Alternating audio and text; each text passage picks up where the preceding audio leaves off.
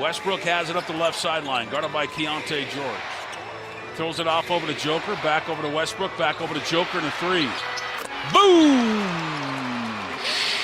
Shakalaka! Westbrook has it on the right wing over to Jokic. Loses the basketball, picks it back up. Joker thought he got fouled. In the paint, Russ, dog, two hands! Right down the heart. Denver leads it by 11, 122 to 111, and give Jokic his 13th triple-double of the season. Kick out three, Keontae. Doesn't take it.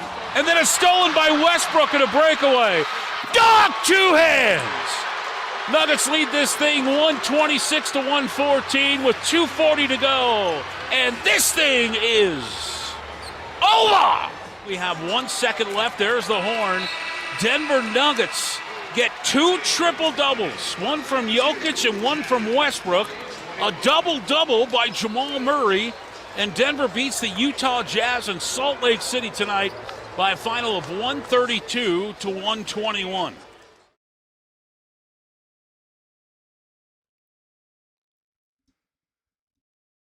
Three players with double-digit assists last night for the Nuggets as they win 132-121 over a terrible, awful Utah team. Now, I'm going to take that. I don't say that. I do not say that terrible, awful Utah team, they should win. This is no big deal. You know what? Every win for this basketball team right now is a big deal. And we're talking about them, and I'm as guilty as anybody, as if they're like supremely struggling.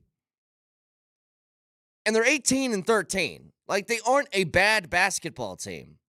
But when you have a standard of what you think your team is, and that standard is, I want to win a championship, and anything less than that is going to feel, it's just not going to feel right. Championship windows! Yeah, when you get that feeling, it's hard to just brush off to the side this idea that, you know what, yeah, they're okay. It's not going to feel good enough. So when you play a bad basketball team, what I wanted to see was just a butt kicking. And to a certain extent, they did. They beat up on Utah. But it's still, you know, you leave the first quarter and it's a 37-36 game. And I don't know how sustainable it is. When you can't play defense, when you're giving up a $120 to a really bad basketball team and struggling to get stops, like, it's really, really difficult to have this sense of they're going to get this turned around, figured out, and capture that belief that we've had for the last few years now, or at least the last couple. 2 years ago, they win the championship. Last year, it felt like they win Game 7 against Minnesota. Who knows? Maybe they're back in the finals again. And it's hard for me to get there right now. And I'm judging them on a different plane. And maybe it's unfair. You know, teams get better, teams get worse. But with where they're at as a team right now, they're going to put up like 125 points a night. But they could give up 128, and you just don't know. And it doesn't matter if you're playing Utah or if you're playing Oklahoma City. Every game kind of looks the same, doesn't it? Like, regardless of opponent, the only team that feels like they play well defensively against is Phoenix for whatever reason, which doesn't make any sense. Yeah, I'm looking at, I'm looking at the schedule here, and the last time that they held someone under 100, the Munder, as it's called, I think was it's the only time, right? There's been a couple times, but it was Monday, December 23rd. They held the Suns to 90 points, and then going back before that, got to go back another week and a half. They kept the Clippers to 98. That's right. That was on December 13th. And then let's see, aside from that, Those are the only two. That's it. Those are the only two times they've kept an opponent under 100 points. Otherwise, they're winning these track meets or losing these track meets. Well, it used to be the staple of what this team was. When you talk about the identity of the Nuggets, and maybe that's what's bothering me. Well, in sports, I'm a big identity guy because when the bleep hits the fan, you got to have something that you rely upon. And forever, even before the championship, the identity of the Nuggets was they're going to play tough defense, and it's going to be really hard for you to score. Like, the concern that we had for years was, hey, are they going to have enough shooting to get through it? And that's not a problem at all. And that's why I was like pounding the table early in the season, before the season started. I'm hearing all these questions at like the media day press conference where they got Michael Malone and Calvin Booth up at the podium. And they're like, what are you guys going to do to address three-point shooting? And I'm sitting here going, guys, offense hasn't been a problem for a minute. They don't got issues scoring. Think about how much we were in freak-out mode, and some people still are, with Jamal Murray, and how much he struggled, at least on the offense, struggled in general at the beginning of this season, not being able to score at the rate that we're used to, and it's like they're still top 5 in offense. And I'm happy they got the win, and I don't want to sound like I'm super dour this morning, but it's a frustrating watch because if you give up 120 every night, you're asking your offense to be perfect, and it's too much pressure you're putting on one side of the football. There's a Monday Night Football game last night. I don't know if you caught any of it, Nelly. There were no punts in the game. The reason San Francisco lost is because they turned the ball over twice. Well, and also they have a kicker who couldn't hit water if he fell out of a boat. That too. That left like 9 points off the board. But literally, I can do 1-for-1.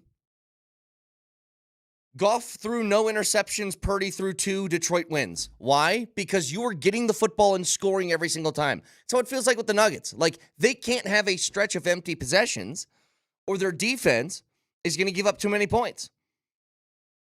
And I was just hoping to see against a team like Utah that, yeah, they got Lauri Markkanen and Sexton, couple of guys that can score, Clarkson.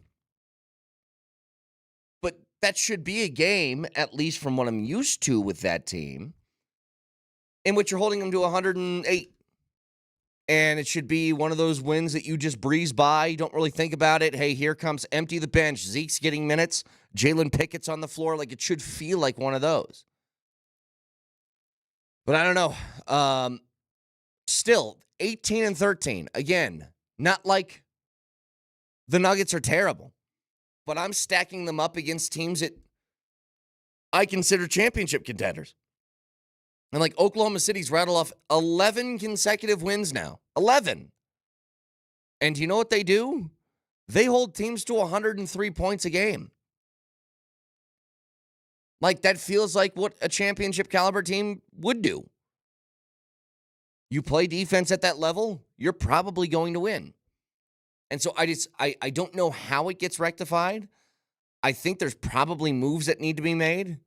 And again, I'm one of those guys where I don't want a major move. I don't think that would fix much, especially for the talent you would get. And look, Porter's the only guy you could trade. You literally cannot trade Aaron Gordon. You literally cannot trade Jamal Murray. It is against the rules to do that after they sign these contracts. You are not trading Joker. And trading Christian Brown would fix nothing because that's a cheap contract for a good player that you need on the roster. So there's one guy left in the starting 5. And I just don't think anything would make sense with Porter. If you can give me the perfect scenario where you can guarantee me they're better, then go ahead and float it out there. But I don't think that world exists. And right now, it's actually what bothered me, by the way, just quickly, Nelly. What bothered me, because I was thinking about this when I was off for a week during Christmas. The Porter thing, with all the trade rumors that are out there, trade rumors only get out if somebody wants them to get out. And I can prove this because I don't ever know what the Broncos are doing. The Broncos will make a major move that nobody sees coming. Like, think about the Russell Wilson trade. We didn't hear a peep about that. And then out of nowhere, it's just like massive trade, blockbuster trade happens. Rumors only get out there if you want them to. And I was trying to figure out, okay, just on the surface. So Porter's name's been bandied about, potentially getting a Zach LaVine or getting a Brandon Ingram. And my first thought was, what does that fix? What does it fix? You don't need more offense. You need defense. Those guys are not good defenders, but they're good offensive players. Well, that's Michael Porter Jr.'s that. I mean, Porter's averaging 20 a game this year. For a guy who's the third option on an offense, 20 per game is a really good number. But beyond that, Porter had a couple of bad games mixed in between, especially lately. Now he's turned around the last couple of games, but he had a stretch there for a minute. About 3 games where he just looked almost disinterested, and I go, I wonder if throwing one of your max players' names out there in trade rumors maybe got to him a little bit. Because it would get to me. And especially Porter, it's like, I'm doing my job, though. I'm going out there and doing the thing you want me to, which is scoring points, hitting threes, and getting rebounds. We know Porter's not an elite defender. He's never going to be. And I think a lot of that is physical limitations. But we talked about it yesterday. I think there's something to the idea that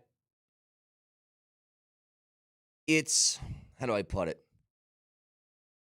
It's like a lack of trying to work through a screen that really hinders them defensively. Switching everything can cause confusion, and you're playing catch up, and there's got to be a lot of communication. And if you have one communication breakdown, somebody's wide open for a shot, or somebody's driving to the lane wide open, or whatever. So I'm glad the Nuggets got the win last night. It was a very non-Nuggets way to kind of win, where Jokic is putting up 33 shots and doing it inefficiently. But I'm saying all of this, and I'm like, oh, and by the way, Jokic had 36 points, 22 boards, and 11 assists. Casual night for him. Simple day at the office. But what I was looking at, Brett, you were talking about this team and how we're trying to figure out what they are, good, bad, or ugly. Right now in the Western Conference, they have the 6th seed, so they're just above the play-in tournament. Yeah. And they have the identical record to the LA Lakers, but they're one spot above because, tiebreaker. Jamal Murray made a shot. Yeah. Yeah, because they've owned the Lakers as of late. And so that's actually a good comp for this team. Still a playoff team, but just avoiding the play-in tournament by the skin of their teeth. That's probably an accurate representation of what this team is. They feel that way. And so how are they going to get above that? Learn how to stop a shot. That's it. Defense is what's going to help them creep up the standings, because it seems like this happens every year. In the West, one team runs away with it, and then everybody else below it is crammed into this tight window where everybody's like a half game behind each other. Right. And so it's an early season, so I'm not going to say no one, but as of now, it's going to be tough to catch the Thunder. Everyone else is gettable. Yeah. And again, with how sort of compact the Western Conference is, you go on a run for a week and you could be the 2 seed by the end of it. That's what you're looking at. I just want to see more consistency on the defensive side. They give up 117.5 points a game. It's just not sustainable to winning basketball. It's not. The only other teams in the West, by the way, that give up 117 or more is the Portland Trailblazers, who are 11-21. The Utah Jazz you played last night, who give up 119 points a game. They're 7-24. And the Pelicans, who are 5-28. And you're sitting there at 18-13. And so this is what I'm talking about. The only teams that give up more points per game than you, or even in the ballpark of that many points per game, are teams that have 11-7-5 wins so far. It's just really, really hard to win when you put that much stress on your offense. But get the win last night, and you got 2 guys with triple-doubles with Jokic and Westbrook. Westbrook, who I thought was great last night, by the way, 16, 10, and 10, 7 of 7 from the field, 4 steals. I told you, there's something about him, and obviously if Aaron Gordon's healthy, you put him back in the starting lineup. But there's something about him playing in that starting unit that I think gives them a little bit more juice, especially on defense, that when Gordon comes back in, I just want to see what that's like. Start the game once with Westbrook starting at the 1, Jamal at the 2, and have Christian come off the bench and see what that's like. But I think you can still experiment. Look, we're barely past Christmas. So, quote, the season, NBA season, which everybody says starts on Christmas, is, I guess, just getting going. So there's a lot of time to figure this out. But there's not a lot of reasons to believe it's going to turn around unless some sort of massive shift happens. So 303-504-0925. Been seeing a lot of these, by the way. Are we getting the Moji soon? We're tentatively planning for 2 weeks. That's kind of what our idea is. We're figuring it out. It was just funny because, Brett, you and I were like two ships passing in the night because I took the week before Christmas off, and then you were off the week of Christmas. So until yesterday, I hadn't seen you for like 3 straight weeks. And we want to find a time where everybody's in studio and Mosier's not on the road and stuff like that. So we'll get that figured out. But yes, they will be coming at some point soon. Don't know the exact date yet. We'll let you know when we get that figured out. 303-504-0925, broadcasting for the Backus and Shanker Studios. Serious lawyers for the seriously injured. Back after this.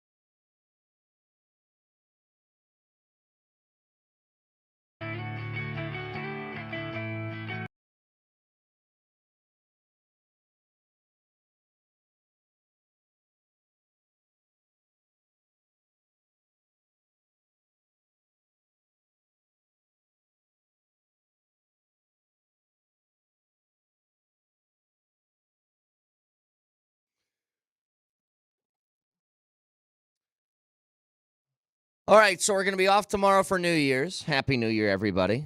What are you laughing at? Am I wrong here, Nelly? No, It I'm is singing. I'm singing some Creed. That was. Oh, okay. I thought that was a I laugh. was doing. Okay. A time and time. That makes a lot more sense. sense. Well, we'll turn the page over to Kansas City probably a little bit today, but especially on Thursday. But I want to go back to some stuff from the weekend with the Broncos. And it's going to be tough to judge and tough to predict what's going to happen on Sunday against the Chiefs because we don't know what the Chiefs' plan is. And the motivation factor for them is also like sort of up in the air. I think that the wise way to approach this is that team is going to have, look, most of their starters are going to play. You can only put on a 53-man roster, what's the numbers? It's 7 inactives? 8 inactives? Whatever that number is. You can only sit so many guys. So they're going to have starters playing, but maybe at key positions. Maybe no Mahomes, maybe no Travis Kelce, maybe no Pacheco, maybe no guys like that, no Chris Jones. The backups are going to be motivated because they get an opportunity to put things on tape. And I think keeping a division rival out of the postseason is a huge motivating factor. You see this all the time at the end of seasons. Team with nothing to play for would love nothing more than to ruin your day and ruin your season. So I think you prepare like that. But this is gut check time. I thought you had 2 prime opportunities to win in the last 2 weeks. Yes, they were against good teams in Cincinnati and Los Angeles. But when you got a chance to slam the door shut on someone and you don't, it's difficult. It's difficult to stomach. This is as must-win gets, obviously. You lose, you aren't making the postseason. Miami and Cincinnati are not both losing this weekend. Not both. Have to win. And to be honest, if they lose and they make the postseason, it's going to feel gross anyway. But to do it,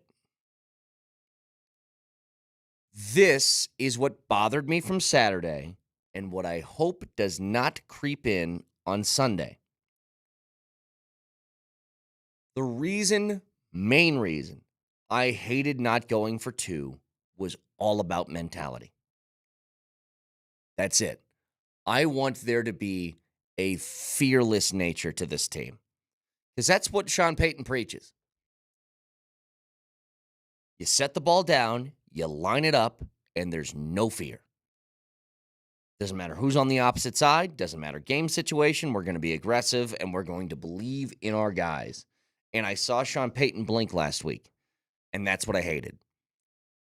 I think there's so much to be gained off of miracle touchdown. Let's be honest. Was it a great play? Not really, but a hell of an effort from Marvin Mims to make that work and get his feet down, hang on the football in the end zone, force OT.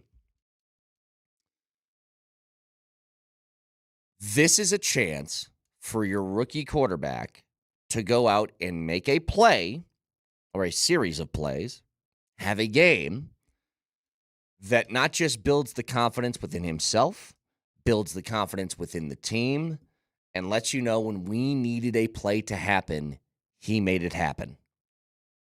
Like, it's one thing I will say in the middle of all of that, some of the nonsense from last week, he would make the Marvin Mims play, but then there was a handful of opportunities of, hey, 3rd and 6, pick up the first down, and you're in business, and you overthrow Troy Franklin, and then he send the punt unit out.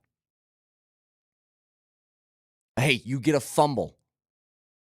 Game's tied 17-17 with 5 minutes left in the fourth quarter.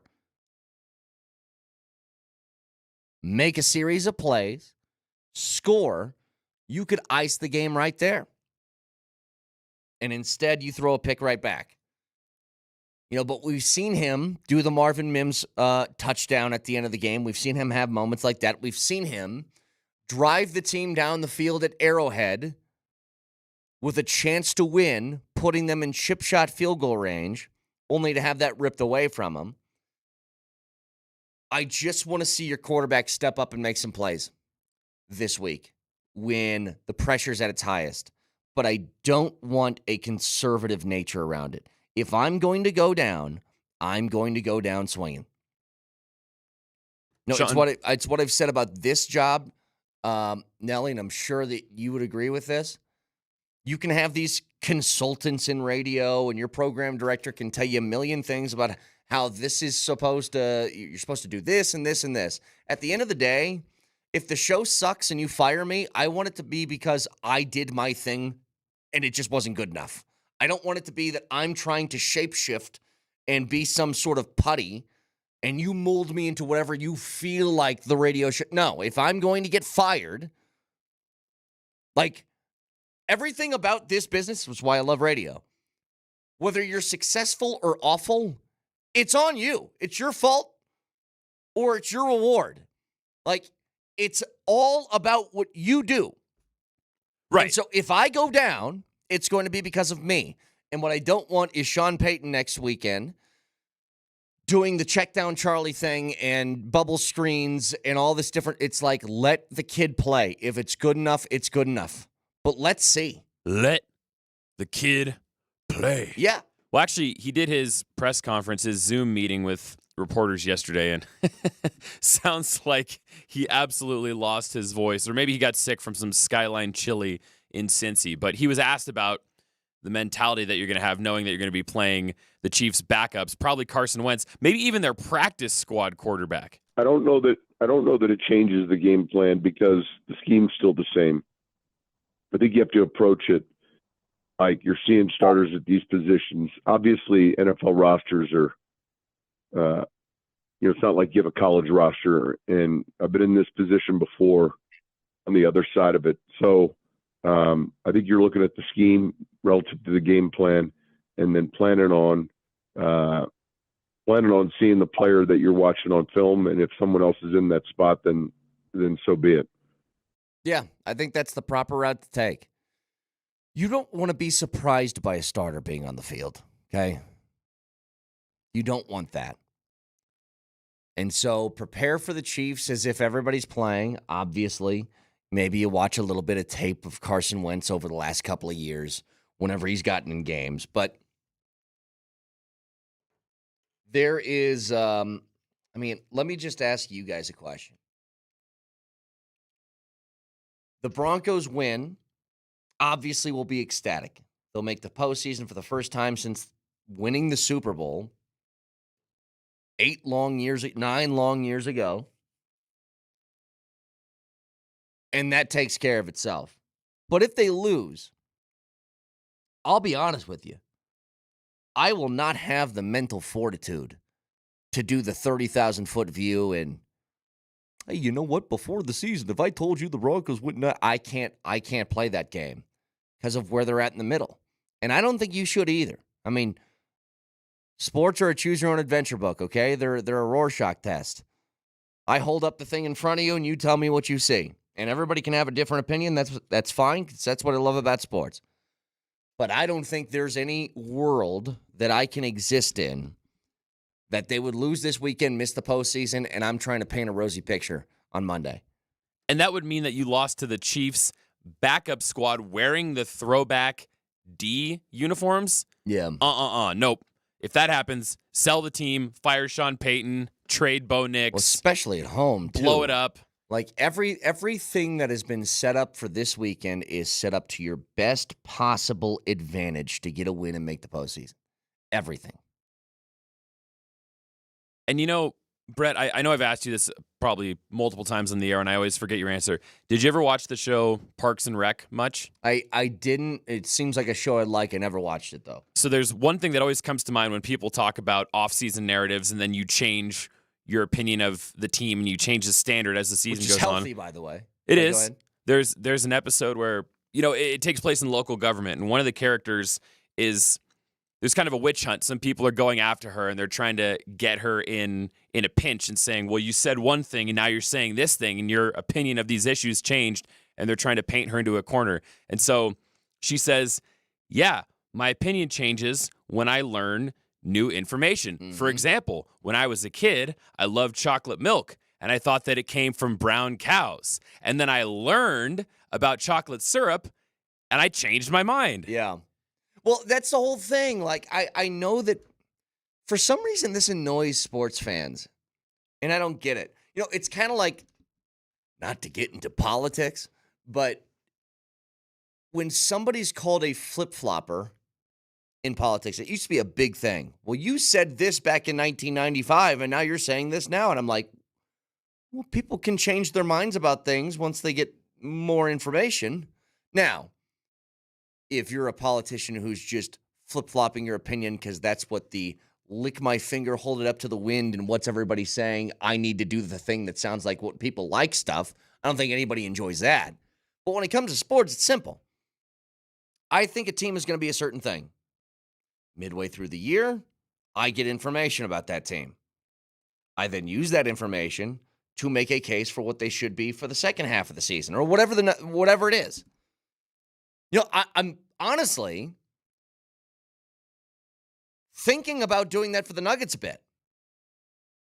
That's why when the Nuggets won, I'm still starting the show a little bit dour. I'm like, they can't really play defense. And is this something I just need to change my opinion on, that this is the team that they are?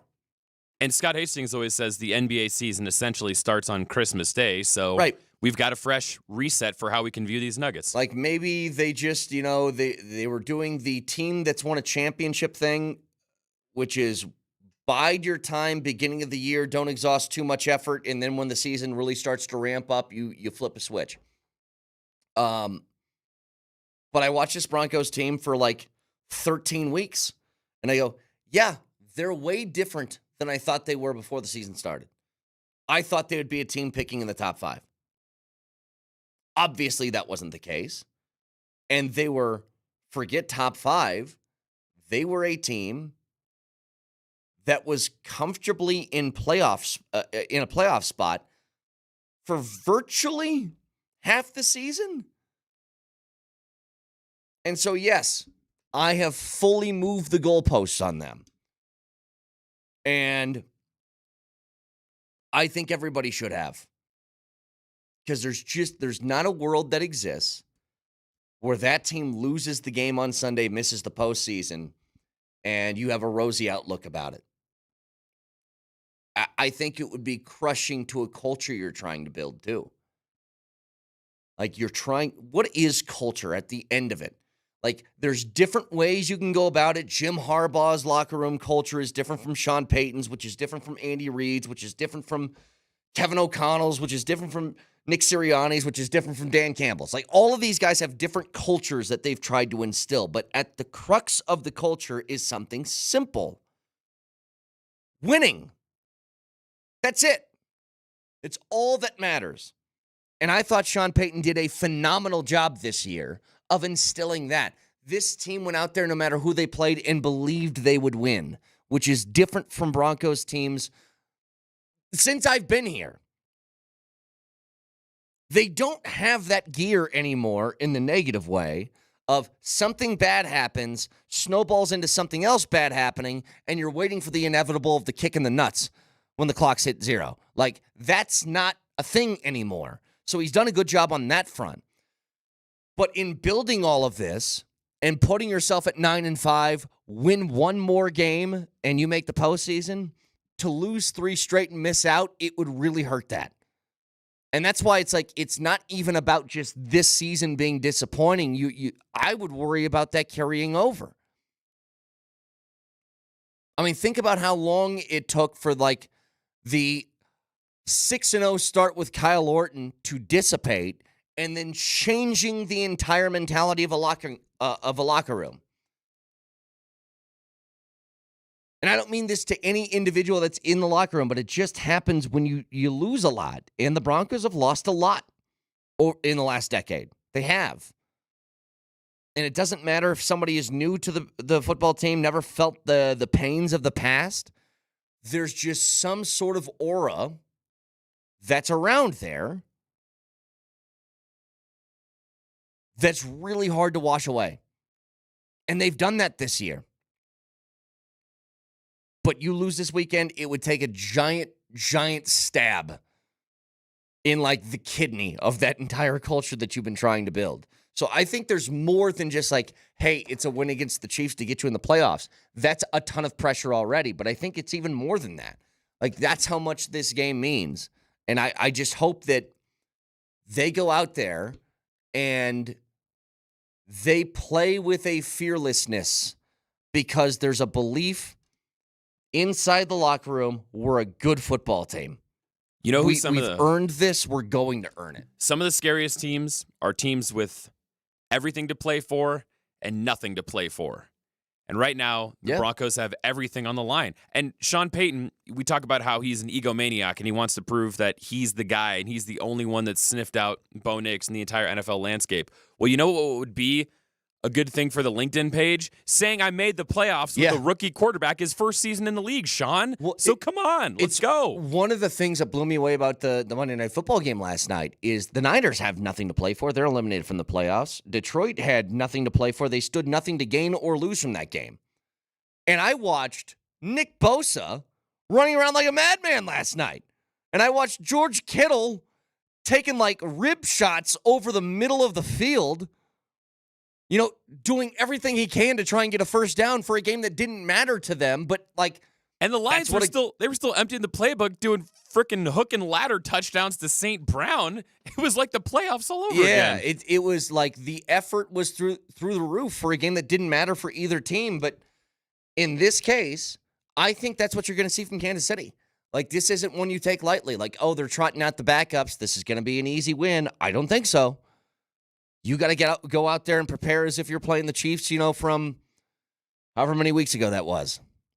303-504-0925. Shop Mazda text line. One price, one person, 1 hour. Back after this.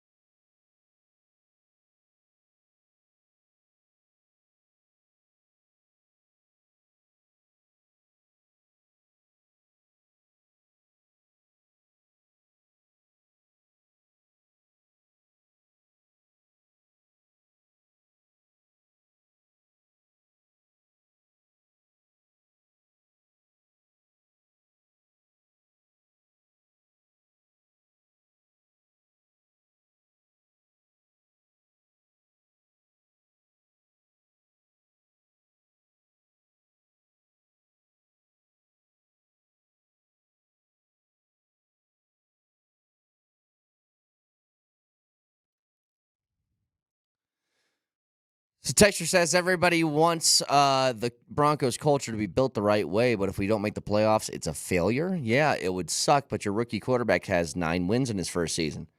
God bless you. Like I said, everybody, I'll repeat something I say occasionally, just a reminder in case anybody's new to this show. I'm never telling you how you should feel. I'm telling you how I feel. And you can take that what you will. Agree, disagree, be happy, angry, sad, whatever. I can't think that way. Not now.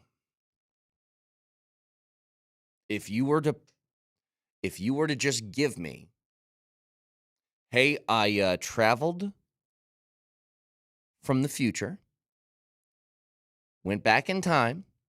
I'm just going to let you know, Brett, the Broncos are going to finish the season 9-8. And you tell me that when we're sitting there doing training camp shows, I am all in. I say, wow, that would be a hell of a year. But to be 9-5 and then lose 3 straight to miss the postseason when all you had to do was win one of the 3, I can't take the overarching view on that one. That's going to be what matters most. Okay? My wife made me a steak every day for a week, but on Sunday, she gave me a turd sandwich. I'm going to kind of forget about the steak for 6 days and be like, what happened here?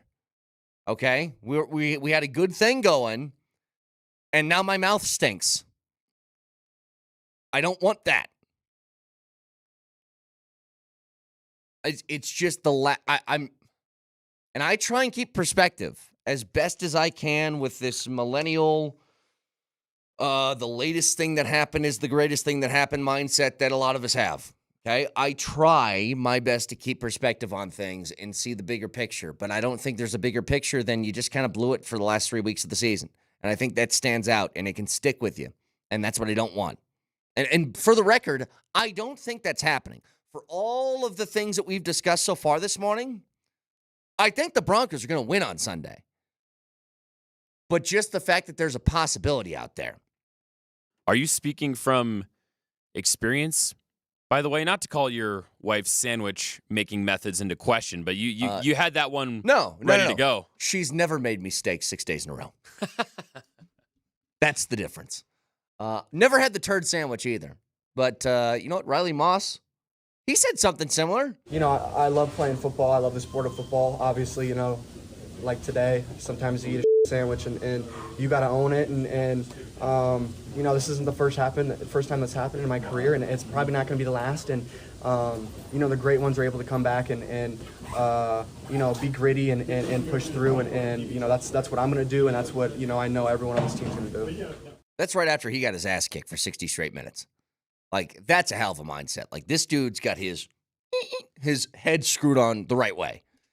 Because that's the mentality that a corner needs, by the way. Riley Moss has been phenomenal this season. Phenomenal. And he had his lunch. His lunch was eaten. His lunch money then was taken for the next week. And then they kissed his girlfriend right in front of him. For 60 straight minutes, they did that. And when you're a corner, that's going to happen to you some weeks. You can't let that linger. That guy's not gonna. And that's kind of what I'm talking about here. You have the opportunity to flush what was a really disappointing last couple of weeks out with a win this weekend, and then you get the greatest thing about sports when the playoff starts. You know what you get? A chance to start anew. Everything that happened for the past 17 weeks is now gone once the postseason hits. And then it's a one-game scenario, a 60-minute game against the Buffalo Bills. That's what you get. And you know what? I would take that 1,000,000 times out of 1,000,000. And I don't care what the result of that game is. The Broncos win this Sunday against the Chiefs. They play next week in the wild card round against Buffalo, and they lose by 50 points. So be it. You made the postseason in year one with a quarterback. That's time for perspective, okay? Because when I talk about moving goalposts, and I think it's a healthy thing to do once you get evidence thrown towards you, there's one place the goalposts haven't moved, and they haven't moved to, I think this team's winning a Super Bowl. Not even close to that. There are plenty of teams much better than the Broncos. Now, you make the postseason, anything's possible. Anything. But I haven't moved them that far. The goalpost's been moved to one specific place. Make the postseason, and that's where they end. Anything beyond that, do not care about the result, do not care about anything. It's the only thing that matters to me. You've instilled a winning culture. You continue to do that on a weekly basis until the season ends and the postseason starts, and then you get to restart. Like, that's all that matters now. So 303-504-0925, Champ Mazda text line. So the Avs are back at it tonight as they play against Winnipeg. That's going to be at 6 o'clock. One thing about the Avs, and this is, talk about moving goalposts, like you just get evidence and you start to have different expectations. This team is starting to feel a lot more real again, aren't they? Beginning of the season, the Avs tried out there a goaltending unit that is incredibly inconsistent. They're dealt a million injuries that they got to work their way through. And they've been able, to their credit, even through all of the inconsistencies and injuries and guys on the ice, off the ice, bad goaltending, good goaltending, whatever, they've put themselves in a place where they're nearing the top of their division again, and they're rattling off a really good stretch of play where they're 8-2 in the last 10. You know, Winnipeg, with that gigantically hot start to the season, is still 11 points ahead of you. But I feel like with the way this team is made up now, you can make up some ground in a hurry. You know, currently sitting there in a playoff spot. But with what you're getting out of your goaltending between Blackwood and Wedgwood, which since those trades have happened, the top goaltending unit by save percentage in the league since those moves were made, there's just a different sense of confidence with the team, it feels like.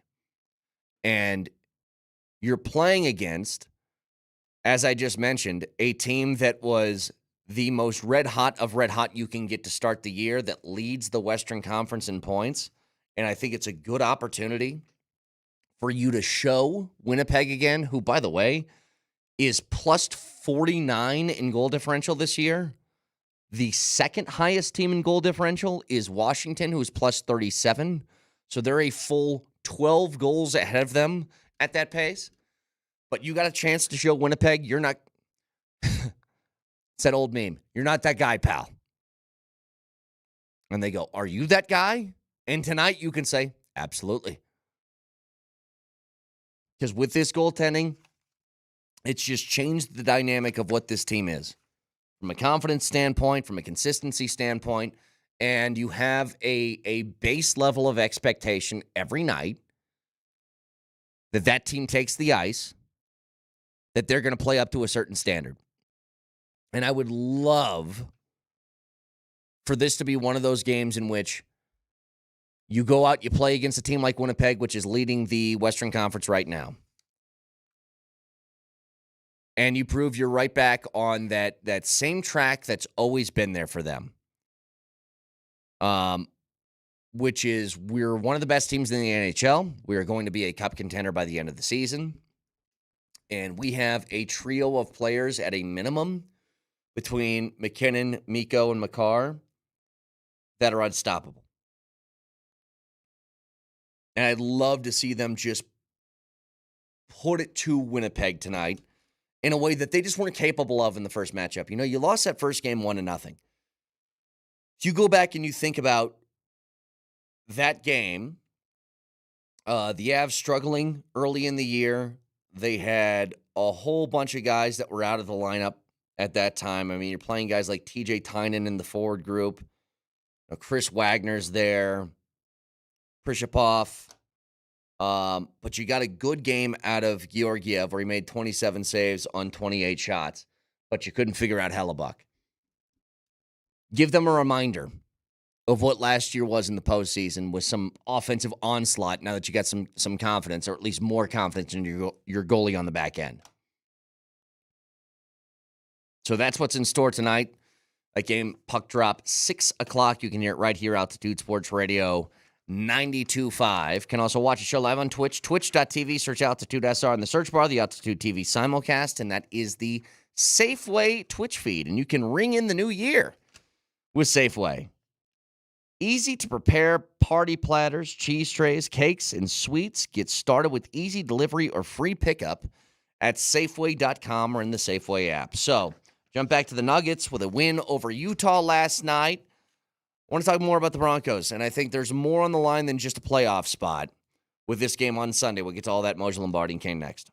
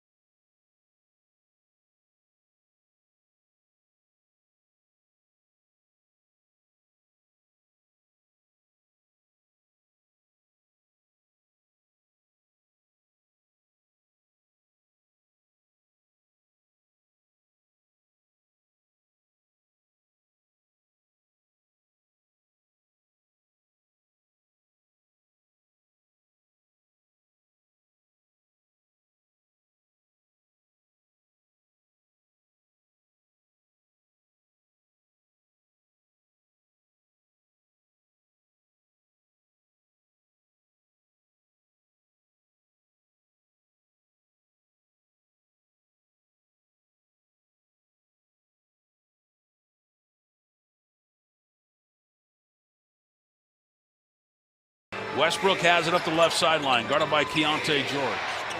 Throws it off over to Joker, back over to Westbrook, back over to Joker and a three. Boom! Shakalaka! Westbrook has it on the right wing over to Jokic. Loses the basketball, picks it back up. Joker thought he got fouled. In the paint, Russ, dog! 2 hands! Right down the heart. Denver leads it by 11, 122 to 111, and give Jokic his 13th triple-double of the season. Kick out 3, Keontae. Doesn't take it. And then it's stolen by Westbrook in a breakaway. Dog, 2 hands! Nuggets lead this thing 126 to 114 with 2:40 to go. And this thing is over! We have 1 second left. There's the horn. Denver Nuggets get 2 triple-doubles, one from Jokic and one from Westbrook. A double-double by Jamal Murray. And Denver beats the Utah Jazz in Salt Lake City tonight by a final of 132 to 121. Bitty bitty bop. Bitty bitty bop. Nuggets win as 3 players with double-digit assists last night. I really love this song, though, man. It's a good song. Jokic, Westbrook, Murray, all with 10 or more assists. Jokic, weird night because he finishes with this, like, oh my God, stat line of 36, 22, and 11.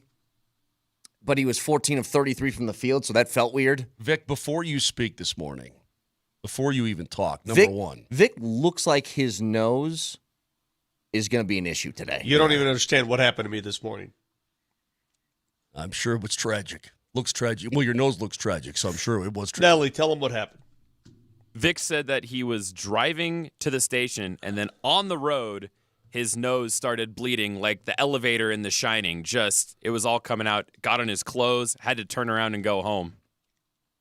I'm on this new medication that's supposed to just nuclear bomb all the polyps. And it's done a lot more damage, I think.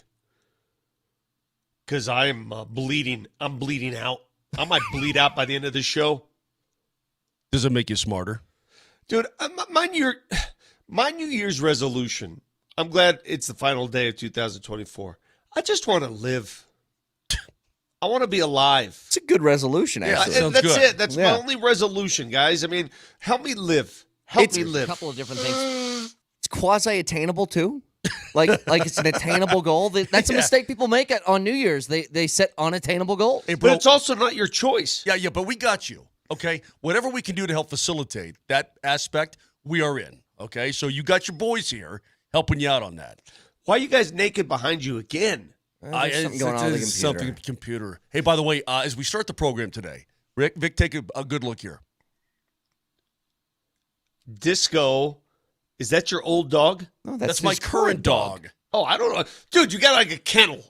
Well, hold on a between you second. and Marty, and I don't know how many dogs, what their names are anymore. You wore a picture on a shirt yesterday of your son's cat. Mr. Bill. This is Disco, the discount dog. Gotcha. I do like the shirt. Okay, Yeah, so it is a nice shirt. Disco's representing today, number 2. I feel so selfish. I feel like a selfish pig. And you know what? I may be a selfish pig. And at times I know I can be a selfish pig. But the Nuggets put up 132 in a win at Salt Lake City, and I'm not happy. I don't wake up happy about it. I don't wake up just gonna say satisfied. this. I was just going to say Why this, am I Moj. such a selfish ass? Appetizer hour starts. I start talking about the game. Yeah. And sometimes you just get talking and you don't know where your tone's going. Yeah. Okay? So that happened to me. So I'm talking about it, I'm like, yeah, and Joker had 36, 22, and 11, and 2 triple-doubles on the same team. Jokic and Westbrook both had, Jokic and Westbrook both had a triple-double. And I started talking about, last night, and I go, I hate that Utah scored 120 points. I can't stand it. I hate it. It doesn't matter who they're playing. The team is going to score 120, and I'm just like, look, they're 18 and 13. They aren't a bad basketball team. But I have a certain standard for a team that just won a championship recently, right? Like, I have a standard of what I expect from them. And it feels to me that the Nuggets, I was going to say they don't have an identity, but maybe they do. Maybe this is just what it is, that they're going to have to score 130 points a night. I don't know. A couple things. First of all, it was a milestone, historic night, and I've got a bunch of numbers that we'll get to. Numbers. But I understand where you guys are coming from because you don't trust them. Yes. You don't trust them. They're not trustworthy because of their inability to stop anybody defensively. And Katie and I did the postgame show last night. We were talking off air. Their offense has been so lethal. They're averaging over 123 points a game in the month of December. They've been averaging over 130 the last 4 games. And Vic, that's sick. I mean, that's absolutely sick. It's awesome. Yeah. But I can only imagine if they can get it together defensively, if they can find a shred of defense, and I'm not asking them to be a top 5 defense. I'm asking them to be a top side of the pack. That's all. Better half. All right. Top 15. Yeah. If they can find any shred of defense, this is going to be a very dangerous team. Yeah. Well, I was looking through some numbers earlier. And again, I don't want to sound too dour on a night where the Nuggets won and they did what they're supposed to do and Utah's a tough place to play and all that different stuff. We get it. But let me make a comparison. The Monday Night Football game last night. No punts. Not a single punt from either team in that game. Not one. And why did the Niners lose? Because they made 2 mistakes. They threw 2 interceptions, and they lost the game because of it. It feels like that's what the Nuggets are, right? Like, if you aren't perfect offensively, you aren't going to win. And I just think it's too much pressure. It's too unsustainable. And here's the number. The Nuggets are giving up 117.5 points per game. 117.5. The only teams that are giving up more in the Western Conference than 115 are the Nuggets, who are 18-13. It's the Portland Trail Blazers, who are also giving up 117. They're 11-21. It's Utah, who is 7-24, and it's New Orleans, who is 5-28. It's unsustainable. I have yet to hear from anybody, though. Nobody has told me. Nobody has sat me down and said, here's what they need to do. Here's the plan. Here's the schematic plan. Because it's largely the same scheme, a lot of the same players. The core of the team hasn't changed that won them a championship. What are they doing? What do they need? Why is it not translating? Why are they getting scored upon so easily? Because Utah got theirs, and the reason the Nuggets won that game is because Utah didn't go off from the 3-point line like Cleveland did. They didn't have 23 threes. So what is it when you guys watch the Nuggets play basketball? Please sit down, educate me today. I mean, text the show, call the show, 303-504-0925. What is it that you see that they're not doing that they did last year and the year before? Because I don't know what it is. I have ideas. Yeah. I want to talk to the kiddies out there real quick, Vic. Kiddies, Mosher. Okay, that's the way it's going to be. There was a time around these parts where we had a coach that coached the Denver Nuggets, and his name was Paul Westhead. Yeah. And Paul Westhead, when he coached the Lakers, like 79 through 81, Magic came into the league, and he was a half-court guy. Yeah, Magic's like, man, I don't want to be half-court guy. Get him out of here, Pat Riley. Rest is history.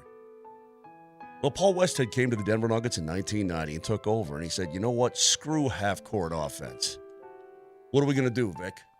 Open it up entirely. Defense is not even acceptable. They just jacked it up every time. If you play defense, I'm going to kick your ass. Yeah.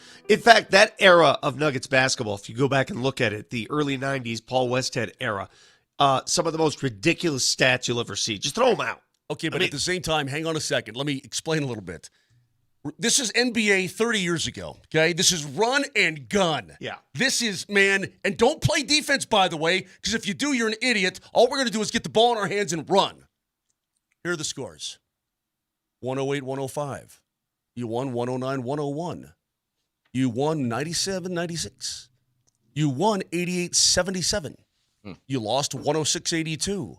Oh, here's one that you won, 122-111, and that was a way outlier. Well, hell, every single night it's 135-128. I don't know what the hell to make of this, man. That's the advent the friggin' three-pointer. I know. The 3-point line has changed everything. I mean, look at league. Yeah, just take a look at those in that era, how many threes were attempted or made compared to today. And that's why lesser teams always have a chance, because the great neutralizer is the 3-point line. It shoots you into a game and certainly shoots you out, but that's what it is. The shot's too easy now. It's too easy to make a three. And it's, has anybody here ever attempted an NBA three? I know you've been on the court, Brett. Do you know how far that is? Do you know what kind of a heave that is? You'd be surprised. It just feels looking far at when it, you're on it. Just looking at it, it doesn't look like it's anything, but it's a lot. It's a lot farther than you would think. When you're out there shooting it and you're hoisting it up from behind the arc, yeah, it feels far. And these guys make it look like a floater. No big deal. Yeah, They make it look like just a 4-foot bank shot. It's gotten too easy. And I don't – okay, but then explain this. Fine, it's gotten too easy. How is Oklahoma City able to play defense? Look at their defense. They give up 103 a game. They're elite. Okay, how? Somebody explain this to me. Well, they got a whole bunch of guys who are super lanky and athletic. I mean, that helps. Having look, as much as Jokic makes his defense work, Jokic doesn't have the rim protecting thing that I think it does hurt you defensively. It does, not having a guy near the rim. But you know what? They didn't have one when they won a championship. Understood. So, look, my theory is I think they're way too passive on screens. That they just want to switch everything. If a guy even sets a lazy screen, they don't even try and work through it, and I think that causes some confusion. So that's my theory towards it. By the way, before we get to a couple calls, I know I'm getting older, and I know as years have gone on, I'm progressing to sound like everybody's dad, okay? You know, it's so funny because 5 years ago, you got on our bacon all the time about it. You and Leskowitz thought you were just the cat's meow. Hang on. I feel like I'm starting to sound like my dad. Good. Troy's a good dude. In this way. I just don't like the product the NBA's offering me right now. It's not the same. It's not aesthetically pleasing. I don't like the style everybody runs. What if you're a Cleveland fan? What if you're a Boston fan? What if you're an OKC fan who rank among the top 5 in three-pointers attempted? What if you're a fan of one of those teams? I guarantee your tune would change. Well, maybe for them individually. I actually like the way the Nuggets play offense. I think that is fun to watch. I know. Offense is not the issue with the Nuggets. I'm for talking everybody. Purely aesthetic, Vic, is all I'm talking about. Purely aesthetic. I like the way that their offense operates and looks. I don't like the way that other teams do it. Okay? Gotcha. All right. Well, other teams are doing it well, and they're taking advantage of the rules. Some of the stats last night, some of the history made, 2 triple-doubles in one game. Nikola Jokic and Russell Westbrook. We've seen that before out of the Nuggets. In fact, Jamal and Joker did it during the NBA Finals, for crying out loud, in Miami. Of those triple-doubles, you saw the one Joker put up. The one that Russell Westbrook put up may be more impressive because his was perfect. A perfect triple-double, guys. Did you see his numbers? He did not miss a shot. He did not miss no free throws missed. No turnovers. He didn't take a three, and though. 4 steals. He did not take a three. He didn't take one. He didn't miss a shot. Understood. It was a perfect triple-double. First time since 1992 that a team has produced 3 players on the same roster, same team, with 10 or more assists in a game. Do you know how hard that is? Hard. Yeah. Offense is not the problem. Never was. So when I hear all these trade scenarios, and they're going to continue, go get this guy. He can fill it up. Oh, go get this guy. He's a bucket. Why? Why? Why do you don't need people who can fill it up? You don't need another guy shooting. You need defense. So bring to me today, if you have trade scenarios, bring them to me. I want to see them. Put them right in front of me. I want to see defense. And until I see defense, I don't want to hear about another shooter out there. They don't need shooting. Well, let's do this. We got a couple of people on hold. We'll take a break, get to a couple phone calls. I got something for the Broncos, by the way, as we start to look ahead. We're off tomorrow for New Year's. Happy New Year, everybody. Wait, we are? I Yes. swear to God, I did not know that. I swear to God. Dude, tonight's party night. You're going to party hard. It's a friggin' Tuesday, bro. Oh, it's going to be. We're going to. Whoo-hoo! Deep into the night. I might go past 10:30 tonight. Yeah, you and your polyps are going to be all snuggled in bed. You're going to tuck in each. Hello, Mr. Polyp. I'm tucking you in. And you, Mr. Polyp, I'm tucking you in. I might get to 11 p.m. tonight. It is going to be on like party. Donkey Kong until the break of dawn. Yeah. Yeah. What do the kids say? It's going to be a movie tonight. It's going to be. You know what my daughter says now? Does your daughter say this, Vic? Bet. No? What does that mean? Like if something's really like I like, Dad, can I have $20? Sure, here, honey. Bet. Yeah, I don't know. We got to get to a break. We got a couple people on hold. We'll get to them right afterwards. people. And again, with the Broncos, I think there's something more on the line than just a playoff spot on Sunday. I'll explain next. Let's get lit!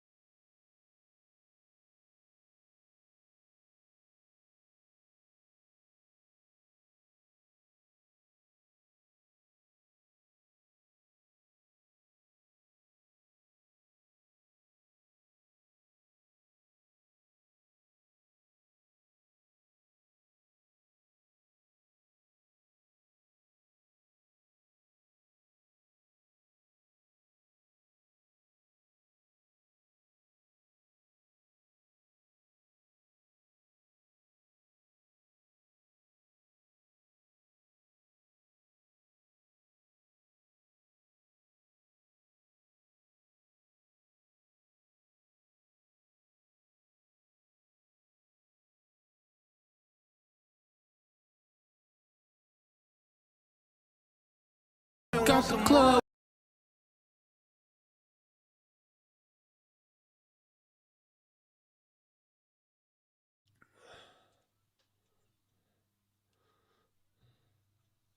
It's going to be me tonight. I have not seen midnight on New Year's in about 5 years. Huh? Haven't seen midnight on New Year's in about 5 years. Well, because you have a young'un. Once you get infants in the family, it's over. Yeah. Yeah, it's over. Yeah. She gone. I'm going to do my best tonight. Do my best. What is your craziest New Year's ever of your life? I was never a New Year's guy. See, these are the kind of holidays, Vic. Yeah. Like, people go out, they're like, all right, let's go party tonight. And I'm like, these are the rookies' nights. These aren't for me. Okay? I can't be around that stuff. The people can't handle their liquor. The people are like the newbies. I can't do it. Yeah. This is a granddad's happy hour. What, just reminiscing about New Year's is suddenly old man talk? Said What the hell? Brett's going all old man. He's like, oh, I don't want to go out and spend money and be in No, public. it's not that. I don't want to be around the... Mose, you get this. Let me explain. You don't want to be around the morons who don't know how to drink. Let me also explain this. The amount that little Stevie is going to consume tonight with his boys someplace is a Sunday watching football for Brett. Okay? This is not... Yeah. We don't do amateur hour. no kidding. All right? Big No, shots. no, you I'm drink just a saying. lot. No, It's a bad quality. I'm not proud of He's not this. proud I'm of just, it, but I'm it's just just saying. reality. We don't need that to fill our entertainment tank. Hey, right? Mose, you going out for Cinco de Mayo today? No, No, I'm not no, actually. I'm going to stay at home. You guys go have a great time. Oh, it's St. Patrick's. No, I'm not going out for St. Pat. I've Not never that been either. I've never been into this thing. Drink until you're punch drunk, and you can't. I don't understand what's the point. That's of that? tonight. That's going to be a whole bunch of people doing that tonight, which I want no part of. I'll have my own whiskey at home.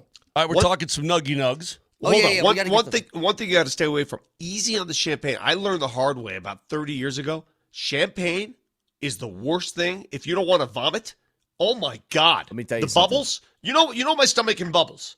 Let me tell you something, Vic. I was in Mexico for a wedding. This was right after my wife had beautiful, beautiful baby Jamal Kale. And so it's her first time really drinking. She was like 4 or 5 months out. Here we go. First time really drinking since Here being we pregnant. go. Yeah. And she goes, I'm just going to have, a mimosa in the morning as we're in the pool. She has a mimosa. And then the orange juice in the mimosa becomes more and more clear. And now it's just straight champagne. And I look at her, it's like 1 o'clock in the afternoon. I go, hey, honey, you want to go upstairs and take a nap for a little bit? And she goes, no, I'm fine. I don't have to. Luckily, somebody else from the wedding party goes, no, we want you to go out later, take a nap. And then she said, okay, which pissed me off. I was like, I was being nice to you. She's telling you to get bent. Yes. But she'll listen to Judy. But yes, Yeah. Vic, the champagne, a worst. lot quicker than you think. A lot quicker. Anyway, let's go to the phones here. A couple calls on the Nuggets. We'll get to the Broncos in just a moment. Again, I think there's something more on the line than just a playoff spot. Explain in a few minutes, but let's get to Tyson first on the Ramos Law Hotline. Go ahead, Tyson. Hey, guys. Good morning. One of the things I just want to jump to on the defense on the Nuggets is when I watch other teams play, I've noticed that a lot of defenders on the other teams step out further to the top of the key to cover ball handlers, perimeter players, whatever. And it does a couple things. It not only obviously puts a body closer to them for defense, but it also causes the other offensive players, specifically perimeter or interior players, to step out further to set screens because now they have to come further out from the paint, from the elbow to set screens, which also makes it much easier for the Nuggets defenders to be able to step over screens if they were that far out. They wouldn't just as lazily cut under the screen or hand the player off on a switch, I feel like if they were stepping further out, causing the other offensive players to come further out, it would tighten up that defense on the perimeter quite a bit and be easier to fight over those screens. Tyson, But that's one of the major things. Stay on the line for a second because I want to bring up a great situation that occurred. I mean, it's a great example. Do you remember the end of that Portland game when Anthony Simons went straight downhill on Russell Westbrook? Yes. In my He went to opinion, his right hand. Yeah, in my opinion, Russell should have gone straight out to him. He should not have waited for him to come into the lane. He should have gone to him and forced him to go one way or the other. That's me. Is that what you're referring to, a situation like that? Yes, that's one of them. And then, all the great perimeter players have a move they like to get or they get interior. In fact, like if you watch it, James Harden, I watched this thing on him where he loves to make a move out of a dribble between his legs. Yeah. And if you let him get to his move, he'll beat you down the lane because now you're allowing him to control the pace of the offense. Whereas if you get out there and you put a body on him or you even double, I think it just interrupts the flow of that offensive player. And it also, like I said, your other offensive players have to come out further to help, come out further to set screens, come out further to help when you double. I just think that's one of the things that I've noticed. Okay. Now, guys, I could make the whole Denver Nation mad by saying this, but I don't know if that's a product of Nikola being a little not as strong as defensive as we like in the interior. Maybe they're staying inside to help out a little bit, but I'd much rather have more people trying to get to the paint than just getting drilled from the three-point line. Great call, Tyson. That's a great call. And I'm going to add to that. It's not a knock on Nikola. It's just what it is. You don't want to have people coming downhill at Nikola Jokic 100 miles an hour for two reasons. Number one, he's not a shot blocker. He's not who he is. He's going to get himself in foul trouble. Exactly. The number two reason, and perhaps the most important reason, you don't want him to make a decision, forced to make a decision there, because then your best player, the most ridiculous offensive weapon in the game today, is going to be playing with 3-4 fouls.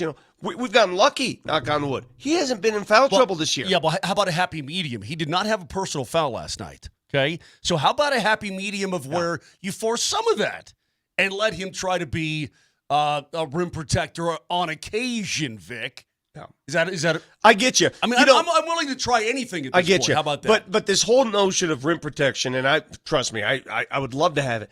They won a championship with that one. Yeah. Agreed. How did they win a championship? If we're going to talk about, they're missing this, how the hell did they win a championship with that one? Let's get another call here. This from Greg. Hi, Greg. Hey, how you guys doing? Good. Good, Greg. So I agree with the guy that was just talking a little bit on some of those things. Now, first of all, I mean, we look at last year and this year completely different. Okay, the reason I look at it is defense. Moving your feet. It's hard playing defense. If you're not a good defensive player, and these guys coming out of college are more offensive players, it's doing that. I'm not going to blame Malone for everything because we're not at the practices. But how do you buy into the defenses? If you look at the other teams, they're swarming like bees. I mean, they know what they're going to do because they know it's the Joker and they know it's Murray. I mean, Michael Porter's always chasing people. He's always behind people. Yeah. Murray's always running forward, holding his hand straight up in the air, running past people. Okay, but it's a hustle. And when they're really trying to play defense, they're lost. I mean, just look at it. It's a puzzle. They can't put the puzzle together, guys. And why they can't put the puzzle together, you can't blame the coaches all the time because they do practice it, but then again, they haven't been getting a lot of practice. But when do the guys buy in that you can score 80 points and win a game? Greg, so you're of the opinion, it sounds like you've played the game, you know the game. You're of the opinion it's the personnel and not the scheme. Yes.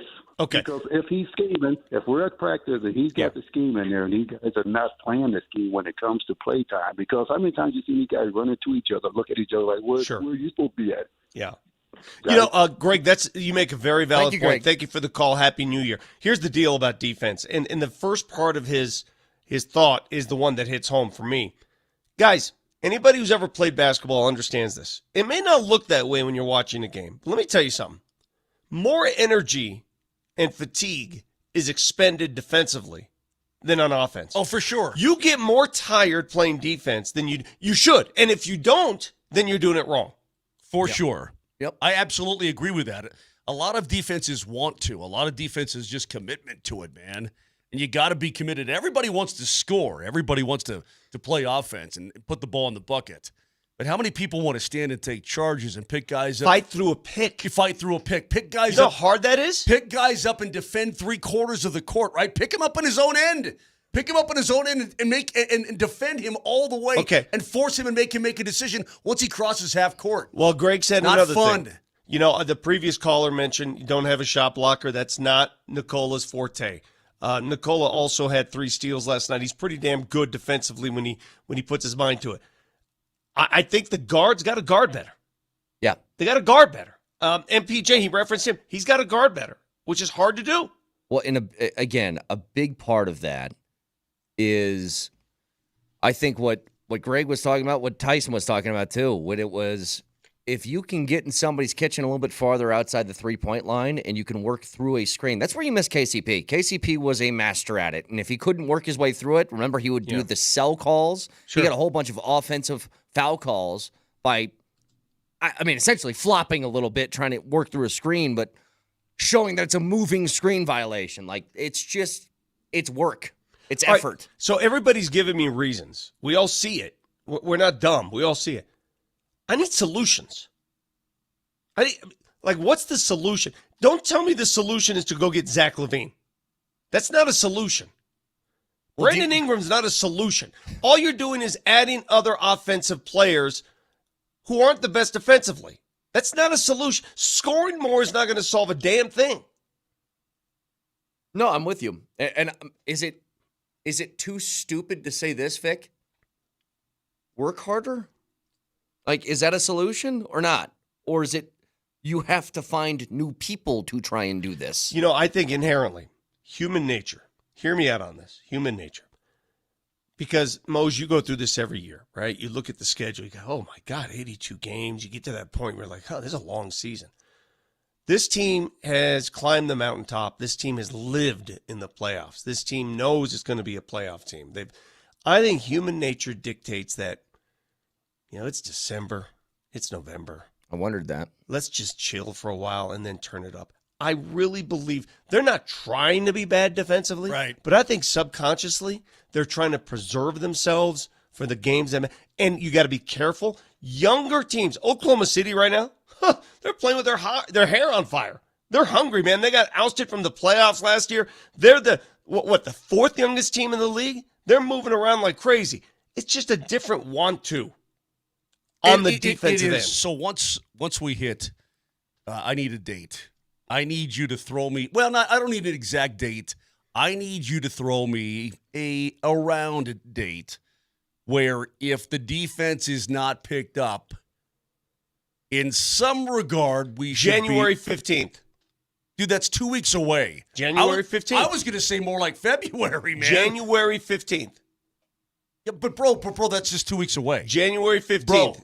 Bro, do I have to tell you that that's 2 weeks away? If you're not playing up to standard by January 15th, it could be too late. Let me give them a little. I'll say February 1st. I was going to say more like the first week in February, but if you want me to push it towards your deadline, I will a little bit. I'll give them a month. Give them a month to say, all right, time to ratchet it up, or even right before the All-Star break. Ratchet it up. Let's be ourselves and let's go. What's beautiful about this team, we're talking about a team that has won 7 out of 10. Is now 18-13 on the season. It's not that damn bad, and yet we're talking as if they're sub 500. I get it. These are the expectations. And for anybody who's going to listen to this show and say, wow, you guys are being really nitpicky. No, we're not. This is an honor. It's a privilege to have these kind of expectations because it means you're damn good. Okay. Well, and I'll say this. Right now, the Denver Nuggets, and Memphis is giving up 114 per. Well, the Nuggets are basically giving up 117.5 per game. It's the only playoff team even remotely close to doing that. All the other teams that are around them in the Western Conference are dog butt, right? In terms of the points given up. Just that they can outscore their way to everything. Second highest scoring team in the Western Conference behind Memphis. I'm reading texts here. And again, I want solutions. I hate it when people just say, do this. Okay. Someone says, this is a coaching issue. The staff needs to get them to play better defense, motivate the players to do it. Personnel is there. The coaches have to get. All right, so you're a coach. You're at practice. What? These are professional athletes making a lot. What do you do? You tell me. You tell me. What do you say to motivate them? I love that buzzword. Hey, all right, go ahead. Free Pop-Tarts after practice if you play defense hard. Like, if you practice hard. You know what, though? I get it. To a certain extent, though, if it's an effort issue, that does fall on coaching. Like, I don't know how you motivate great. it. What do you do?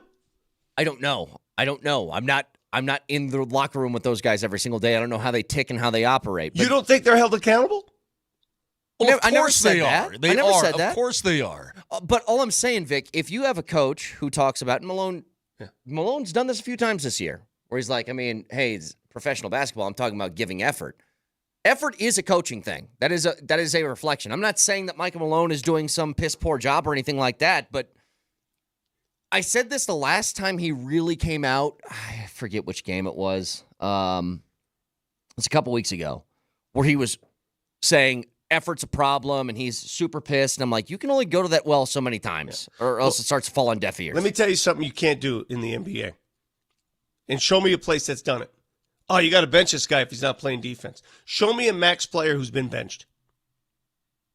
I can't think of one. I'll wait. Not permanently or not for a little while. Go ahead. Maybe during the course of a game, you start doing that, you lose your job in the NBA. I think that is the truth. Yes. So how do you motivate? By the way, today Michael Malone will be on PhD at 1 p.m. I'm assuming that one of the great sources of discussion will be the defensive side of the basketball. I cannot wait to hear him talk about it. I'm going to say this again, and I say it every day, and the players in the room would agree with me. I've talked to several players about this. The NBA is the most player-controlled league in all of pro sports. Players run the league. Players run the league, okay? It's one of the strongest unions, if not the strongest union. They run the league. If you don't get that want to and that motivation from within, intrinsically in the room, you ain't going to win. Everybody likes to blame coaches all the time. It's got to be in the room. And by the way, Moj, I believe that's some outdated intel on the whiteboard there because there is no PhD today, so I don't think Coach is going to be chiming in during the Tony the Tiger Sun Bowl this afternoon. Well, he could. Yeah, if he wants to. I mean, Tony's got space. It's Tony the Tiger Sun Bowl? That's what we're carrying after the morning sprint with my Coach and bad. Raj. Okay, that's my bad for giving you bad intel. I'll erase that then. Never mind what I said about Coach Malone. He will not talk about defense today to us. 303-504-0925. So I want to get Someone said playing time. Hold them accountable. You don't do that in this league. What you're not going to play these guys that you're playing? You're paying these guys $35 to $50 million each. You're not going to play them? That's your answer? Good luck. Let's see how long you last. When we come back, obviously, it's do or die on Sunday. Got to win. And there's a whole bunch of different factors going into this game. Maybe starters not playing for the Chiefs, but I think there's something on the line. More than just a playoff spot, which I'll explain next.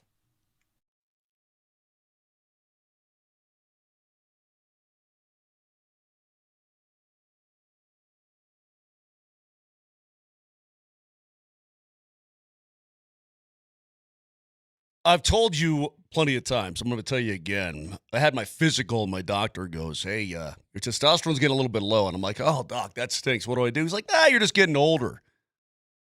I said, "Doc, I gotta do something." So you know what I did? I talked to the Rocky Mountain Men's Clinic, and they took care of me.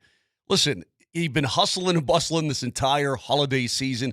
But if your energy is down, if you aren't sleeping well, maybe your sex drive a little MIA, you don't feel like the guy you used to be, maybe it's tough to get all excited for the holiday season. You may have low testosterone. You might want to check that out. Here's the story. Guys, early to mid-30s, you start losing 2 to 3% of your testosterone production every single year. And it happens gradually before you know it, bam, you're not the same dude.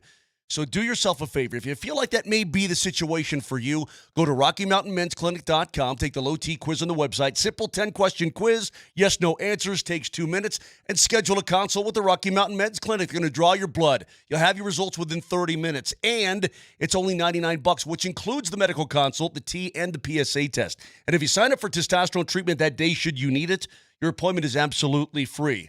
You're going to have higher energy levels, better gains in the gym. You're going to sleep better, wake up feeling even more refreshed. So go to RockyMountainMen'sClinic.com. Don't wait. Most guys wait a year or longer. It's RockyMountainMen'sClinic.com or call 720-440-7900. That's 720-440-7900.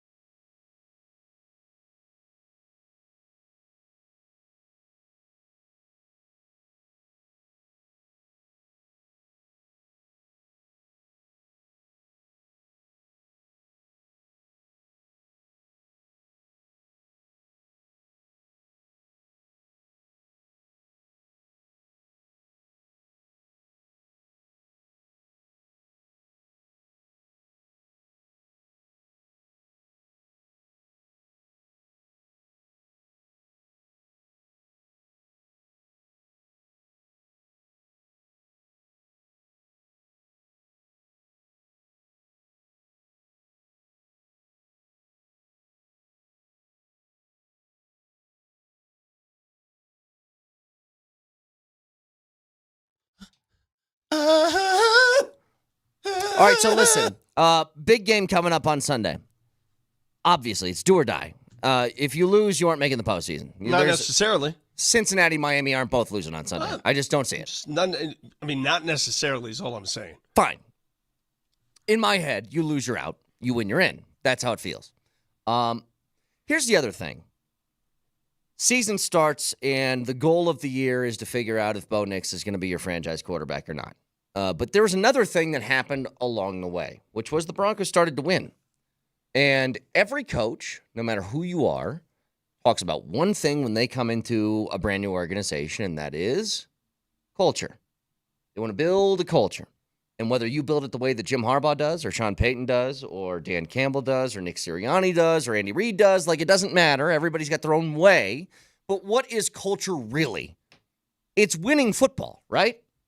That's all they're talking about. I need to build a culture in whatever way that fits the personality of my locker room to win football games and believe you're going to win every time you touch the field. And how you come about doing that is the culture that you're building inside that room. And what they've done this year, more than just try and get an answer to the question, the franchise quarterback thing, is I think they've done that.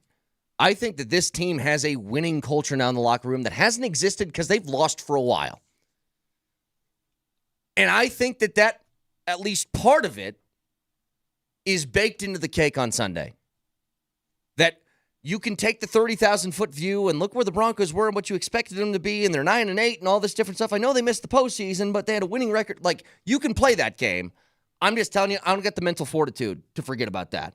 Because when you once you get to 9-5, once you get to 9-5, forget that 30,000-foot crap. No, forget about that. What I said to Nellie was, if my wife made me a filet mignon for 6 straight days, and the final day of the week she gave me a turd sandwich, I'm going to remember the turd sandwich more than the 6 days of the steak. It's going to be the first thing on my mind. Sorry. It matters more. And because of where they're at 9-5, you spend all this time building a winning culture. And I think some of that takes a hit if you miss the postseason. I do. I think that can stick with you. 3 straight losses to end a year and miss the postseason. I think it'd stick with you in the offseason. Oh, I think that's relatively sticky, yeah. I completely agree with that. Well, it'll come up the next time you're in one of those must-win games. Exactly. It just will. That's human nature. I've heard from a lot of people since last Saturday, and the more people I hear from, everybody is claiming that they wanted the Broncos to go for 2. I don't know. Were you yelling at your television screen asking them to go for 2? I was not yelling, but I was suggesting. Okay. I was very, very sternly suggesting go for 2. What if they go for 2 and they don't get it? Do you feel better about that game? Then you don't get it. I'm just asking. Do you feel better about the game than you do now, or is it the same? Yeah, I think I do. Actually, do? Why? Because you still had you showed some gumption. You showed but they some lost. You put your trust in your players and you went for it, man. All for one and one for all. 53 Musketeers, bro. This is all a mentality thing, Vic. I felt like that was a scared decision. That's what it felt like to me. And that's what I don't like. I would rather you lose and be aggressive. If the decision was right as soon as you scored the touchdown, why is the decision now wrong a minute and a half, 2 minutes later? Hey, I'm just asking the questions here. Okay. I'm curious. Well, ask away. So if a coach opens the game with an onside kick, as Sean Payton did last year, is that gumption? Is that showing some attitude, or is that reckless? What is that? I mean, a little reckless. Yeah, it depends on situation, right?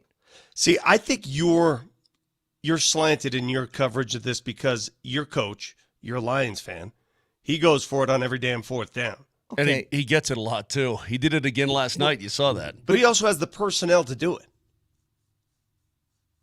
Yeah, maybe I am. Maybe. I don't think that's it, though. Like, I just like the mentality more. And, yeah, so the team that I like does that all the time, and that fits the way I'm wired. You're used to. Yes. Yeah, that's the way you're used to it. But in that situation, I don't want to get too philosophical on it. Yeah. But it's more to be about mentality. That's what it always was. It's, yes, momentum and all the other things we discussed yesterday. I got belief that my quarterback can make a play for me. Yeah. And it's a 50-50 proposition. We either make the play or we don't. And I like the odds. Well, your best argument, again, and I understand this. I do. Your best argument was the one you posed yesterday, is that you have a fallback. If you don't get the 2-point conversion, you have another shot this week to get there. You have a fallback. Now, if I presented this to you, bowl games this week, CFP games, and a team has a chance to win by going for 2. Much different stakes, right? Much different stakes. Depending on who you are. If Boise State tonight scores a touchdown with no time left on the clock, and they can kick the extra point for the tie against Penn State, or they can go for 2, I would be really disappointed if Boise State didn't go for 2. I don't know, dude. I've seen this in college football before. Do you remember when Dr. Tom Osborne did that against Miami, Moshe? Yep. It's happened several times. Yep. National championships at stake. But Vic, there's the situation of this. Boise State is not as good as Penn State. If Boise State is faced with that situation, they need 2 yards, and who do they have? One of the most prolific running Austin backs in the Genty. history of college football. I'm trusting him to win the football game for me. When I'm talking about the Broncos game last week, you got 2 options. You can go for the win right there, 2 yards away with your offense on the field, or hope you win the coin toss, and even if you do, are you confident you're going to score a touchdown on that drive? Maybe not. I guess my and thought you're would giving be- the ball back to Joe Burrow anyway. Because you gave the ball to Joe Burrow. I know you got 2 cracks at it in overtime. You were junk. But one of the worst case scenarios is you lose the coin toss, you give the ball to Joe Burrow, you never touch the football. Like the damn Falcons did the other night against Jaden Daniels. And he went right down the field, threw a touchdown to Zach Ertz, and it was all over. To me, 2-point conversion, you've won the coin flip. And you're 2 yards from winning the football game. Yeah. Sean Payton did talk about this yesterday. He had a chance to reflect on it and talk about it more. Well, look, Nelly, let's crank it up. Nelly, find that for me. We'll play it in just certainly. Yeah. You go through it all the time, relative to what the call would have been. Based on the outcome, you always second guess or you always do that as a head coach. And so I know I kind of felt I trusted my gut at the moment. But yeah, I think that's normal to do that. Okay. Second guess a little bit. Yeah, I like that. I don't think he did go with his gut, though, right? Because I feel like his gut would have been to That's cut their the thing. heads off. Something happened, and I wish I had like an ISO of the Broncos sideline. I wish I could hear the communication back and forth. Because I could have, I don't know if you guys, I got to go back and look at the tape. I thought for sure they were going for it. And then all of that uncertainty with the review of the play, they had too much time to think about it and sit on it. Just take yourself in any situation where you want to take a risk. And the more you think, the more you allow your mind to play tricks on you, you talk yourself out of it. And I think that happened. Yeah, really did. Was there some Jerry Rosberg type upstairs that was in his headset? I don't saying, know. No. I don't know, man. But I really believe they were ready to go for it. And I think they would have. And honest to God, I think the 2.5 minutes that went by screwed it all up. Yeah. Well, here's what I'm trying to figure out. Were they going to go for 2, or was that the shot that I saw was Bo Nix holding 2 fingers I think up? he wanted to. Is that him signaling to Peyton, let's do it? I think he doesn't do that unless he has it in his mind that they were planning to do that. Okay. Right? By the way, Like he gets in the huddle before that last play, he goes, boys, we're going to score a touchdown. We're going to go for 2 and win this game. Like that's the huddle conversation. Well, before first of all, men's let's touchdown? not dismiss how crazy that was, right? Yeah. Because it was 4th and 1, and we're all thinking, 21 seconds left? 4th and 1? You're thinking, well, just get a first down. It was less than 21, wasn't it? It wasn't like 15. Whatever it was. Weren't you thinking at that point, just get a first down and get yourself another shot to score, right? Nobody, I don't know about you guys, I wasn't thinking take a shot to the end zone. In all honesty, again, I'll tell you exactly where my head was on these things. I wanted to go for 2 immediately. Vic, when he rolled out to his right and I saw him chuck it in the end zone, I was like, oh, geez. I said, why? Yeah. And then Mims caught the ball. I said the same thing. I said, this is completely unnecessary. Just advance it. Yeah. Advance it. But it worked. And what would you call that? Is it? There has to be an element of luck there, right? Yeah, there was going to say, the word is luck. There were 2 DBs there who Okay. were in pretty damn good position. All right, so I don't think he could have played it any better. So using your logic, and this is the last time we talk about this. I'm on to Kansas City. Using your logic, you got lucky. So try your luck again. Let's go. Run the 2-point conversion. I get it. At the time, I was in favor of going to overtime. In hindsight, different story. One thing I've been paying attention to all year long is the sideline rapport between Nix and Peyton. And I'll tell you this, I like it.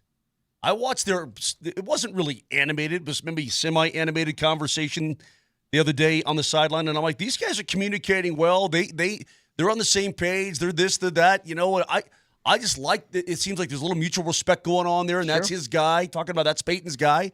I like their communication. I think they got something solid there. So it would be hard for me to believe that he's throwing up 2 if they didn't sort of discuss it ahead of time. You know what's funny? I'm thinking about this too. Every team's got their analytics department and their people that are in the coach's ears. Yeah, go for it here. This is good. I'd love to be in Dan Campbell's ear. He'd be like to his shut up. You know what I'm saying? He ain't listening to anybody. Ain't no analytics with Dan Campbell. Well, nobody. Here's the thing, though. And on the way up, we're going to take your other kneecap. I don't think there's a single person that would even suggest, hey, punt it. Hey, kick the field goal here. Hey, let's get the extra point. There's not a single person that would even do it. Can I get some final thoughts on your before we get to the top here? And by the way, the Avs are back in action tonight. Winnipeg. The Pegs in town. They played at home last night, won 3-0. Why is this game at 6 as opposed to 7? It's New Year's Eve. Yeah, okay. Your Lions, Vic, I don't know what's going to happen this postseason. I really have no idea. But this is a wild football team. I don't know that I've ever seen a more wild team because their defense is so depleted. They've got guys out there, you don't know who the hell they are. You got dudes running around out there, you're like, who is that? Their offense is so good. Mm-hmm. Even without Montgomery. Gibbs down the sideline last night. Gibbs, every single guy, it feels like they just throw out, I don't even know how to describe it, just a bunch of dudes and everybody can get it done. Jameer Gibbs is a stud. They've got a plethora of guys that. But this is why I compared him to the Nuggets. Goff can throw to. It's crazy. This is why I compared him to the Nuggets, though. The reason I don't think they're winning a Super Bowl, which I did about a month and a half ago, it's not sustainable. It's the same thing. Anybody. Like if you have one single, this is what happened against Buffalo. Remember how crazy that game was? 48-42, whatever. You know what happened? They had 2 drives in the first quarter that didn't result in points. That's why they lost. Like they can't have an empty possession without points. Mm-hmm. And I'm like, you can't do that 3-4 straight weeks in the postseason. Here's my suggestion. If you think you need some exercise, but you don't have time to go to the gym this football playoff season, just throw some bread on a Lions game. Okay? Yeah. And then just watch because your heart is going to get up to, if you care about money at all, even the slightest, you're going to get up to 180 beats per minute because it's going to be up and down and all around. It is a wild affair. Last night, the 49ers aren't as bad as their record because they've got some really good players. We know that. And they're certainly missing Christian McCaffrey like crazy. But I don't think they should have had 34 in the Lions, but the Lions are so depleted defensively, Vic. They just outscore every problem they have. In fact, I want to see the Lions and the Bengals get it on. I want them to have a baby because that would be an awesome football game. The one thing I was thinking during that game is, what the hell are the Niners going to do with Purdy? How did he? What do you do with that? Well, he doesn't have his big deal yet. How did he afford to buy everybody a truck? He's currently making less money than most Division I college quarterbacks. Do you realize that? That's crazy. Yeah, you're right. Most Division I college quarterbacks make more money than Brock Purdy. That's going to change. But my thing is it? I watched the way Shanahan reacted to a couple of those picks last night, and I said this forever. Remember when you guys kept yelling at me because I'm like, I just don't know about this Purdy guy, and he kept throwing up like 4 touchdown, 300 yards games, and I was like, I don't know. I don't know about him. You know what I do? And the thing is, he needs that team to be perfect around him, and he's really good when it is. But they've lost a few guys on offense, and he's airmailing balls. I'd say, and his picks last night were atrocious, abhorrent. Yeah. I'd say, Minnie, if you ain't, well, you had him. You had Sam Darnold. Wait, you think that San Fran's going to dump Purdy to go grab Darnold? Dude, Darnold is playing great football right now. I don't know what to tell you, man.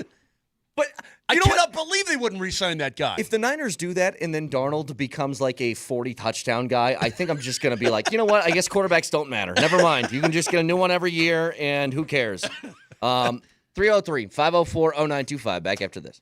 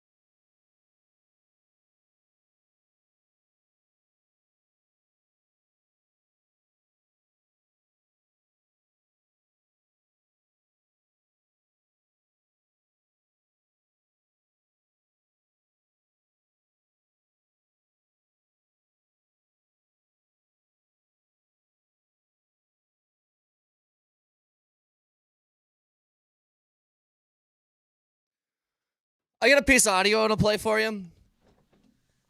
And you guys ever had this before where, like, you see maybe on Twitter. What? Mosier just stuffed his face and dude. washed it down with Diet Pepsi or Diet Coke, whatever that is. It's my favorite Mosier. Just stuff your freaking face with as much food as possible. Just wash it all down.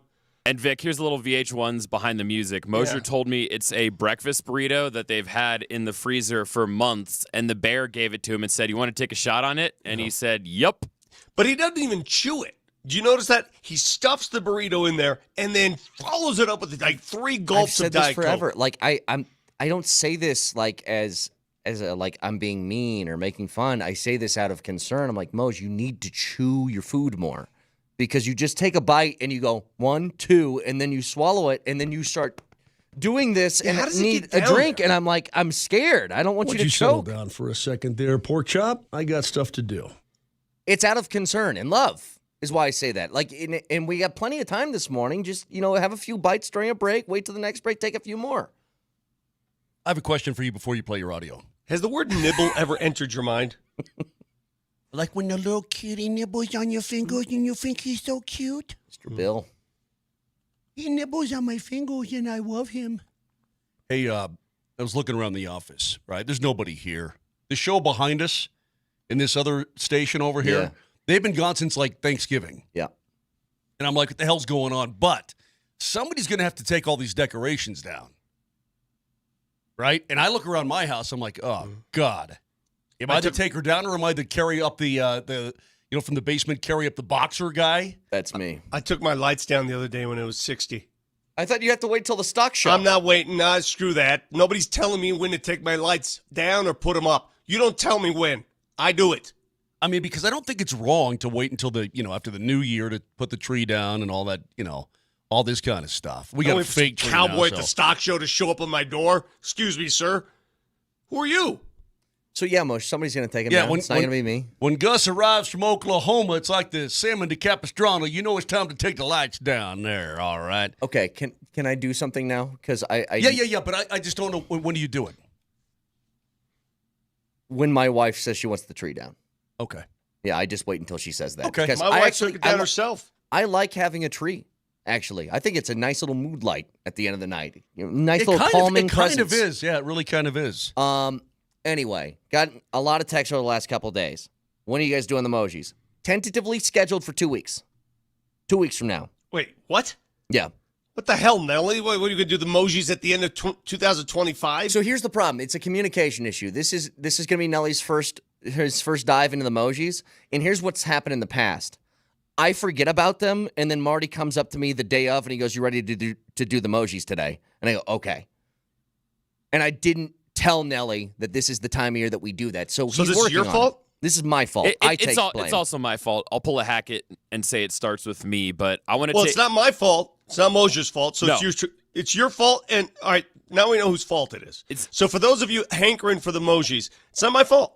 You're absolutely absolved of any sin. So I wanted to make sure I take plenty of time to get it right. And also, the week we chose is one where the Avs are at home for like 5 games. Mm-hmm. So Mosier will be in studio with us. So it was picked strategically. Yes, which means you need to be in studio. Come on. Let's not lie to people. We're not liars. What? Yeah, we're going to do it in 2 weeks. It's picked strategically because you guys haven't done it yet. Oh, I'm sorry. You guys haven't done it yet, says the man who's at home not doing anything. How about that? Well, if you give me that responsibility, I do it. It would not get done for 15 years. Really? Yeah. Hey, by the way, do you know how much audio there is to parse through over a year to find dumb things on the show? It's not hard to find dumb things, but to find the right dumb things. By the way, Oleskowitz, he has a little bit of blame in this as well. He does? Yeah, he just fled the scene like a jerk. I mean, it's like the guy. He doesn't work here anymore. But he should have laid out the map. It's like the guy who retires and takes the nuclear codes with him. What a jerk. That. You know what? At the end of the day, it's on him. You know what? I agree. Can we all blame Marty? Absolutely. Let's all blame Marty. It's Marty's fault. And last thing, he sent me a... Wow, bro. I want you to read this. He says it's 5 years in a row.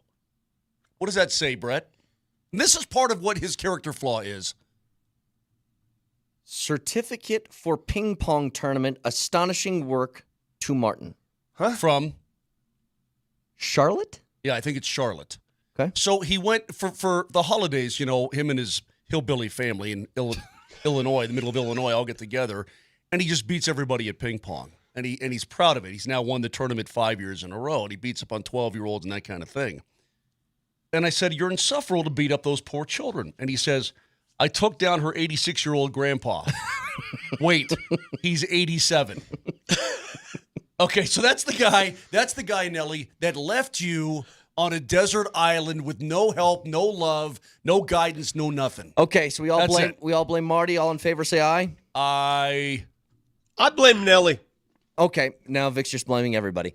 Here's the audio I wanted to get to. You guys have seen this before, and this has happened to me. Oh, but do you want to explain we have new people coming to the program every day. Maybe they don't know. It's in 2 weeks. We'll get to it. It's our end of year award show of all the stupid things that we've done. That's what the emojis are. I want to play this audio. Hang on.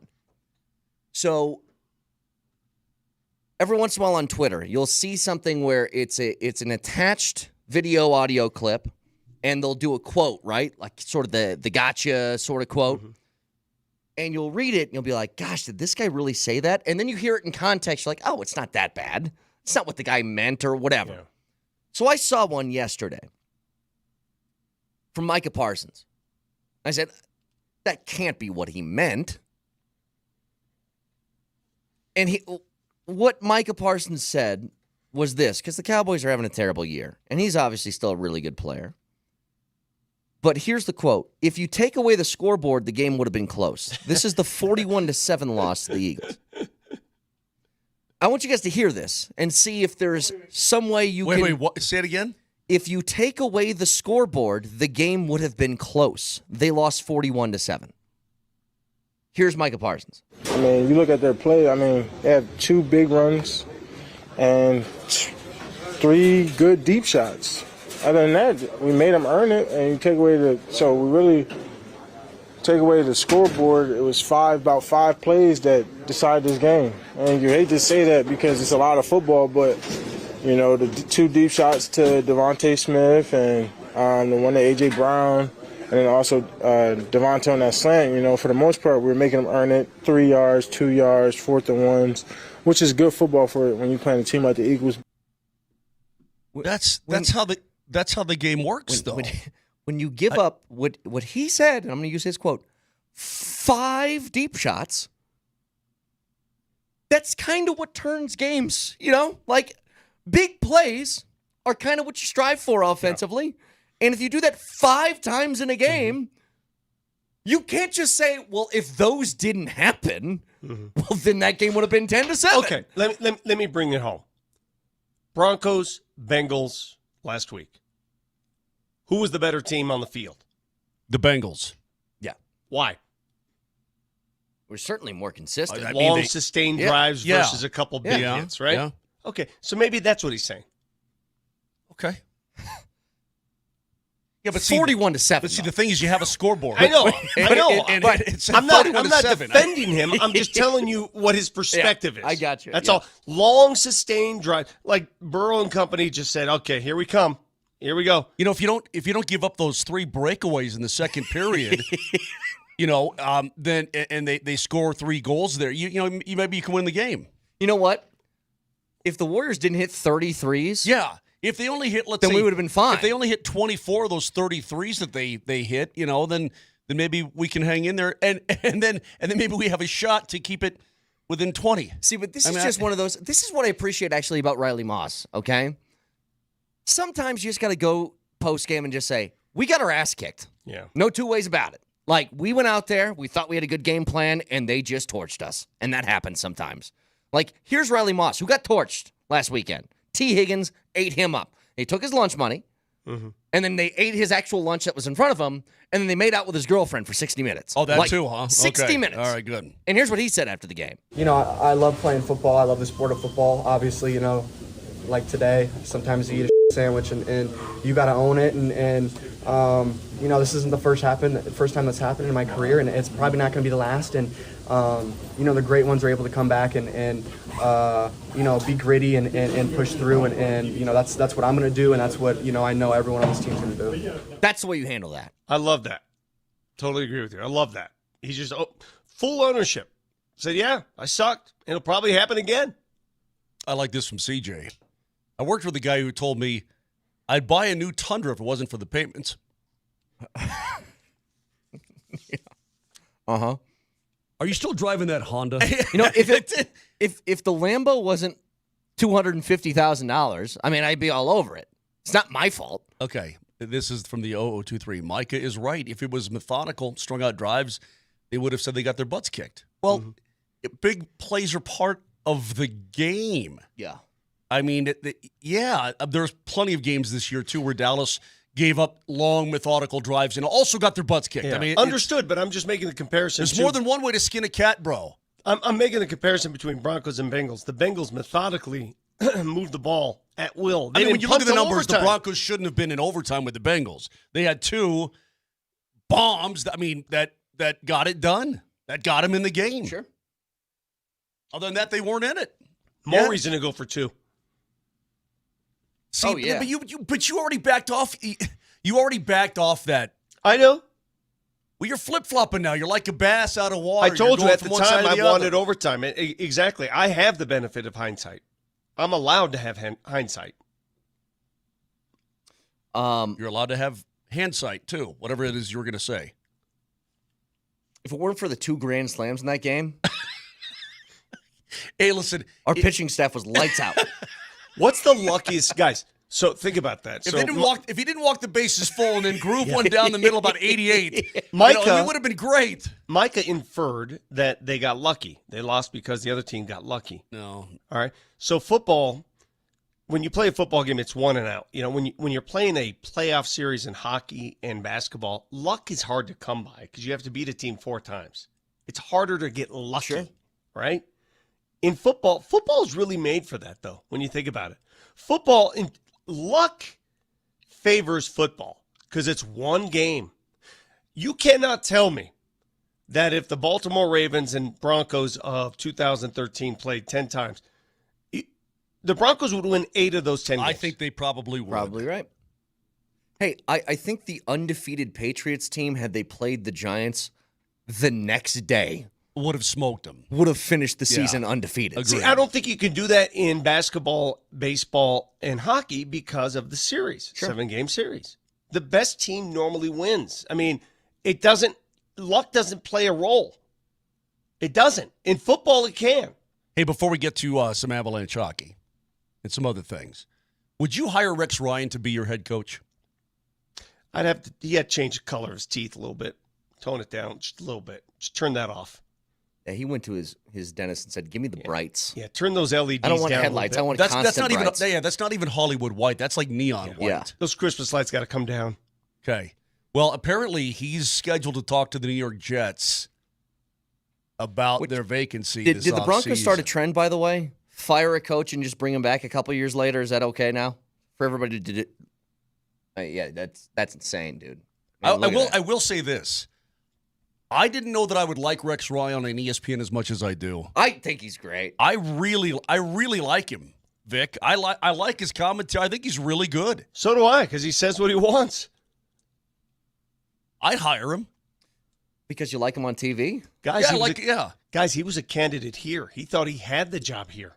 As DC, right? Yes, he thought he had the job. Well, do you guys remember that all stemmed from the Miami game when everybody thought Vance was getting let go, and he just tore the Broncos apart the next day on ESPN. And he goes, "I could coach that team. I could do it a lot better." And I actually thought it was going to happen. That was awesome. By the way, that was awesome. I love that. Let's get to the Avs, because this is, I think, a hell of a test case, because they are 8-2 in their last 10 games. Obviously, a much different looking team with the new goaltenders in place. And they're facing off against the best team in the West. They faced them once earlier this year. If you guys remember, that was a 1-0 loss in which Georgiev was pretty good in that game. I think there's an opportunity here for them. For them to do a meme. And I'll explain what I mean next.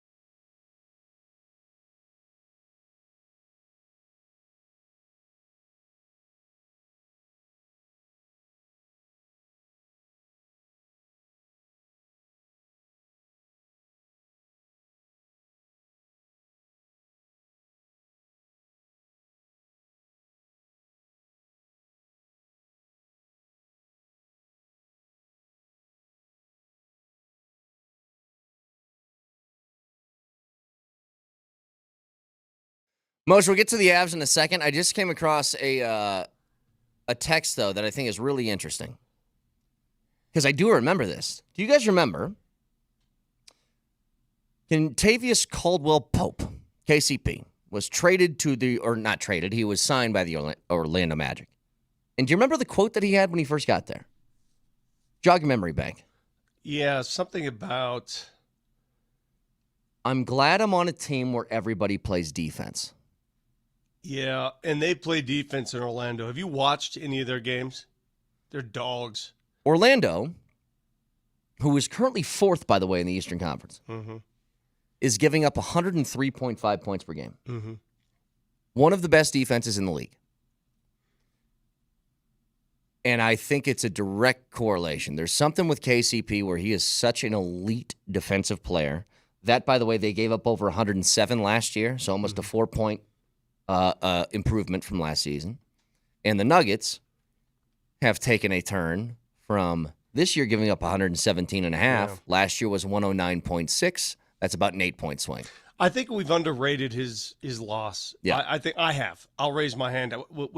When it was announced that he was going to go to Orlando for that number, albeit I wanted to see him stay here. I like the dude. He was a fundamental fixture on this team. But I said, I ain't paying that dude $22 million. You crazy?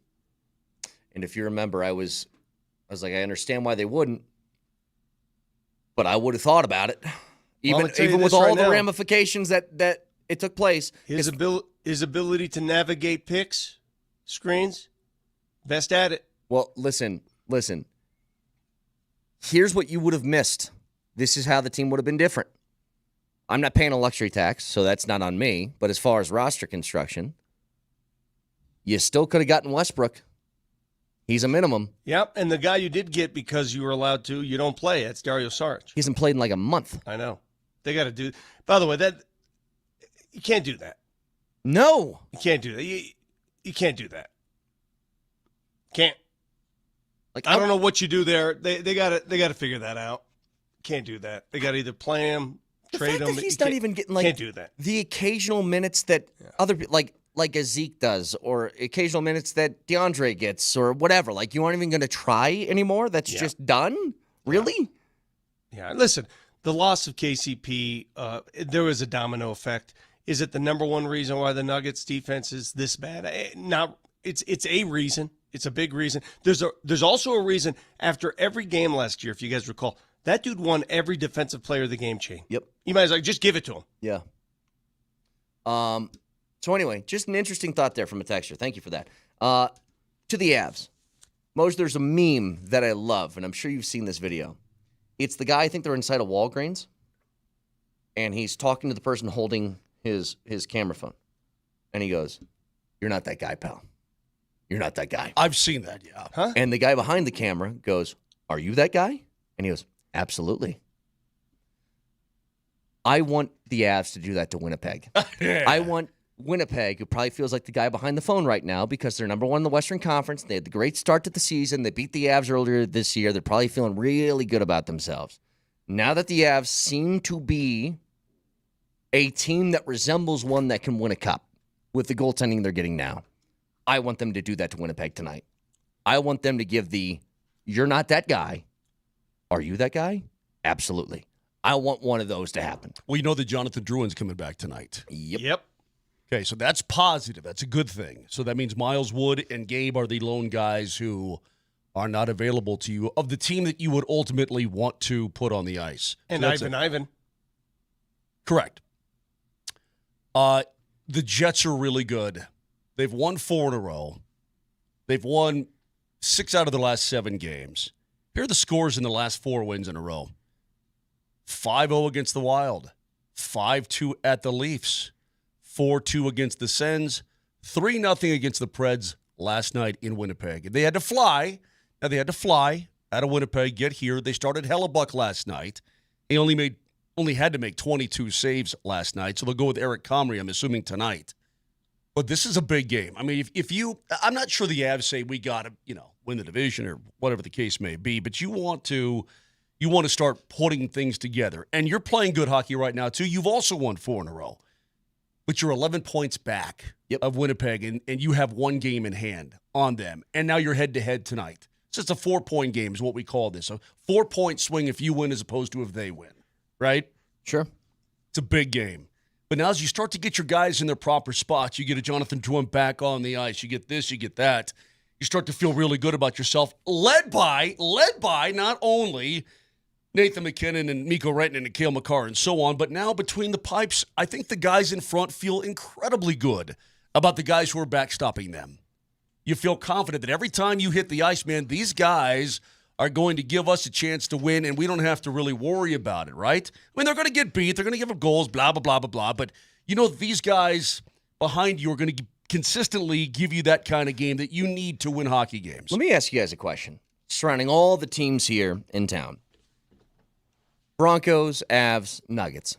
So I've said before, I think it's healthy to evaluate a team. You have some level of expectation before the season. Then you get evidence put in front of you.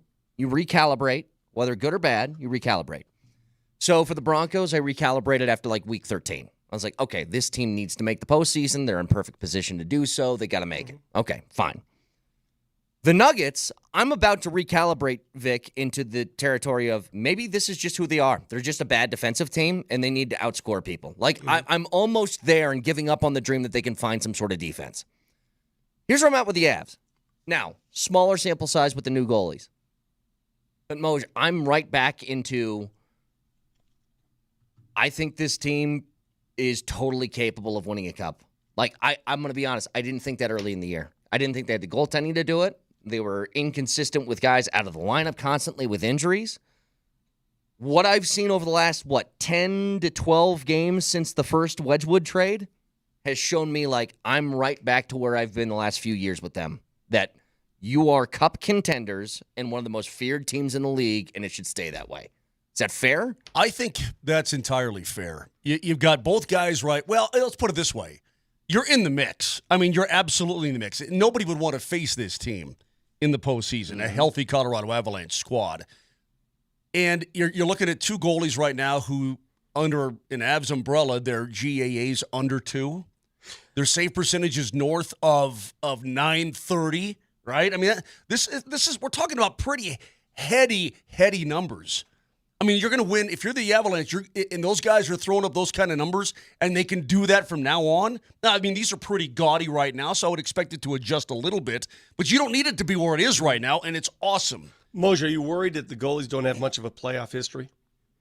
Not really. No, because Darcy Kemper didn't either, really. Yeah. You know what I mean? And well, look, put it this way. I don't think they're going to get there and freak. I think they're going to get there and be themselves. That's what I think. I'm at the point right now, and again, this might be just riding that wave way too high.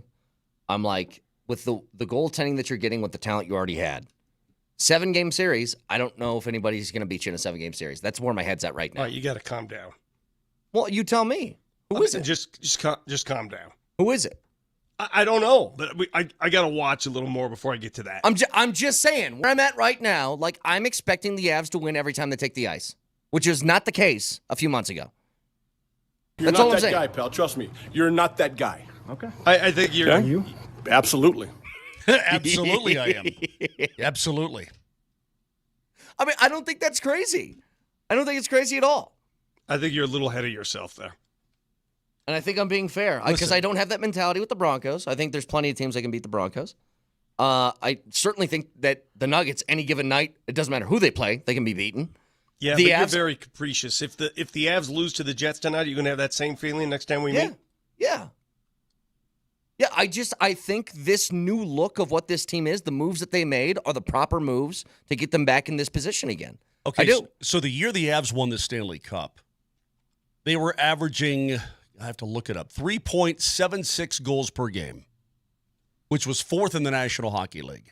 Wait, say that again one more time. The year they won the Cup, 3.76 goals per game. That's pretty damn good. Yeah. That's good enough for 4th in the league. I thought you said they allowed that. I was like, no, what? No, they scored that. Okay. This is much like the Nuggets right now, too. Offensively, they do plenty to win a lot of games and to make a deep run. It's about the other side of the puck and what they're going to deny. Have they been denying pretty well since the acquisitions and so on overall as a team? Not only in goals against, but shots and so on and so forth? The answer is yeah. They've done a pretty damn good job. How they go hand in hand? How the security of having a goalie you trust or maybe you like behind you makes you play better defense? Mm-hmm. Look, so what I'm getting at here is that right now they're 7th in the league at 3.35 goals per game. They're right there with where they were when they won the whole damn thing. Now, it doesn't guarantee anything, but they're right there. But that's in the middle of the season, too, where they've been incredibly injured. The power play has been off for a while or was off for a while. The penalty kill is really good now, but it was bad to start the year. Hey, I'll agree with you. The fact that the Colorado Avalanche survived the first 2.5 months with all those questions and all-out goalie swap, I mean, trading in a car that early, and they're 3rd in the division, it's remarkable. Yeah, I would agree with that. Last year, the Avs were, I think, top 10 in goals per game. They were at 3.34, so they were 10. Right now, they're right there with where they're supposed to be offensively. It's about tightening things up on the back end, tightening things up in the blue paint, and I think you're going to be in really good shape. You're going to be, put it this way, you're going to be an incredibly tough out in the postseason. Nobody will want to face you. Yeah. I promise you. And by the way, that's the way it is also inside the division. I mean, Winnipeg can put the puck in the back of the net, and their goalie is awesome, right? Dallas can put the puck in the back of the net. They've got a dang fine goalie. I'm going to ask you something, by the way. I just want to take a look at these game logs first. Because go ahead, take your time. There is teammates could help me out for a second as I'm looking this up. I'm ready. You go ahead. Just Minnesota study your game logs. Minnesota doesn't score a ton of goals, but they're pretty stingy. I'm ready. It takes me 5 seconds. Play the music anyway, Nelly. Yeah, but you said you needed to study your game logs, so please study. Alexander Ovechkin broke his leg. He's a 39-year-old man who broke his leg a month ago. Jumped right back in and has goals in his first 2 games. Mm-hmm. How's that possible? God, I wish we had the interview. How is that possible? Where was the Riker interview when the Caps were in town? We were able to secure an interview with Alex Ovechkin, and Riker did it. It was his first interview ever that Riker did as a lone dude. Like, all right, let's go over to Mark. Interview ever. It's the first one. Let's go to Mark Rycroft. He's standing by with Alex Ovechkin. Oh, for Riker. I thought you meant for Ovechkin. Did I not make that clear that it was Riker's first interview ever? No, you did. It's fine. I just love the idea that Ovechkin's 39. He's one of the greatest players who's ever lived and never done a one-on-one. The way you just said it. You didn't reference whatever. Go on. What's your point? Well, I was going to check out of this show just because I believe I did mention it. He asked Ovechkin, hey, man, so here's the thing. When you look at Gretzky's numbers, when he hits the age of 30, they start to decline pretty well. Mm-hmm. Okay? Ovechkin is about the same as he was in his first. I know. He hits 30, and it's about the same. Mm-hmm. Okay? And he asked him, how do you explain that? Mm-hmm. He says, well, rest, and I eat right. And then he swear to God, looks at Riker and goes, and there's some other things that I'm not going to tell you about. That's interesting. I'm like, well, I don't. Hey. You try to infer what that is. I don't know what that is. Hey, I have no idea, and it's none of my business, right? But he just, he's like, listen, what do you think? You got the recovery is important. The rest, you've got to eat right. You've got to, stay in shape, and then there's a bunch of other things I can't tell you about. All right, let's go ahead and just open this up. LeBron turned 40 yesterday, and he's still capable of a triple-double. He'll put 30 on you without blinking. He's 40. Says, by the way, that he could possibly play 4 to 7 more years if he really wanted to. Think about that. He's 40. Please don't. Okay, but it's remarkable. You say what you want about LeBron. At the age of 40, for him to put the numbers he's putting up is remarkable. Ovechkin, remarkable. How? Are they doing something? I want to share something. What's going on? Everybody, I sleep well. Is that it? I don't know, dude. Seriously, because that's all I hear is I sleep right, and we spend a lot of money. I got a lot of people taking care of me. I mean, it's almost like the anti-Mosier diet. Let me Mosier, you don't sleep well. You're up early because you do the show, and you're up late. You eat like you just swallowed an entire burrito and washed it down with Coke. They're on the anti-Mosier method of living. Let me ask you, Kane. As you get into your mid to late 30s here, right? You starting to feel little malfunctions here and there? My knee hurts. Oh, it does. Oh, his knee hurts. Oh. You start to get little malfunctions. When you hit 40, I'm telling you right now, you're like, I don't remember exerting that part of the body yet. It really hurts for whatever reason, right? Little malfunctions happen inside your body, right? Your gallbladder says, hey, go to hell. These kind of things, right? It's coming for you. It's going to be coming for these guys, I think. But what is it about these dudes? It ain't happening with these guys. But they're playing like they're 25. Hey, by the way, people keep texting, oh, it's the Russian gas. What the hell is that? What is that? Oh, stuff. Come on, Vic. I don't know what that is. I'm playing. I'm not being coy here. I don't know what that is. A couple of kilos of Colombian Bam Bam. No, it's not that. What is it? What do you mean it's not that? It's absolutely that. That's what. No, I'm just saying. I'm not saying he's doing that. I'm saying that's what people are talking about. Vic, I don't even know. You do. You know exactly what they're talking about. Anyway, I do recall. Hang on. Okay. Just to piggyback off what Vic's talking about between Ovechkin and LeBron. You guys know my feelings about LeBron. Not a fan. I just saw a stat the other day that, Nelly, if you could find it, seeing the visual is better. But it was LeBron's career stats by days of the week. Okay? You know, like in baseball, there's home road splits. There's day-night game splits. There's all this different stuff. So these are the days that he really likes to play. Just Sunday, just days of the week. Okay, what's his favorite? On Sunday, he averages 27 points, 8 boards, and 7 assists on 50% from the field. On Monday, he averages 27 points, 7 boards, 7 assists, 50% from the field. On Tuesday, 27, 7, 7, 51%.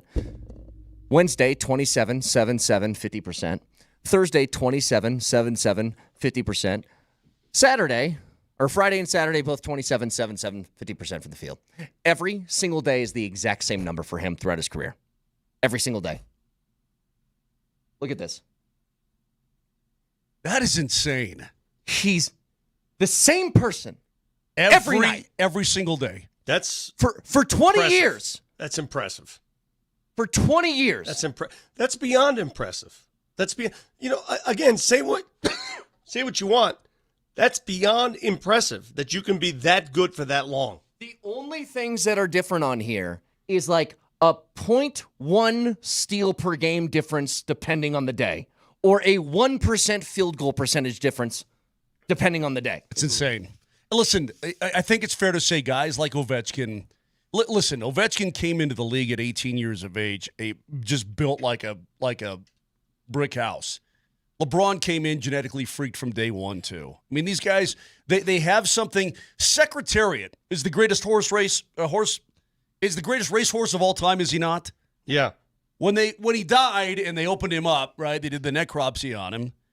Dude, he had a gigantic heart. Yeah. Like his heart was like twice the. No, not like he was a really caring horse. No. His heart physically was like twice the size of a normal horse. I mean, some guys. Let's open these guys up and see what the hell's going on. Let's open them up. Somebody said the other day, though, it was Ovechkin being interviewed after the game when he scored. He looks thick right now, like a few C's on the end of thick. Mm-hmm.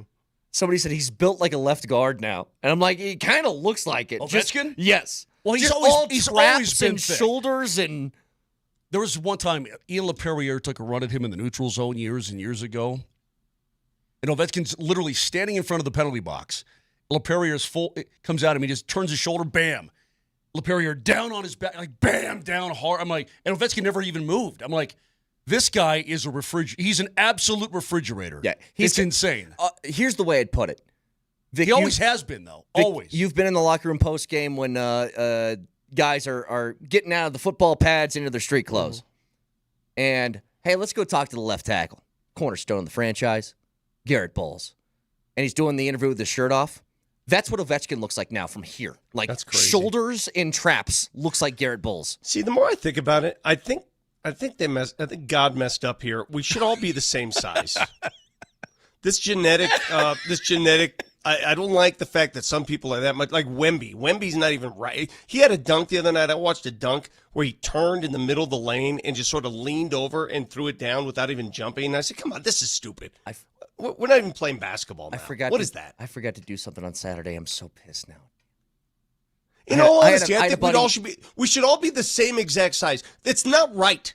It's not right. It's not cool. I had a buddy in town. He's from Montana. He wanted to go to the Nuggets game with his kid. His kid's 13. And I wanted to go introduce them to Vic, and especially his son, because his 13-year-old's 6'1". And I just wanted you guys to take a picture together. Yeah, that's not cool. That's what I'm saying, dude. I mean, this kind of stuff's not right. The genetic sequencing that's occurring right now, it's not cool, man. Stop it. 13 years old. He's 6'1". Yeah, stop. Look how mad he is. I know. It's not right. 303-504-0925. I would be in the NBA. Hey, dude, I saw Wemby. You're going to see Wemby Friday night here at Ball Arena. I saw Wemby turn in the lane from about 5 feet away and reach out. He didn't even jump. Reached out and dunked. Just reached. And at that point, you got to say to yourself, what is this? What are we watching? Coming up next, quads. Stick around.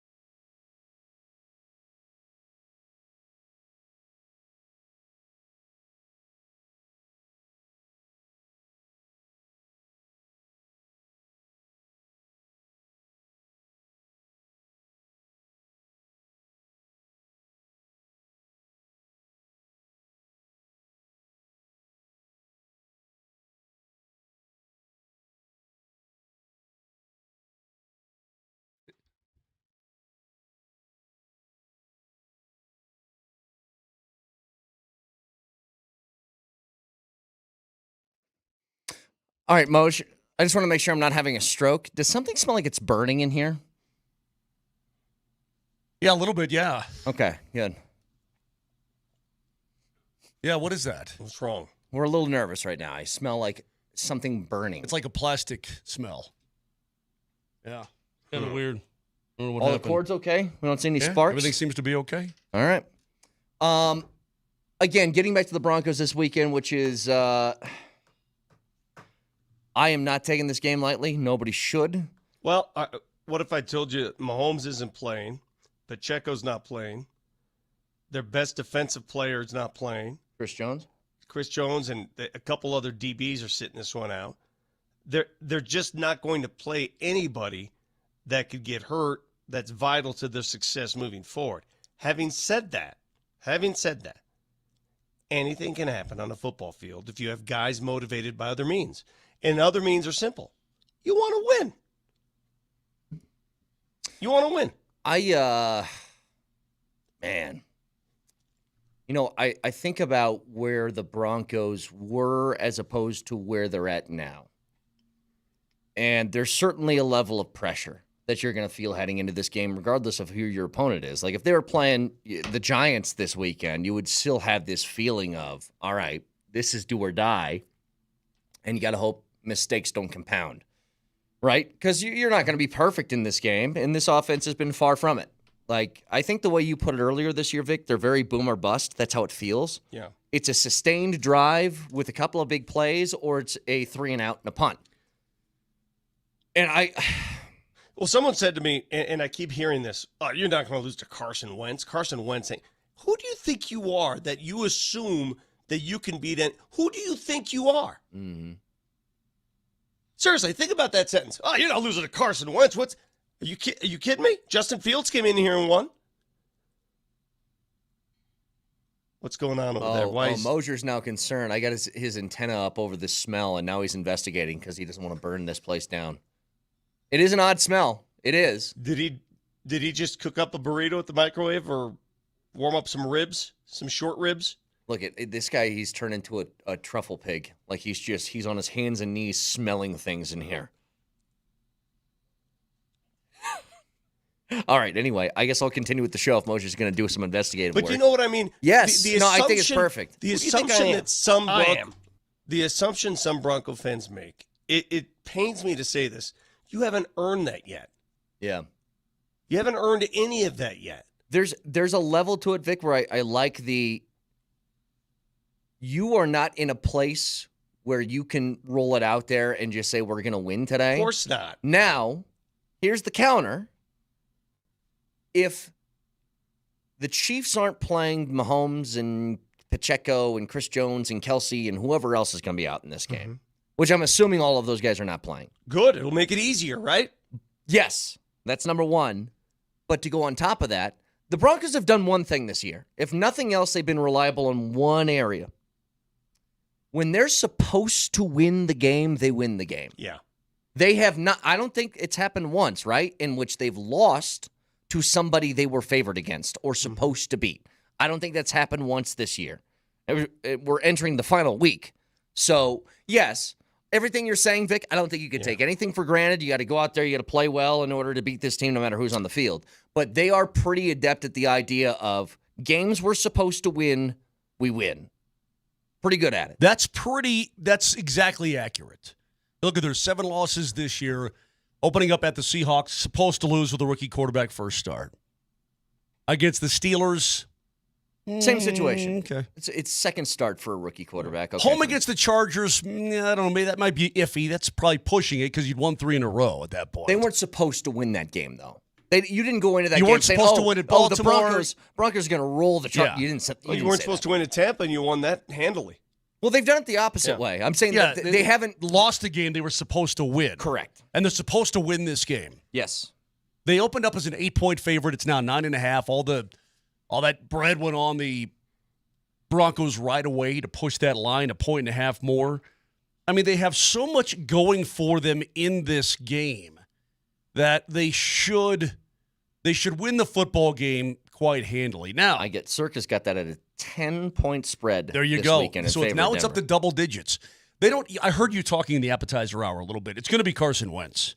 Mm-hmm. They have a practice squad guy that I've never heard of from South Dakota State. I don't know who it is. They said he's going to play. You're kidding. Yeah, they said they're going to give him some reps. Really? Yeah, okay. I mean, they're treating this Kansas City. This is what scares the hell out of me. It's a preseason game then? Yeah, is it's that like what a this is? preseason game for Kansas City. Well, but at the then end the of the Broncos day, should beat that. They should beat of them up course, then. Of course they should. Of course they should. But again, at the end of the day, players want to win. Is Justin Reed going to play? Oh, Chris Oladokun. I don't know. What's his name? Chris Spell it. Oladokun. I'll go with Oladokun. Oladokun. I'll go with that. Oladokun. Moj, you do this for a living. You pronounce tough words, tough names. How would you go with that one? Let's see who's the closest. Right here. I'll go with Oladokun. Oladokun. Oladokun. Oladokun. Oh, I like that better. Oladokun. I'm rolling with that. Can we get the correct pronunciation from someone somewhere? I just want to see how off we are. Give us something, Nelly. Go find that guy in an interview somewhere. Or just a highlight from college. The announcer will say his name correctly. Is that what you do, Moj, when you've got a roster in front of you and you're unsure? No, I asked the opposing play-by-play guys. You just call them up? Broadcasters say, no, I mean, I'm at the rink and I go, how the hell do you say this guy's name? He just got called up from Milwaukee or whatever. What's this guy's name? Toughest name you've ever had to pronounce? I already told you. The one I couldn't for a while, I had a mental block, was Andreas Athanasiou. Athanasiou. So I had to say, happy to see you, happy to see you, happy to see you, Athanasiou. I had one over the weekend. Iamale Our Nuggets postgame live show, we had WNBA star, Grandview product, Nikola Onyenwere on the show. Ooh. And it took me about half a day to roll that off my tongue. I was working on it. Onyenwere? It's not an easy one. Still my favorite, and I cannot find this video anywhere. I can't find it. And Nelly, you're good at this. I know you're doing 18 things at once.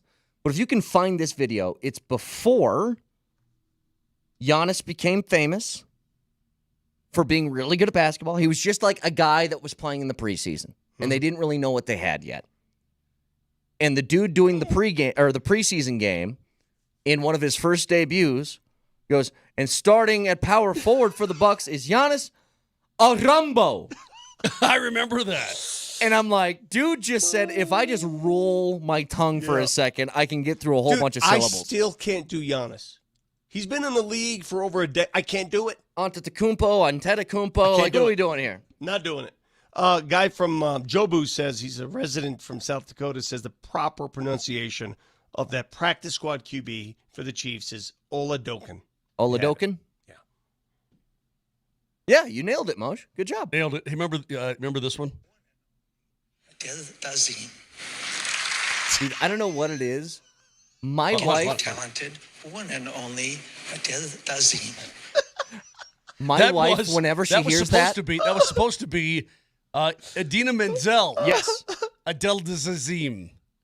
The way he said it too, Travolta's so weird. He's made some really good movies, but so weird. No. Talented, one and only Dazim. Adele Dazim. But what is even this? The wickedly talented one and all. It's like, why are you talking like that? You're saying that your wife wants to fight him? No, she dies laughing whenever she hears it. To this day, if you played that and she was in the room, she'd laugh.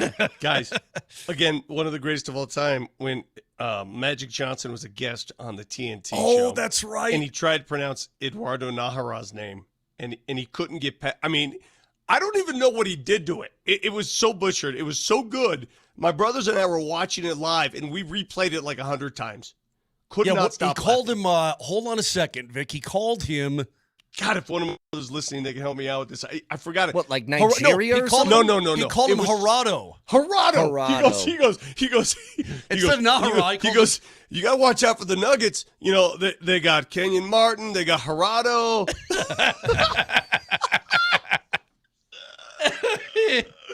That Gerardo guy. The late, great Irv Brown. I can't get over this, though, because here's the difference. Whether it's Arambo or Gerardo or whatever, those guys aren't, like, known household types of names that if you're just breezing by it quickly, like, very easy to mess up. Yeah. John Travolta's presenting an award in a room full of celebrities to somebody who made like the most highest grossing kids movie ever in Frozen. Edel Design. Okay, I would much rather, and tell me if you're like me, or I would much rather have you completely butcher the name to where everybody's laughing about it years later than the ones who phonetically hit every accent to the point where like, all right, calm down. Calm down. Now there's like a got choo-choo. That's SNL, right? That's Kenan Thompson. Yeah. All right, calm down. We get it. We get it. Yeah, I was talking to a friend of mine the other day. She's great, by the way. Rosa Gonzalez. Yeah. And she, it's like, whoa. Again, if I really wanted to go by my real name on this show, I could really dress it up for you. And I'd do it every day. And it would drive you crazy. You know, I think we kind of went into the game too, like Castellazo. That was Zion. I forgot about that.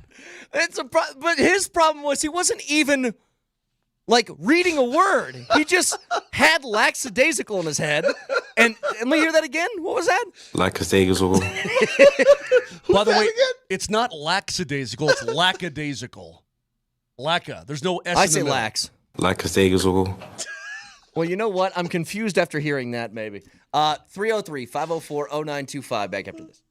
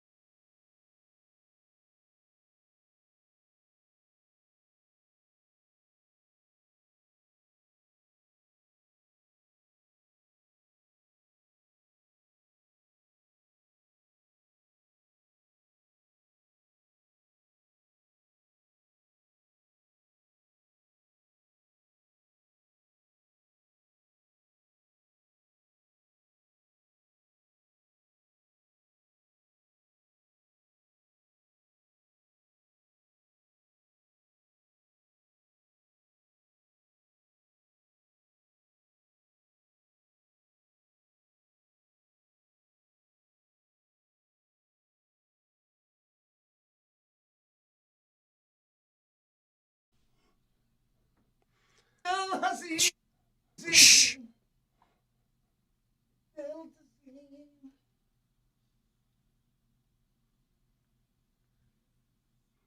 Oh, what a Singing song. Kim Mulkey. Isn't this Kim Mulkey's favorite song? Oh, yeah. Yeah. Say my name. Why didn't Beyonce play this during? Why did Beyonce? Why did Beyonce she do this that? during the halftime show? Well, this is technically Destiny's Child. I understand, but if she would have come out with that during the halftime show, If Justin Timberlake did the Super Bowl halftime show, you're like, why didn't he sing Bye Bye Bye? Like, that's in sync. That's not that's Timberlake. what people want to hear. I would love to hear this. I would love to. By the way, she's an amazing performer. Amazing. Did you guys see, by the way, the ratings? Because I was reading this story the other day. LeBron, after the Christmas game, goes, NFL, I love you, but NBA, this is our day. You shouldn't have said that. And then those games got like 25 million viewers. I knew that was going to come back. like- I knew that was going to come back. It's the NFL is gargantuan. The They NFL had is five. a juggernaut. They The had NFL will not. 5 times the ratings of the NBA on Christmas Day. again, 5 times. Everybody. The NFL, it's the NFL's day, whatever day they choose. Yes. That's what we are. This is now every person's different. We have people listening to this show, they want more hockey talk. They want more basketball talk. They want more college football talk. Everybody's got their choices they make. But if you throw it all into one pile, the NFL rules. It's just the way it is. If you ask me though, that day that the NFL was going up against college football, remember that day, 2 Saturdays? I watched college football. I didn't even watch the NFL. Well, because those that games was- mattered more. Here's the thing. That would have been a good test case if the games were good on either side. But it doesn't matter. To me, it didn't matter that the games are good or not. The final score did not dictate what I watched. I watched college football. Like, if the NFL had games on Wednesday during all these CFP games, I would not even touch the NFL. What if it was a playoff game? It depends on who's playing. Yeah. But that's me. Everybody's different. And again, people might listen to that and say, are you crazy? But that's me. Is there anything that if I put an NFL game on, let's say it's a marquee matchup and it's got some implication, okay? Maybe not a playoff game, but it's like a big regular season game between the Chiefs and the Bills for number 1 seed in the AFC, okay? That game. I put that on against you name the programming, you name the situation going down. Does the NFL lose?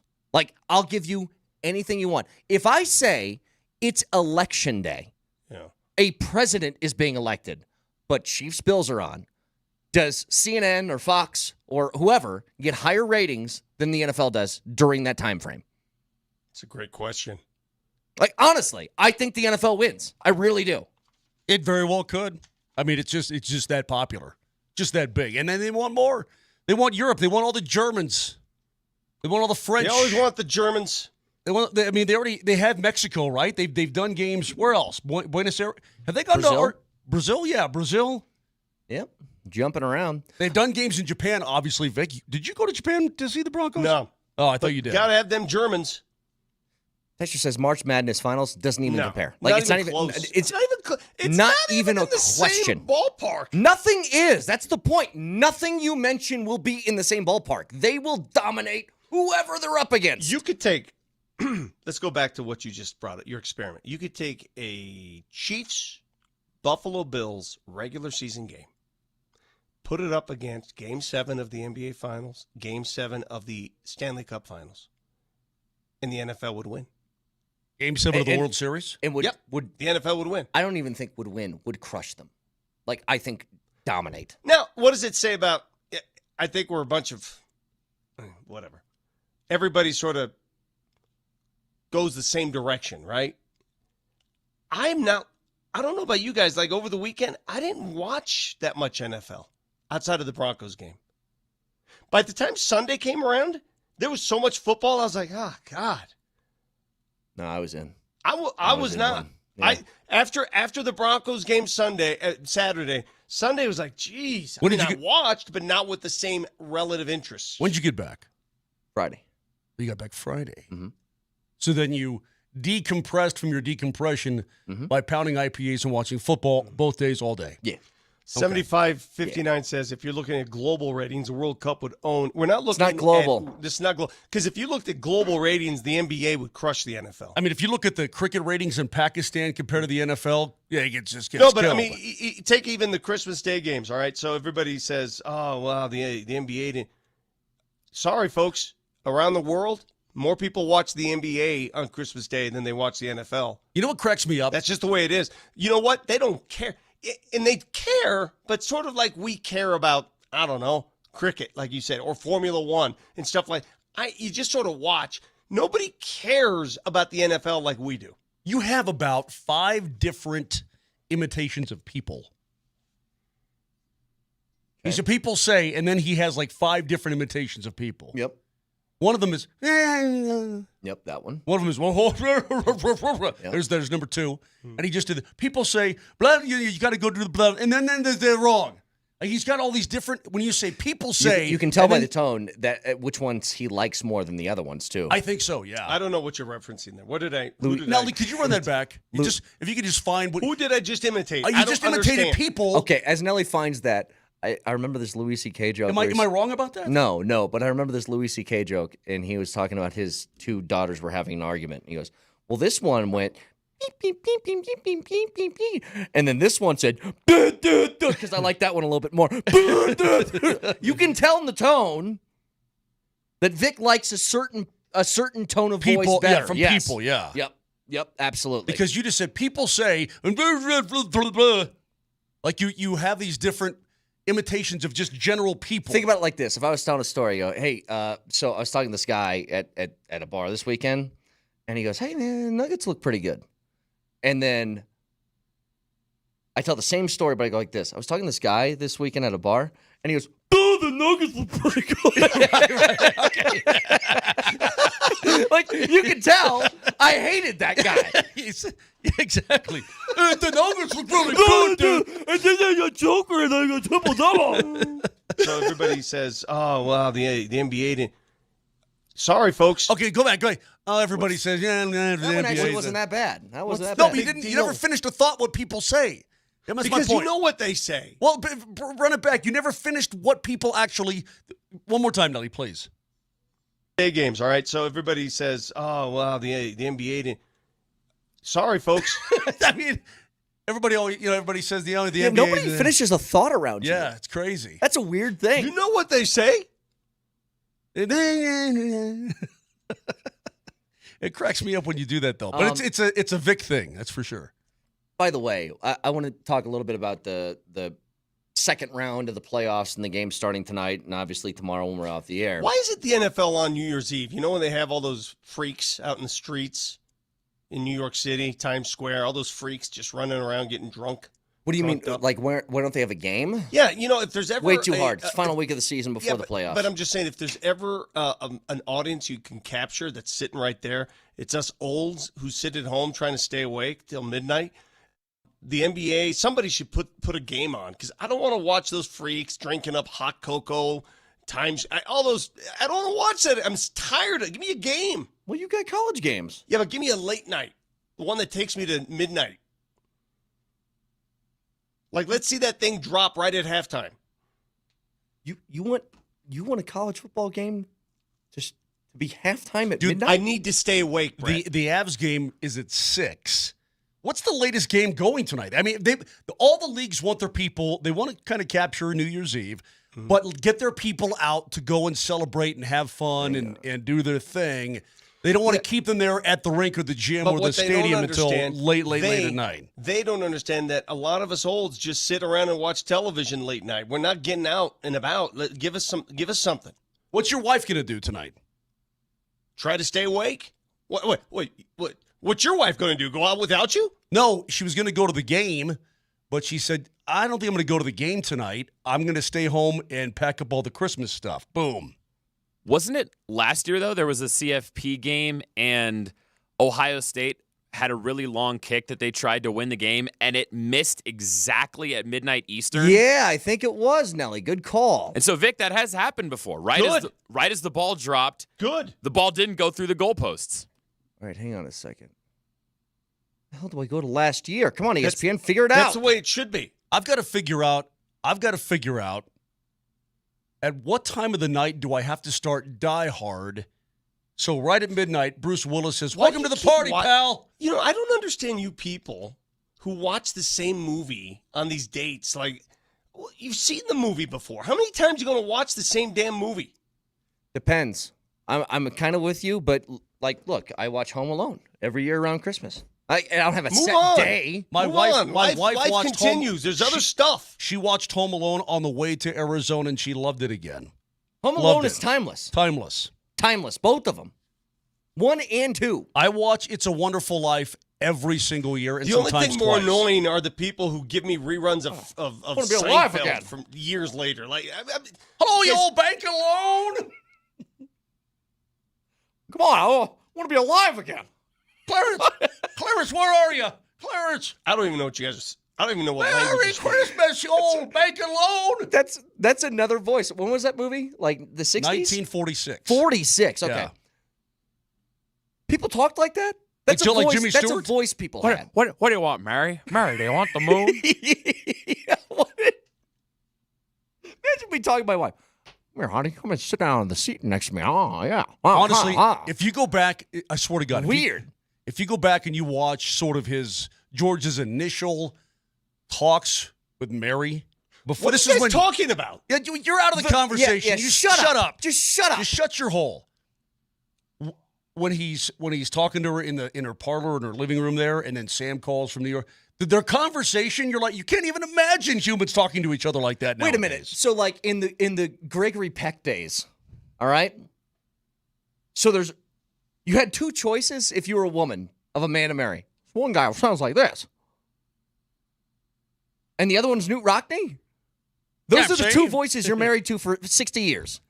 What about Humphrey Bogart, where he's talking about Thursby and looking for the bird? I mean, what? You know what? Yeah, My dad actually asked me a really good question. Really good question when I was back for Christmas. Who's your real father? No. He said, so everywhere's got an accent. Like you have, other than the Midwest, a very distinct way of like talking or some sort of thing that you have in your voice. Well, in Colorado, I think we speak standard American English. Right. But it's like there's a Southern accent, and then there's a New England accent, and then there's a Northern. New York, yeah. California. Well, actually, there's North Midwest, like Dakotas and Minnesotas and Wisconsin's. They've got an accent. Okay, but hang on. Chicago has an accent. So we win the Revolutionary War. Did George Washington have a British accent? He had to, right? That's a great question. He had to. He had to at some point. And then, when did that stop and it became the Americanized English accent? If you listen to because everybody kind of sounds the same now. If you listen to a Southern accent, there are hints of Old English in there. Old English accents. You know what? My patriotism inside of my soul does not allow me to think George Washington is, crossing the Delaware with a British accent talking to his soldiers. Like, I just can't do it. He also had wooden teeth. But anyway, back then, I would have taken it a step further. So we won the Revolutionary War. Hey, England, don't talk like that anymore. You guys talk like us. Did you hear me? Yeah, last thing. And hey, you talk like us.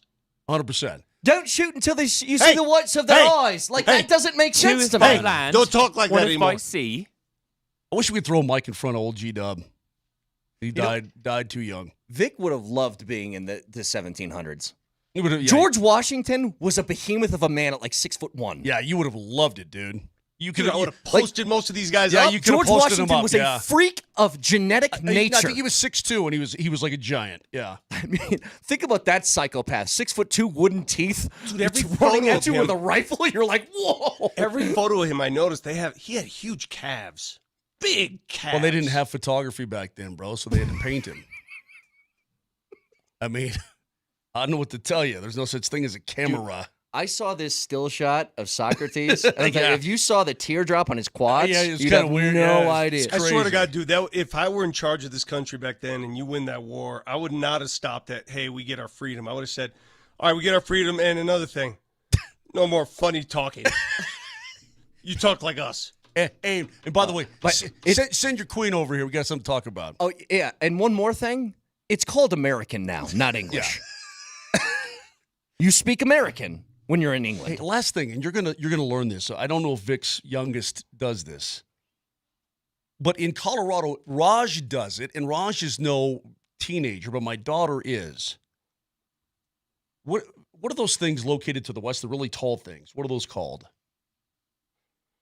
The mountains? Yeah, mountains. Oh yeah. What's that on your shirt? That's a button. Button.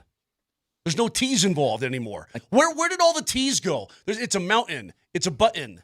I told you there's a guy. It's a button. Hang on. Mountain. Is that worse though? What happened? What happened? Somebody stole all the T's out of Colorado. Hold on. I don't get it. Would you rather prefer that? Because I've heard Raj do it. Because it drives me crazy. Because he says mountains. Mountain. Would you rather have that? Jabara talks that way. Hold on. Would you rather have that or a guy that used to come on my show when I was in Nebraska? He's a Husker beat reporter. I told him, because he's an enunciator, I said, can you say the phrase button my buttons? And he goes, button my buttons. No. And that's way too much. Did you slap him? Here he comes. Wait, I'd rather he must have that. heard. Why is he on a dead sprint Because down here? he must have heard to defend him. He's trying to defend himself. Well, he's too late. He's too late because we need to get to a break. You're too late. Button mountain. You're late. Late. Somebody stole all of Raj's teas, man. I don't get it. My kid. Hey, Raj. That's because we chucked all the tea in the ocean. That's why That's Moj. Hang on, Raj. I've heard you got low T. Somebody is in here. Let me help you out, Raj. Rocky Mountain Men's Clinic. Back after this.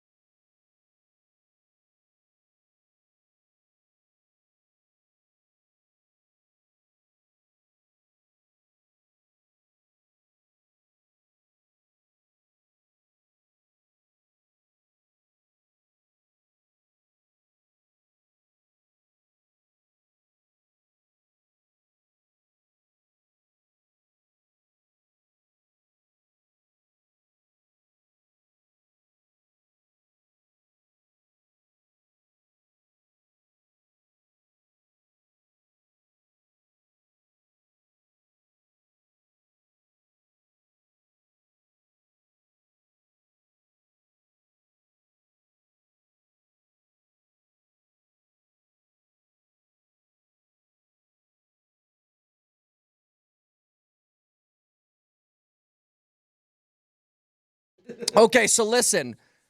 I figured something out. Raj is just unpatriotic. That's what it is. Because you know what I figured out during the break? You know who doesn't pronounce their T's? The Brits. Vic, I know you can't do accents. Can you try an English accent for me? Yeah. All right, go ahead. Can I try an English? They pronounce that T. I just tried it. Can I try an English accent? Say say bottle of water. A bottle of water. See? That's way more Georgia, No. Savannah. Yeah, so what I'm telling you is that the Southern accent is... Excuse me, miss, can you go out and get me a bottle of water? I'm dead serious. There's a certain British... By the way, Britain has 100 different accents. If you're speaking the Queen's English, like if the late Queen of England was talking to you, she's like, Brit, I would like a bottle of water. I mean, that is true, yeah. Okay, that's pretty good. So she's going to pronounce the T's in there. It's kind of hot. But wait, my impression of Queen Elizabeth is hot? You find me attractive? Dude, my impression of the Queen of England? Say it again. Say it again. But I would like a bottle of water. It's pretty hot. Yeah. Giving me Bridgerton vibes, Moj. Yeah. No, but if you go full on Dick Van Dyke in Mary Poppins, it's full on calling, I want a bottle of water. Yeah, just too guttural. Again, I go back to World War I and World War II. They wanted our assistance. If I'm running the show, I say, okay, I will help, but one deal, no more talking like that. We're not doing. We're running the show with our words, our language. We're not doing that. Oh my God. Hey! You're in the field. No. We talk like this now. So wait, are you cool with the accents that are in the country, like the American accents of different regions? Are you cool with those? Yeah, that's fine. I Okay. just when you get all exotic. Yeah, you know what we should have done? Let's retroactively punish the British for the Revolutionary War and say, you guys can't just speak English. You need to speak with a New York accent from now on. Like, all of you guys now are going to sound like... It's your choice. You get Alabama, New York, or California. You take your pick. Go, hey, God save the Queen. Forget about it. Oh. Hey, dudes, like you can totally save your queen, dude, right? Totes. Did you guys hear? I just saw this. Just came down. Television viewing, sports television viewing has gotten even that much harder. Two popular streaming sites, illegal streaming sites, have been taken down. Oh, yeah, what is it? Crack meth or whatever it's Meth called? streams Yeah. and crack streams. Oh, yeah. Okay, I was right. Meth streams and crack streams. Here's what I don't get about that stuff. I saw the post of the guy who runs those accounts. And I've never used them, but I know there's millions of people that do. He said, follow me on my Discord. I will be back soon with another site. I don't know what language that is. Who is this man? Like, is this guy like jumping to places with what's it called? Where you can't deport somebody who's a criminal in another country because you don't have a deal with them. What is that called? Extradition. Extradition. Like, no extradition? Like, is he living in Colombia or something like that? Well, I know that one of those sites was going through Iran. I know that. The .ir is Iran. And people, I'm like, I would never route anything through Iran. So I don't care if I'm desperate to. I wouldn't do it. But anyway, the point is that that there's always going to be a will, there's always going to be a way, I suppose. So is this like the modern version of Napster?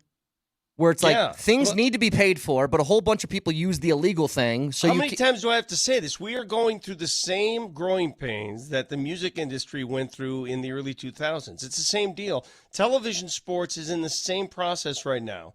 It will be fixed. It's going to take a little more time because people consume sports at different levels, right? Music is a little more universal than sports. It just is. I would argue both have gone downhill in the last 20 years. But you remember what it was like during the Napster years. You remember that? I mean, Moj and I are old enough to do this. We remember when music, if you wanted to consume music, you got a cassette tape and you started recording the radio on your cassette tape. Dude, you know what's really funny? When I was a kid, you wanted to hear your favorite song again, you had to wait for it to come on the radio and then you try to catch it in time. You try to catch it and hit that play record button. It's really weird to think back on this. Those Napster days where everybody had a CD burner, right? Yeah. Mm-hmm. You were like a peasant if you didn't have a CD burner. But reality is, if you actually had money, you just buy the CDs. So the real peasants were the people with the CD burners. Maybe. And I had a trunk full. Really? I was like the worst.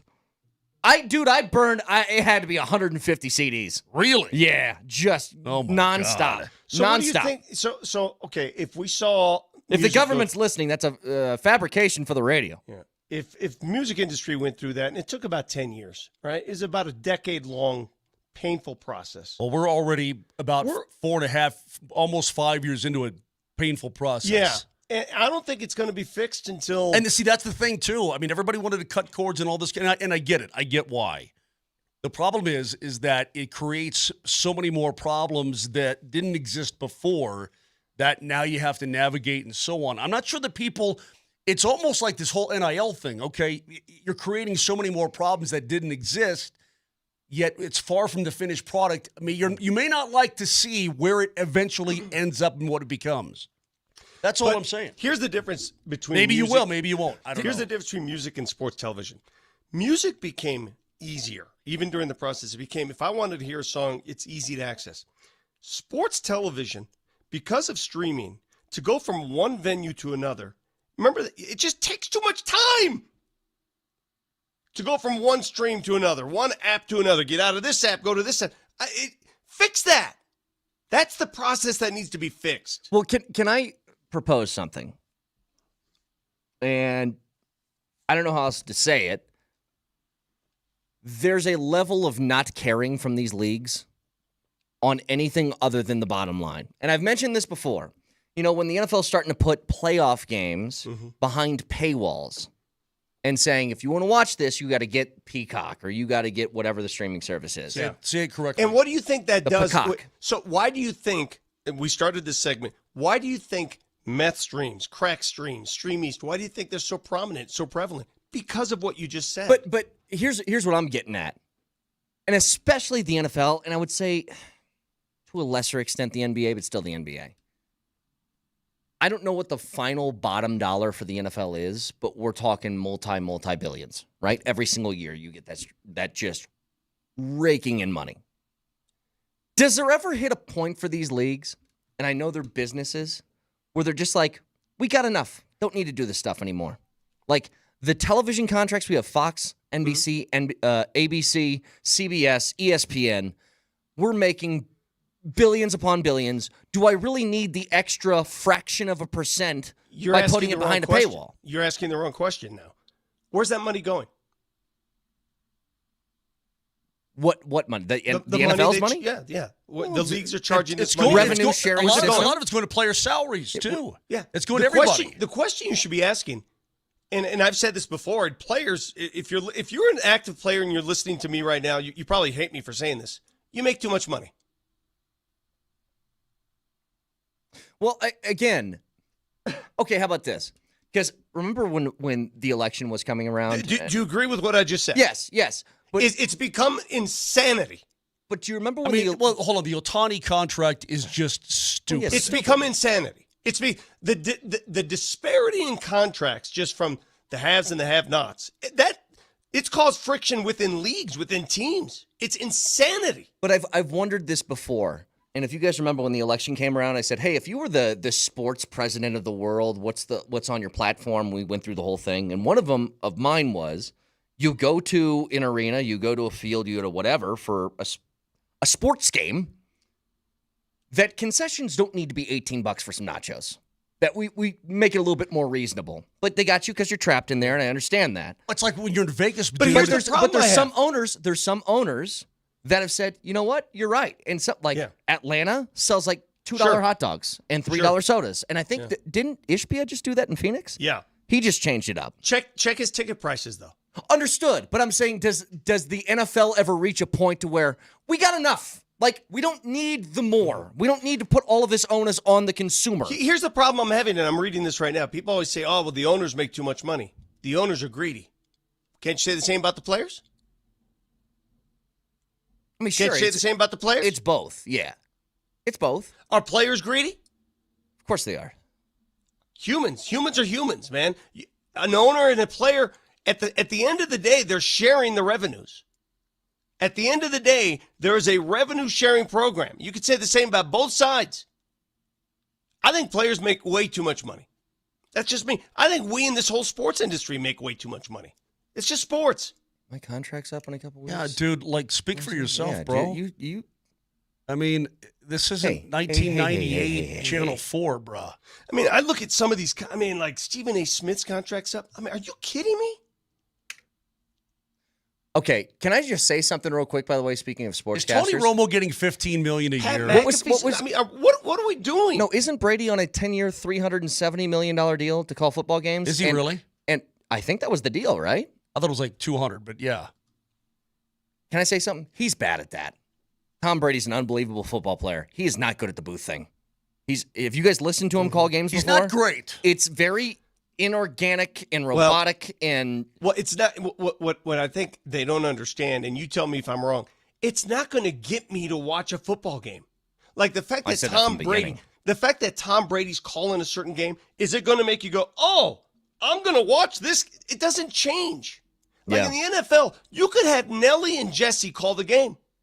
I will watch the game. I would too. It might be on mute, but I'd watch it. Do you agree with me? Am I belittling our cohorts?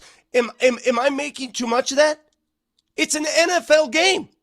Yeah, but I think the announcer adds to the overall product. Adds to it, but it's not the reason you watch. My dad, I was just there visiting my parents. My dad refuses to watch football with the sound on. Now, that would drive me nuts. If I ask to put the sound on, he will. He said, "Oh yeah, grab it, put it on." But he prefers no announcer. I don't know why. Does he do that to Avs games? He probably does. To be honest with you, he probably does. Think about this, Vic. If you and me just took a trip out to Arizona and we went and saw Keith. We're like, Keith, what's up? Turn on the Avs game real quick. Yeah. And it's on mute. Yeah. I'm the total opposite. With his own son calling the game. I cannot. See, that's where you and I are different, Brett. You'll watch games at bars. I will never watch a game at a bar. I have to have the sound on. If I'm watching a game and the sound's not on, you might as well take it off. Oh, if it's a game, I have to hear it. If it's a game I really care about, I don't do the public thing. No. Yeah, sometimes they have the sound on at the bar, though. I know plenty of places that will put me on. Yeah, but there's a lot of noise over the top, too. You get people arguing and talking and blah, blah, blah, blah, blah, blah, blah, but they'll have the sound on. So even at home when people say they have multiple screens, well, multiple screens are great, but I got to hear what's going on. It works jointly. That's why I don't. You think I'm nuts. That's why I don't do the Manning cast thing. Like, that's not the broadcast to me. That's a different thing, and it's its own thing that's good, and they do a good job, but it's not for me. It's not my thing, because I just want to hear the guys call the game. So, Eli, what'd you get for Christmas? Like, I don't need to have that kind of stuff going on when I'm trying to watch. Anyway, 303-504-0925. Shop Mazda text line. Again, no show tomorrow for New Year's, but I want to break down some of the college football playoff games coming up. Yeah. So tonight there's a college football playoff game, right? I don't even know what channel it's on yet. It's Penn State, Boise State. Just to prove my point about it's on ESPN. Tom Brady. It's on ESPN. If I told you who's announcing it, would it make any difference whether you tune in or not? No. All right. So what? No, but it does add. It does add. It adds. But I'm talking about physically turning the channel to watch this game. No, I would still watch. But, Vic, you know this as well as anybody.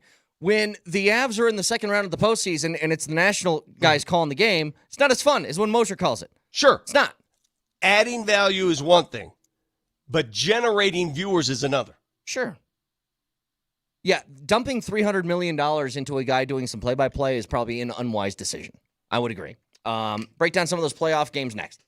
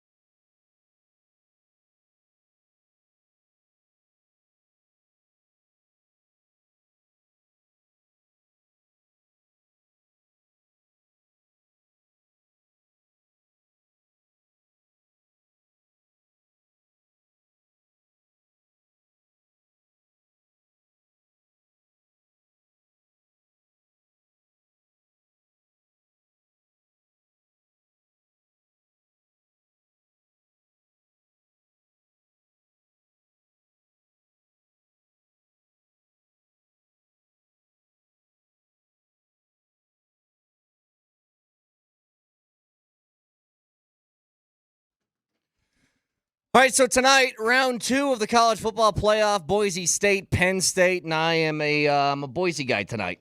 I really want them to win. Are you saying that with a Z or an S? Boise. Let's pick our games, all right? Because we're not going to be here tomorrow, obviously. So let's go through the CFP. All right. Well, who do we think's going to win, or who do we want to win? Yeah, want or think. Either or, whatever. Well, I want Boise State to beat Penn State badly. Yeah, so do I. I mean, everybody always goes for the underdog. I think they're going to get jacked, but I really want it bad. Yep, I'm with you. I'm just anxious to see, because all we've heard all year, Genty, look, he did it in Mountain West. I mean, Genty, who'd he play? Genty, this and that. I want to see him take on a legit Big Ten opponent with a stout defense, and if he can do it tonight, what he did all year, whoa. I want Boise State to win, and I want Genty to run for 250. And I know that's going to come with headaches for CU fans, where you're going to go on Twitter and just see a whole bunch of Boise people. Well, I don't care about though. I don't care about it either. That's what I'm saying. Like, I don't care. I just want to see it happen. Broncos fans, you got me now. I want you to win. Stow it. I also want Arizona State to beat Texas. I want that to happen. What bowl is that? What bowl is that? The Peach Bowl. Peach Bowl. That's the Peach Bowl. Okay, so that game is what time tomorrow? That is at 11 a.m. All right. The early one. Yeah, you know what sucks? Go on. No, let's go through all the games. What sucks? Arizona State. No, what sucks? The game I want to watch is during the Nuggets game. So if you're watching, and I'm going to be forthright. I'm going to be totally honest here. I'm working the Nuggets Atlanta game tomorrow. The game I want to watch starts at 6:45. I'm handling the sidelines. I'm not going to be present. So if you're tuning in to hear some insight, ain't coming for me. Despite you being on the sideline. Yep. He's going to be physically, yes, he will be. He's like Lieutenant Dyke. Well, let's physically, I'm just being honest. Physically, Vic, he will be there, but he's an empty uniform. Vic, what did you hear from the huddle with Michael Malone? Don't care. Riley Leonard needs to work the hashes better. Yes. That's just the way it's going to be. I could lie to you. I'm pulling for ASU badly. They're going to get trounced by Texas. I know they are. I don't know. I know they are. I don't think so, Moshe. I don't think so. You might be surprised.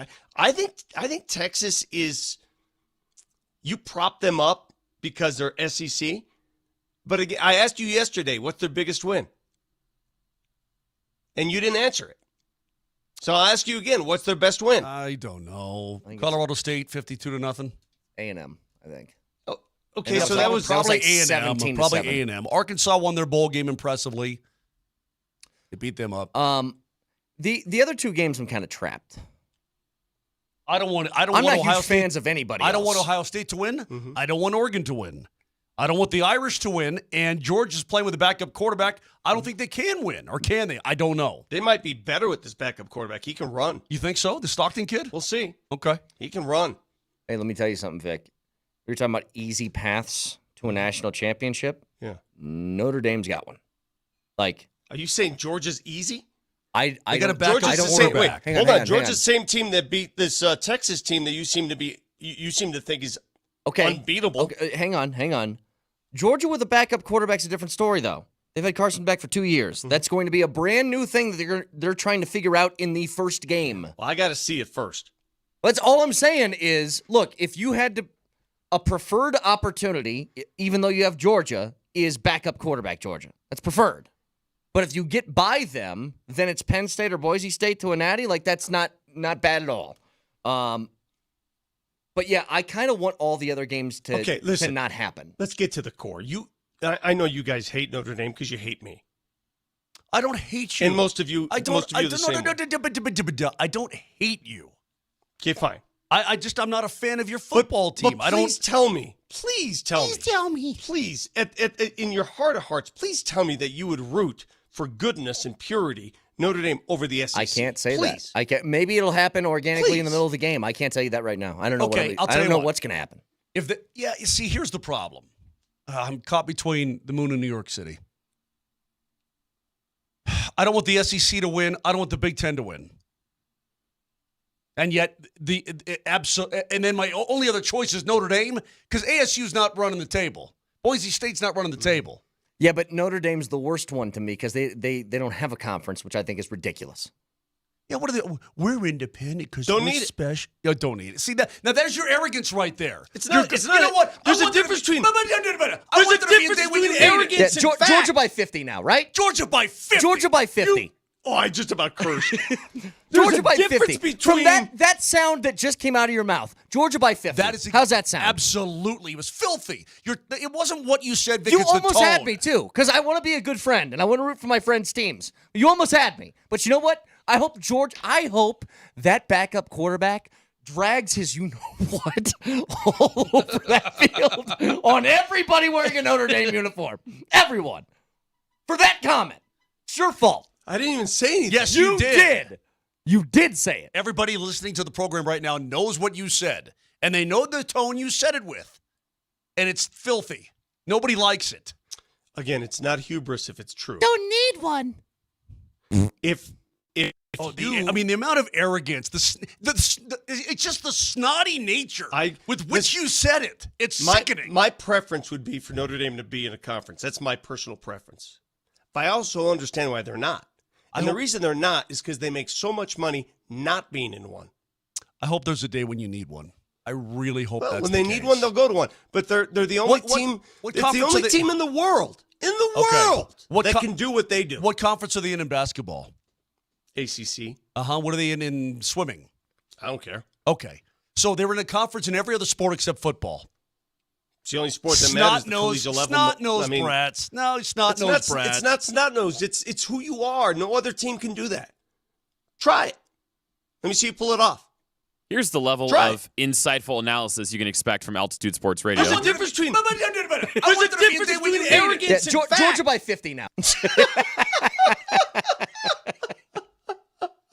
Well Look at said, all the texts gentlemen. coming in. I hate Notre Dame. Georgia by 1,000,000 now. I hate you, Vic. I'm sorry. Listen, it's hard being pure and good. People hate the good in this world. He thinks he's like a Rockefeller, doesn't he? It's hard. Like, it's Globo, Jim. We're better than you, and we know it, right? No, that's not even exactly it. what you said. That's exactly what you said. It's hard being the salt of the earth. It's difficult. I'm so pissed off right now. I can't even think straight. I don't have a comeback. Arrogance and fact. Georgia by 50 now.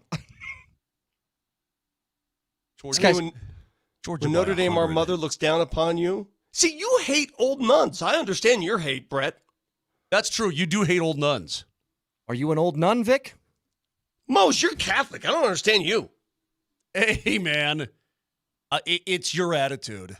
And everybody like you, every Notre Dame person like you with your attitude. We don't need one. Hate it. Come on, Boise. Come on. Can you imagine Born on third base thinks he had a triple this guy over it's here. exactly right.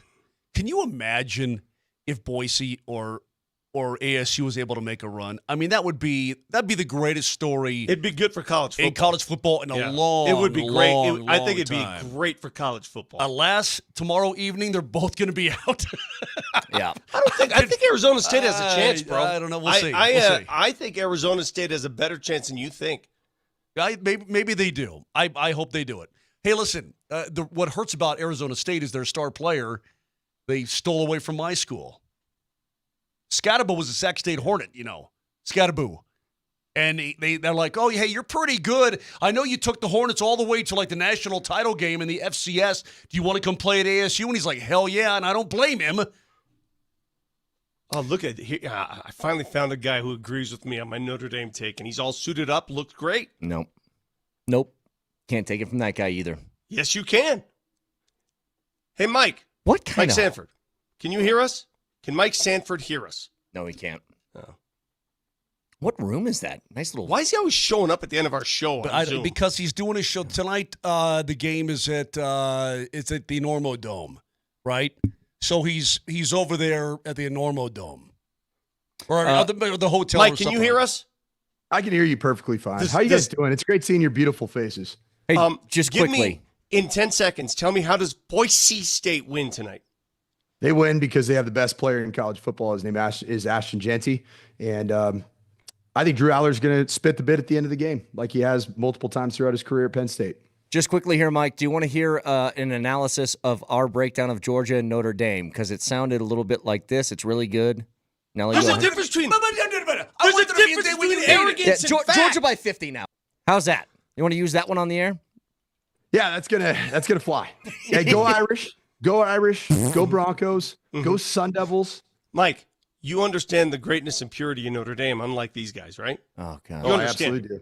So tell them about the greatness and purity. Well, It's great and it's pure. Yes. That's what Notre Dame is. It is great and pure.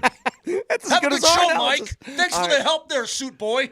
I'm sorry. Nelly, can we just, without the thing, can you do the fact checker? Yeah, brought to you by Rock Plumbing.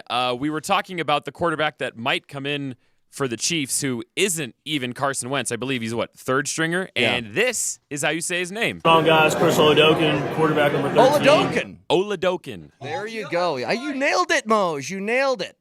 All right.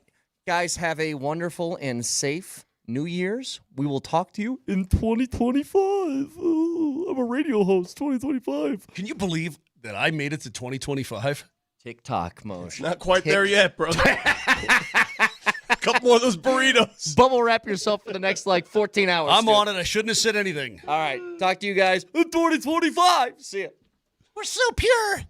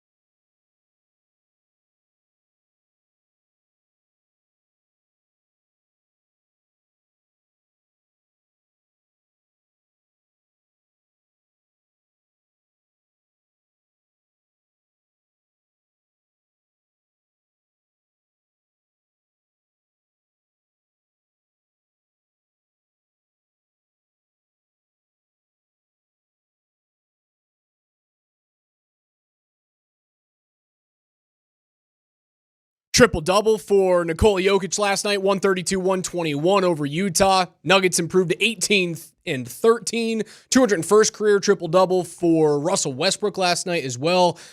Sensational game from Nikola Jokic against a bad Utah team. 22 rebounds in that triple-double as we welcome you guys to the morning sprint here. Alex Ryan alongside Coach Mike Sanford coming to us live from Arizona. Ahead of the college football playoff, we got one game today, and that's his Boise State Broncos taking on the Penn State Nittany Lions. Coach, you ready for it? I am ready for it. I'm suited and booted. I'm going to be up in the media area, so I gotta behave myself. I can't be a homer. I have nothing orange and blue on, which is incredible. This is going to be the first Fiesta Bowl, not just for me, but for Boise State in exactly 10 years to the day. So December 31st of 2014 was the last game that I ever coached at Boise State, and it was at the Fiesta Bowl at State Farm Stadium. And so I'm really excited for tonight. It's been fun to reconnect with a couple of my former teammates, guys that I coached at Boise State. And Boise, it travels very well to the Valley of the Sun. I'll just tell you that. So much to get into today. We're going to have Chris Dempsey joining us at 10:20 to talk about that Nuggets win over Utah and kind of preview the second half of the NBA season, or second 2/3 of the NBA season that are quite clearly on its way for the Nuggets here. See if they can turn around their defense, which again, last night when we saw that game against Utah, they stretched a lead up to 7 at one point. In that second quarter, it just feels like the defense is something that is not going to get fixed with this Nuggets team. He's going to join us at 10:20. Connor McGahee will be with us at 10:40 as well to preview the Avalanche and the Winnipeg Jets. You can catch that game tonight starting at 5:30 p.m. with Berto's pregame show on Altitude Sports Radio 92.5. The best team in the Central Division taking on the Avs. Last time that these two teams met, Coach, it was a 1-0 win. Georgiev played great for the Avs. Hellebuck played even better for the Jets. The good news for the Avs, Jets are on a second leg of a back-to-back, and Hellebuck will not play tonight either. So McGahee will join us at 10:40 to talk about that one. Yeah, I go back to the Nuggets, and there's a trend that I can't lose sight of, and I just can't take my eyes off of, is this trend of Russell Westbrook in the starting five. It just seems to bring about the best in Jamal Murray. It brings about the best in even the bench, and I stand by the fact that Aaron Gordon, when he's healthy and returns, should obviously be in the starting five with Russell Westbrook, Jamal Murray, Nikola Jokic, and I really do believe that, and obviously MPJ, I think that Christian Brown should be coming off the bench, and I think it actually makes your bench better while actually at the same time simultaneously improving what you get out of Jamal Murray weekend, night in, night out. That's what I want, Raj. I don't know where you're at on that, but I want to see Russell Westbrook in the starting five. I'm fine with it. Because you're lacking intensity on defense, at least Russ brings that to the equation. Russ was amazing. It was a perfect triple-double. He didn't take one three-pointer last night. He was 7 of 7 from the field, gets the free throw line just once, but 10 rebounds, 10 assists, 16 points. He is for me what I thought Jamal Murray was always going to be for this Nuggets team, and that was the engine. That was the emotional engine of the team. And that's what Jamal was going through that championship season. Maybe it'll change in the second half, and I think the past couple of games from Russ have kind of felt a little bit like that. Again, it's a Pistons team a couple of nights ago that is a better version of what Detroit was last year, but still not like a true contender. Utah is a bona fide bottom feeder this year, so take it with a grain of salt, right? It does feel as though I've seen a different type of Jamal Murray the last two games. Maybe that's what's coming in the second half. But I do agree with you. If it's about energy and effort on the defensive side of the floor, Russ is going to give you more than Jamal. Jamal's not a great defender. Yeah, and I think he backs it up with the creator role that he does have, and having a guy in the backcourt that can be a creator in addition to Nikola Jokic, right? And to have two guys that are inherently creators, that's only better for Jamal Murray. When he doesn't have to be the guy that is a creator and also relied upon to score hopefully 25 or more on a nightly basis. I think the creator role of Russell Westbrook, he's unselfish. He's not looking for his. He understands how to read the court. He's a great, penetrator. He slashes towards the basket, and then he finds dishes. That's what I see. And if that is what it takes to get Jamal Murray to start games the right way and then get into the right headspace on the offensive side of the floor, and find that consistency, then I'm all for it. Also, why not do everything? Why not do everything to optimize one of the most important players in your roster, if not probably the most important player to win a championship alongside Nikola Jokic? He does feel like the most important because you know what you're going to get from Nikola night in and night out. Although last night was like a weird Joker night. He throws up 33 shots and it felt inefficient. It was inefficient. While it was great, it was 36, 22, and 11. Like, there's not many of those stat lines out there in a single NBA season. I'm not trying to poke holes in. Last night was just weird, No, it man. was 36, a 22, weird. 11. It wasn't bad. It was weird. Normally, you see you're Nikola right. go You're right. through a very efficient triple-double, and last night wasn't efficient. But you know what you're going to get out of Nikola on a night-by-night basis. It does make it feel like Jamal is the most important guy because if you can find a way to get some sort of consistency out of him, then this team goes from being what they are as what were they, the 6th seed right now in the West if the playoffs were to start. They go from being a 6th seed to a team with home court advantage through at least the first 2 rounds of the playoffs. That's what they become if you can get the version of Jamal from 2-3 seasons ago. It would be a really difficult thing for Malone to put Jamal off the bench in terms of like managing that ego. That would be the biggest thing that he would have to manage. Jamal coming off the bench, playing 30 minutes off the bench, like kind of do what Peyton Watson did last night as a reserve. It's tough because he's a max contract guy. The most difficult thing would be managing the ego.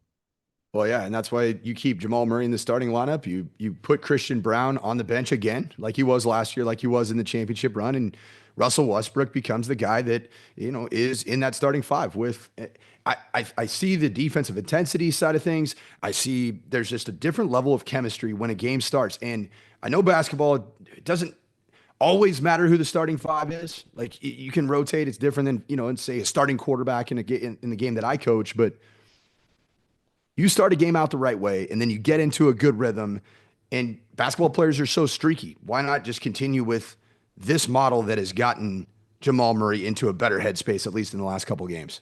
College football playoff starts tonight, 5:30 p.m. on ESPN with the Fiesta Bowl. Boise State and Penn State, 10.5-point favorites are the Nittany Lions. In this one, you'll have 3 games coming up tomorrow on New Year's Day, starting at 11 a.m. with the Peach Bowl. Arizona State and Texas, the Longhorns, 14-point favorites in that game. 3 p.m. is the Rose Bowl between undefeated Oregon and the number 8-seeded Ohio State Buckeyes. Buckeyes are 2.5-point favorites in that game. And then the late one, the Sugar Bowl between Georgia and Notre Dame. That's the biggest storyline this weekend. It's not necessarily the 2 upset teams that you could go in if the Sun Devils get it done on Bo Scadaboo, or if Ashton Genty goes off and beats Penn State and has this big, hey, I should have won the Heisman moment. The big storyline is, can Georgia get this thing done with a backup? I like this player. This Gunnar Stockton cat, he has similar vibes to when Stetson Bennett took over. But Stetson Bennett was a walk-on, and he was the ultimate chip on the shoulder. Like, I'm the opportunist. It gets my opportunity. I'm going to go make this thing happen. We're going to win football games. I think Gunnar Stockton has all those intangible qualities, but the dude is a baller. Now, he only played in a short amount of time, but I saw enough in some of the throws that he made, some of the toughness that he exuded, that I actually am predicting that Gunnar Stockton not only plays great football, I think he's going to be the household name for the Georgia program for the next several years. And I think he's going to end up being the next big thing in college football. So why isn't this the guy that started this year? Why do we hear all of this about Carson Beck at the beginning of the season when they had a better quarterback at the end? NIL, baby. Where'd you break off your cash to go to? It was Carson Beck. These guys have contracts. These guys have all these agreements in place. If you listen to Kirby Smart's pressers from this week, he talks about this Gunnar Stockton as a player that we all know what he is. And our locker room feels like they've been elevated as a result of him taking all the reps at practice and even to finish out the game, to start out the playoffs in the SEC championship. He can flat out get it. And sometimes you have that guy, Raj. It does happen in college football where you have somebody just growing before your very eyes as a organic high school recruit, but you have your face of the program in a guy like Carson Beck. Guys, Carson Beck stinks. Like if you have an NFL franchise and you draft Carson Beck, I would be furious. I'm like, it better be in like the 7th round because this guy is not what you're looking for in a pro quarterback in this day and age. He's got a long throwing motion. He turns the ball over. He's got off-field drama. He's not the dude. He's not athletic enough or good enough to be worth the headache, in my opinion. I think he's actually been detrimental to Georgia in several spots in the last couple of years where they haven't been, in the championship game. I mean, he was a guy that was being talked about as a first-round quarterback going into certainly like 2 seasons ago. Him and Quinn Ewers, not necessarily going into this year. It was definitely focused on the Cam Wards, the Shedeur Sanders, the Jalen Milrows, which is probably going to be those 3 quarterbacks taken at the top of the draft this year. I think going into the season though, Raj, like it was Carson Beck and Quinn Ewers. Like those 2 guys were like before the season started. It was like Carson Beck, Quinn Ewers, who's the guy? SEC, tall quarterback, strong arm. And I didn't see it, man. Cam Ward and Shedeur Sanders just outperformed those dudes the entire year. Not even close. So would you even have him in like your top 8 right now? Would you put him ahead of Dylan Gabriel? Are you talking about as a quarterback? Yeah. No, he to me. Would you put him ahead of Jackson Dart? No, I'd take if I'm drafting a quarterback, I'd take Jackson Dart ahead of him. I don't know, is Jalen Milrow? Milrow is available. I don't know if he's announced anything, but he is available to come out. Yeah, I would take Milrow ahead of him. Of course, I'd take Shedeur and Cam Ward. There's a couple other Dylan Gabriel. Absolutely, I think right now he's my 3rd quarterback. I'd probably take Will Howard above him right now. I would. This guy, he also is having a Tommy John surgery, or he tore his UCL. So you didn't have great tape. Plus, you could potentially be damaged goods. Like, yeah, this guy. I have no idea why he's going into the draft. No idea. He needs to rehabilitate himself at some college program and get right because he's going to be a 7th round pick. Coach Mike Sanford out there at the Fiesta Bowl. First of the college football playoff quarterfinal games are tonight at 5:30 p.m. Boise State and the Penn State Nittany Lions. So much more to get into today. Connor McGahey joining us live from Ball Arena to preview the Avs and the Jets at 10:40. Chris Dempsey will have his NBA baseline on the other side. Don't go away.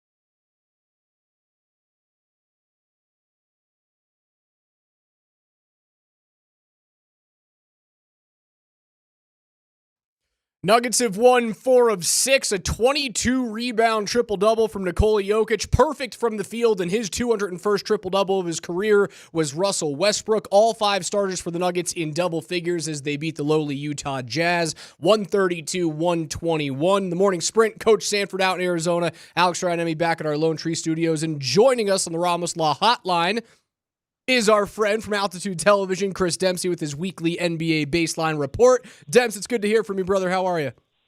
Oh, fantastic. But good to be back. Got back about 1:45 last night. Woo! Walked in the house up, yeah. And so we're good. I'm ready for a good day. I was texting him earlier. I was like, hey, you want to jump on Zoom? And he goes, dude, I got in at 2 o'clock. I am in no shape to be on Zoom this morning. It is a fact. Yeah, it's interesting, and what's funny about that, Raj, is it's the shortest flight, right? It's like an hour maximum, but it all just kind of depends on when you're actually leaving that airport, and sometimes it gets a little long after the games are over. But it's much better when the Nuggets get the victory. Demps, it is so good to hear your voice. We love you. I miss you. I haven't seen you in too long, so I got to get out to Ball Arena and bring Anne-Marie and hang out with you. But tell me a little bit of the update on what's going on with Aaron Gordon, any timeline, and just anything that you know about what's happening with AG. Yeah, I miss you too, my guy.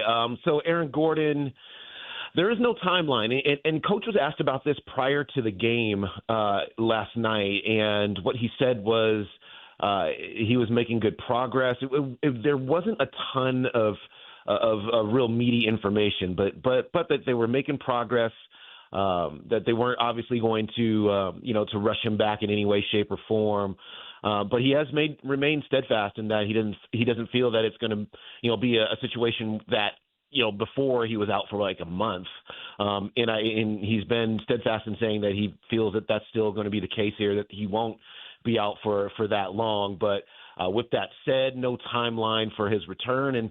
And Coach, I would say this. I mean, I think for the Nuggets and Aaron Gordon, I mean, this is a really important time, because now what you're talking about is round 2 with a calf injury. And, either at this point, the calf injury is going to be a situation where it lingers and bothers and keeps him out chunks of time over the course of the season, or you kind of get it solved. And when he returns, he returns and he's in the lineup more often than he is not for good. So I think they want to make sure it's the latter and not the former, and so they're playing it cautious.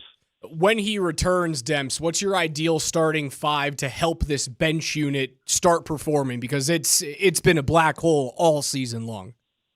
Well, I mean, I think you're just going to have to see the normal starting 5, right? So you insert Aaron Gordon right back in to the starting lineup, and so then you have your normal, Joker, Jamal, Michael Porter Jr., Aaron Gordon, Christian Brown, and then you have Russell Westbrook coming off your bench. And obviously, what he is able to do to the rim is still, what is he? I think he's 36 years old, is really amazing. I mean, you're talking about a guy 7 for 7, all those 7 shots right at the rim, and his ability to still get downhill, his ability to still break down a defender, to still be very difficult to handle when he gets there, is massive. And if you can have that coming off your bench, then that certainly helps a lot of what is ailing you on a night-to-night basis.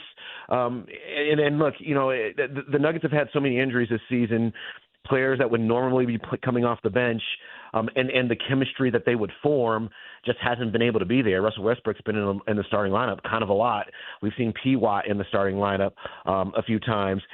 So it's the injuries and the availability have to calm down a little bit, so that Russell Westbrook, Julian Strawther, Peyton Watson, who did have 13 points off the bench yesterday, they can all kind of settle in and be a good bench. Demps, I have talked to you about this before, and I don't want to belabor the point, but I do think that you see a different Jamal Murray when he starts a game with Russell Westbrook, because he is a creator. We're talking about Russell Westbrook. He's the assist master. He's a triple-double king. And now to have an assist creator type of a player in the front court and back court, which you would have with Nikola Jokic and Russell Westbrook, the most important player probably for the run that Nuggets fans want to see again towards another championship is Jamal Murray. Am I seeing this right? That when Russell Westbrook starts a game with Jamal Murray, it just looks like there's a better flow to the way the game starts. Therefore, you see Jamal Murray get into a better headspace as an offensive player. Yeah, so what you see there is I think you are reading that right, and which I think what you're seeing is kind of two-guard Jamal Murray. It actually kind of reminds me a little bit of when he was at Kentucky, and Tyler Ulis was the actual point guard at Kentucky. Jamal was the two-guard with the ability to handle the ball and play make as well, but his job was to score there in that configuration. And when you see Russell Westbrook in the starting lineup, he can take on a big lion's share of the ball handling duties, getting Jamal off the ball, thereby being able to. So when you get into the front court, when you're crossing half court, if Russell Westbrook has the ball, and Jamal Murray, let's just say he's originating in this particular action from the corner or something like that, you could set a quick down screen for him, get the ball straight to him. Russell Westbrook can get the ball straight to him straight away off the screen, and then he could just attack downhill. And so it's just the ability to have more instances where you catch an attack versus you dribble up into the front court, maybe get a screen and then try to attack, where a defense can maybe blitz you, do some different things to keep you out of the paint. It's much harder to do that when you're off the ball. And when Russell Westbrook is in the starting lineup with him, Jamal can get off the ball a little bit. Russell Westbrook has no problems sharing the basketball. You see him, I think quite honestly, he looks like a pass-first point guard at this point in his career to me, with how he is looking for his teammates, and that certainly is benefiting Jamal Murray. Altitude TV's Chris Dempsey is our guest, as he is every single week here on the Morning Sprint, courtesy of our friends at Ramos Law. Car accident, you need Ramos Law, medical doctor and attorney. Find them at ramoslaw.com. Demp's given his NBA baseline report. Let's go around the rest of the league. Before we jump into LeBron James and him turning 40, and we'll play a little clip and see what your reaction is to his answer about turning 40 in a couple of seconds here. I want to get your thoughts on what happened in Sacramento. What went so wrong so quick for a team that over the last two seasons had combined for 94 wins? Yeah, I think it's a case of Sacramento being Sacramento, and they did the same thing to Michael Malone, and in kind of the same manner. So when Michael Malone was fired in Sacramento, he was fired kind of on the back of like a 5-ish game losing streak, kind of in the same Christmas time holiday season, and he was playing without, at the time, DeMarcus Cousins was by far the star on the team, was not being able to play for a big chunk of time. He was out due to injury or illness, one of those two. So they let him go, and it was a mistake, obviously. And now it's history repeating down there. And look, they have not gotten the consistent performances from some of their main players. De'Aaron Fox has been a little bit up and down. Sabonis the same way. Kevin Huerter has been he's not even been on the court because he's been hurt. They've had to kind of jumble up the starting lineup a little bit. So there have been some performance issues that they have had to work through. But about the time that the Nuggets visited there not too long ago, it looked like the Kings were starting to work through some of those. More injuries hit. They lose more games. They fire the coach, and it's that organization should not be confused with one that is of sane mind and body all the time. They make knee-jerk decisions, and we'll just see where this one takes them. But it's still obviously the team has a lot of talent. I don't know what you do. Doug Christie is the interim coach there right now. I do not expect that team to do anything but maybe vie for a play-in opportunity, and then we'll see what goes from there. But it's just a shame how they operate down there. Dems, I like talking basketball, like talking about the round ball, but I'm down here in Phoenix, Arizona, heading over to the stadium at Glendale for the round one, for the first appearance for the Boise State Broncos in the college football playoffs. Dems, who do you like, the Boise State Broncos, or do you like the mighty Penn State and Nittany Lions in this game? Oh, Coach, why are you going to put me on the spot? You know what? I think this will be a good game. I just don't think that Penn State all the time is, it's not. We're not talking about a devastating football team all the time with Penn State, and I think that Boise State does the one thing that keeps games in control, that keeps games from getting out of your reach, and that is run the football, and they're running it with the best running back in the nation. So, look, I'm not exactly sure who's going to win that football game, but I do believe it's going to be a close game. I do believe it's going to be a close game because I just think that Boise State's a lot tougher than most people give them credit for. A little bit more physical than they are given credit for, and I expect them to be in this game well into the fourth quarter, if giving themselves a chance to win. It's funny you mentioned that. I'm actually watching Alabama and Michigan play in a rain bowl here. The Relia Quest Bowl. It just started dumping buckets of rain on this game, and this is such a fun time of year with all these teams. I know there's a lot of teams that. There's the feeling that all these bowl games don't mean anything, and they do to these teams and these players. I mean, I covered it long enough to have seen coaches and seniors especially who, these games mean a whole lot to, and it's just kind of fun to see them in the backdrop of what is the college football playoff.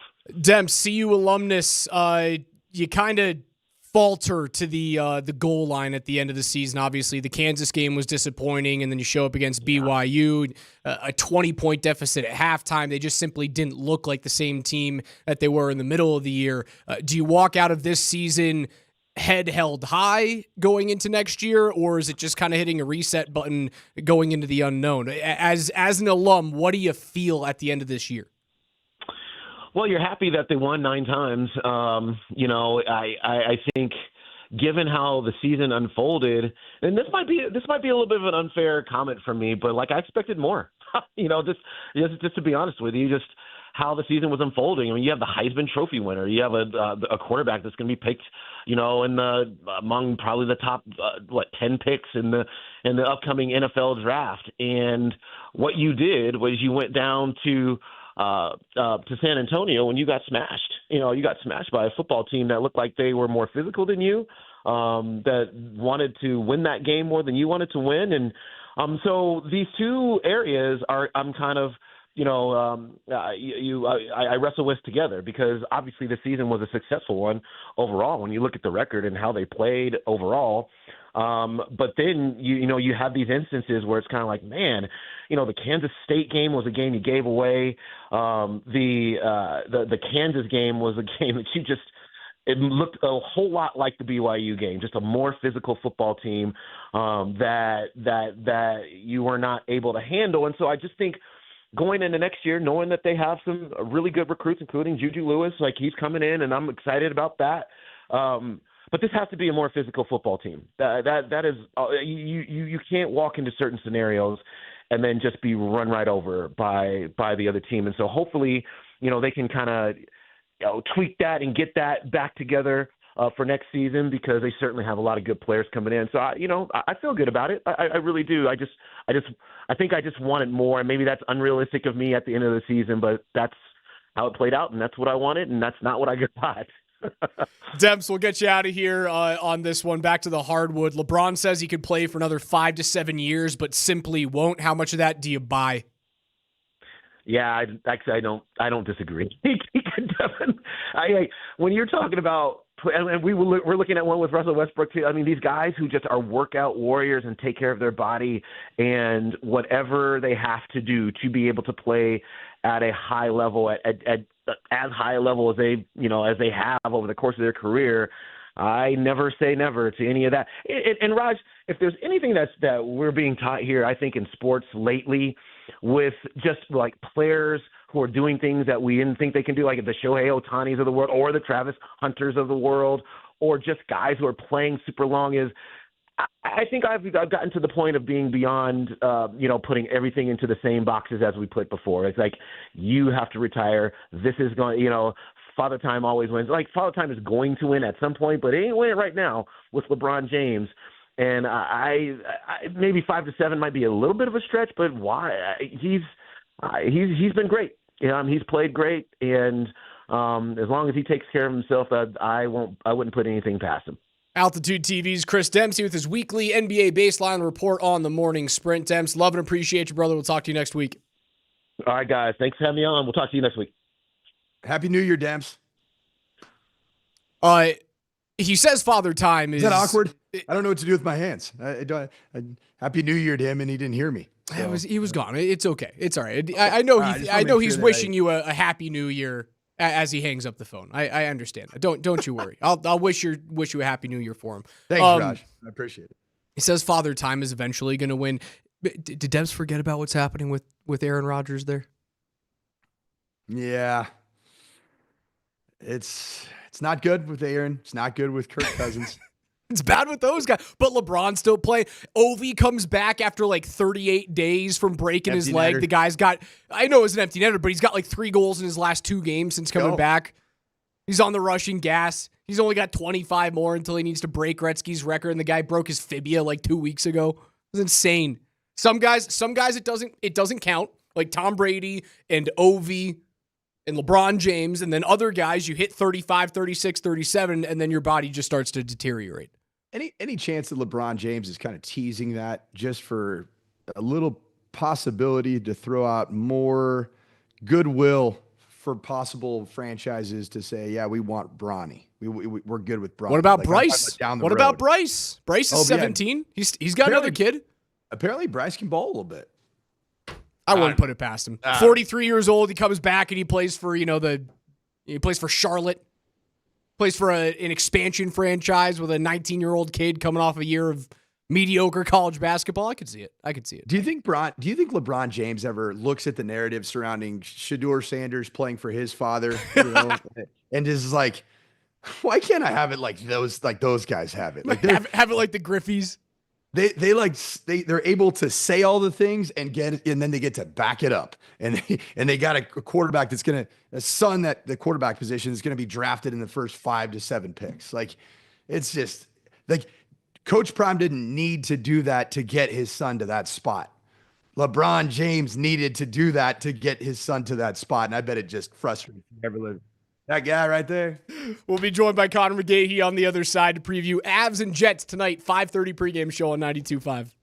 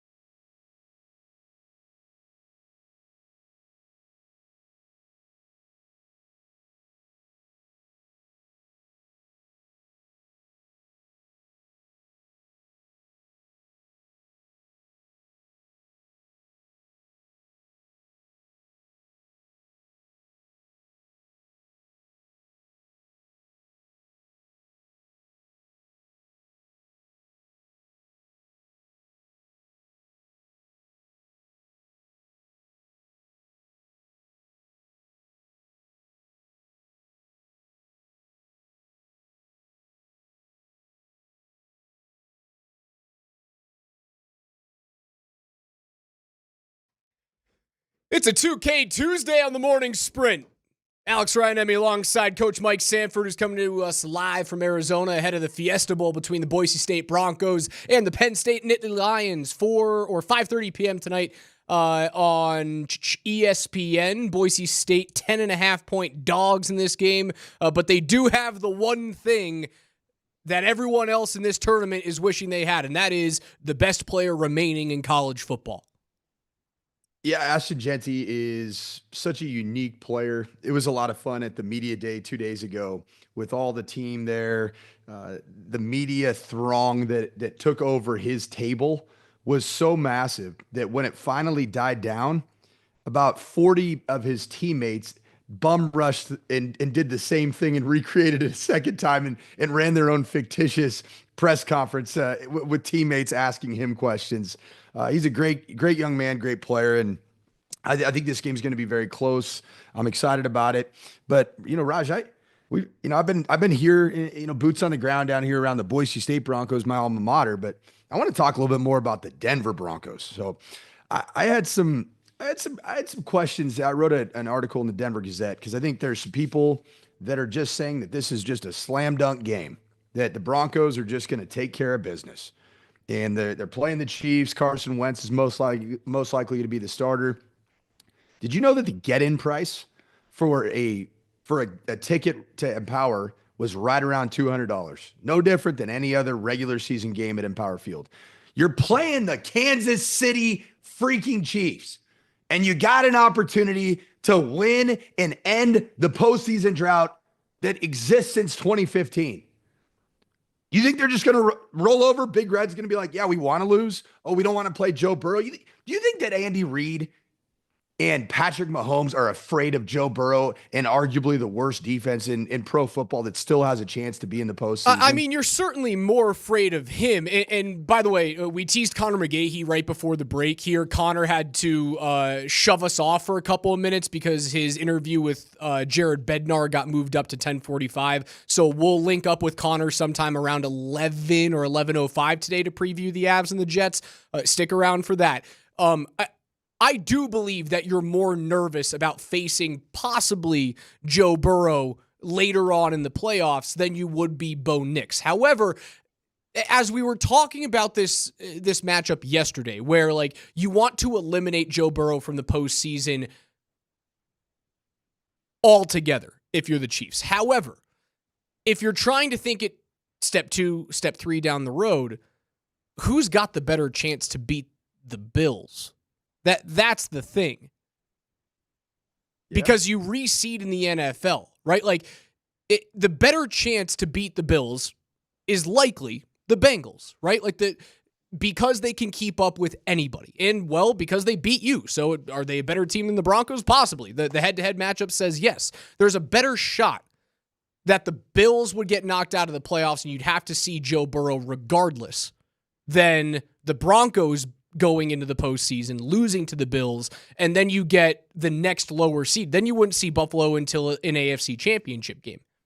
So there is a scenario here where it behooves the Chiefs to win this game and the Broncos to be knocked out, because then you possibly take out the Bills down the road.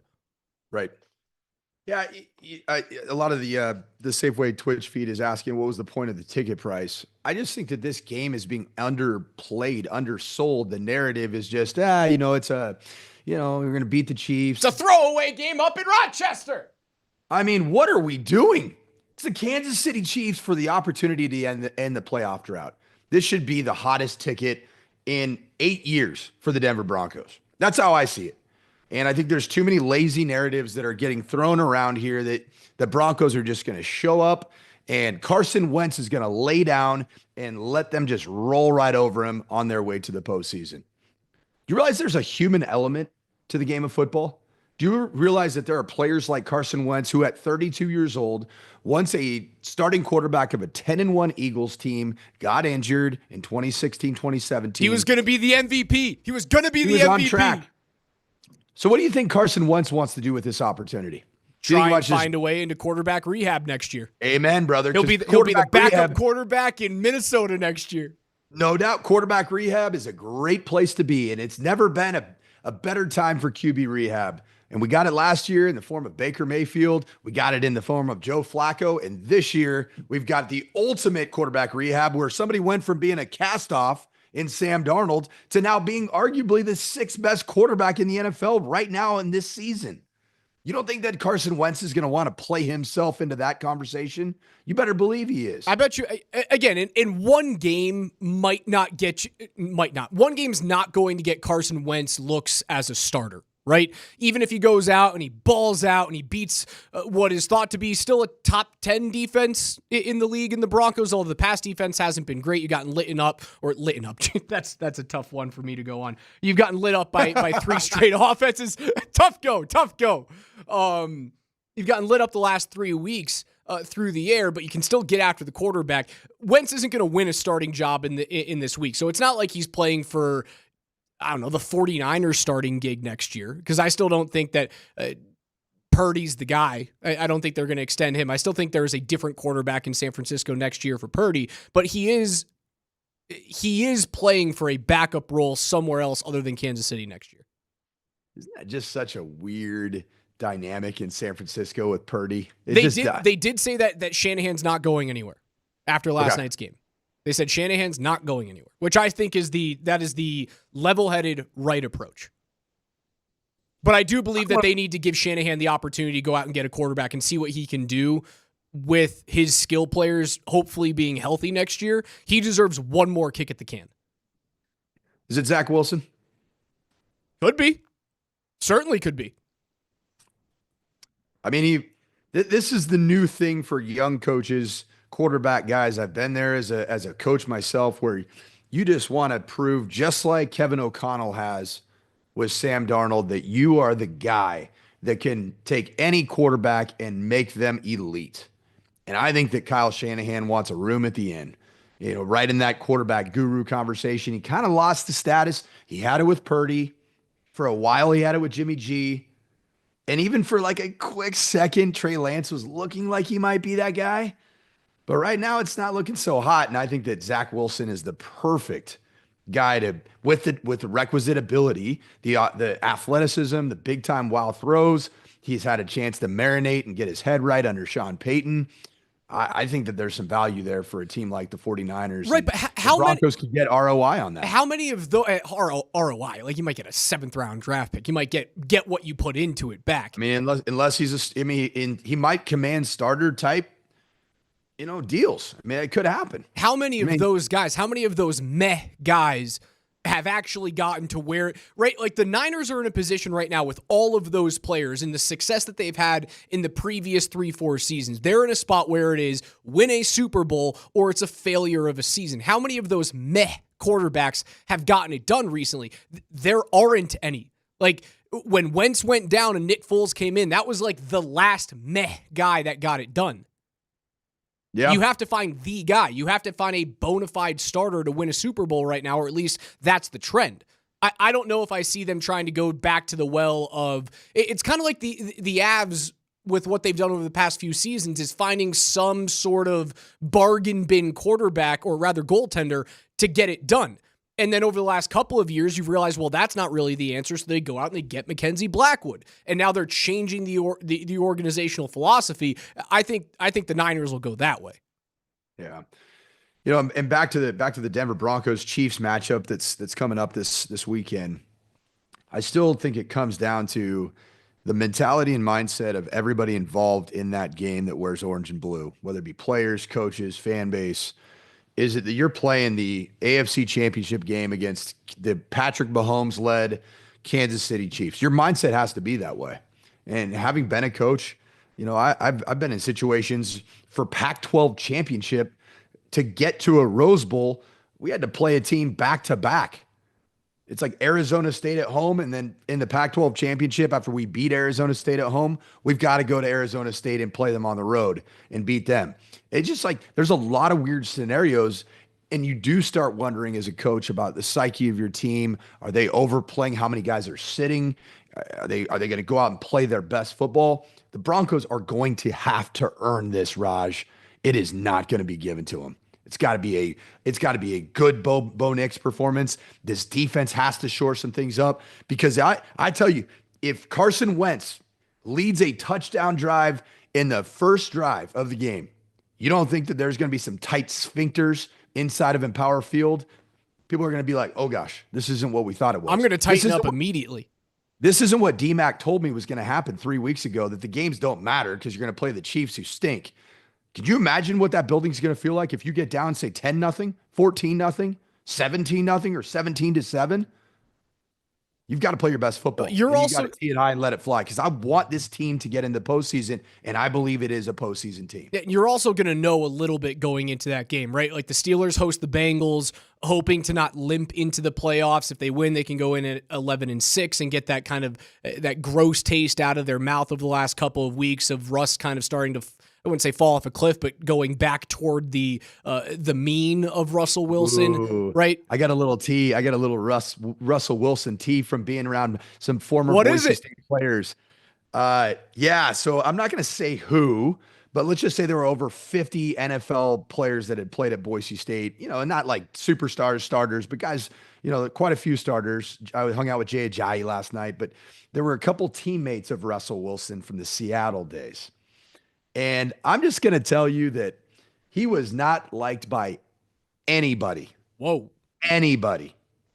Not respected. He didn't know his blitz checks. He'd show up and he was always shifting the blame or just change. If he didn't know the answer to something, which was pretty consistent when they had their blitz checks and they went through their Friday script of blitz review, he would blame somebody else, or he'd just change the entire conversation in a meeting room environment.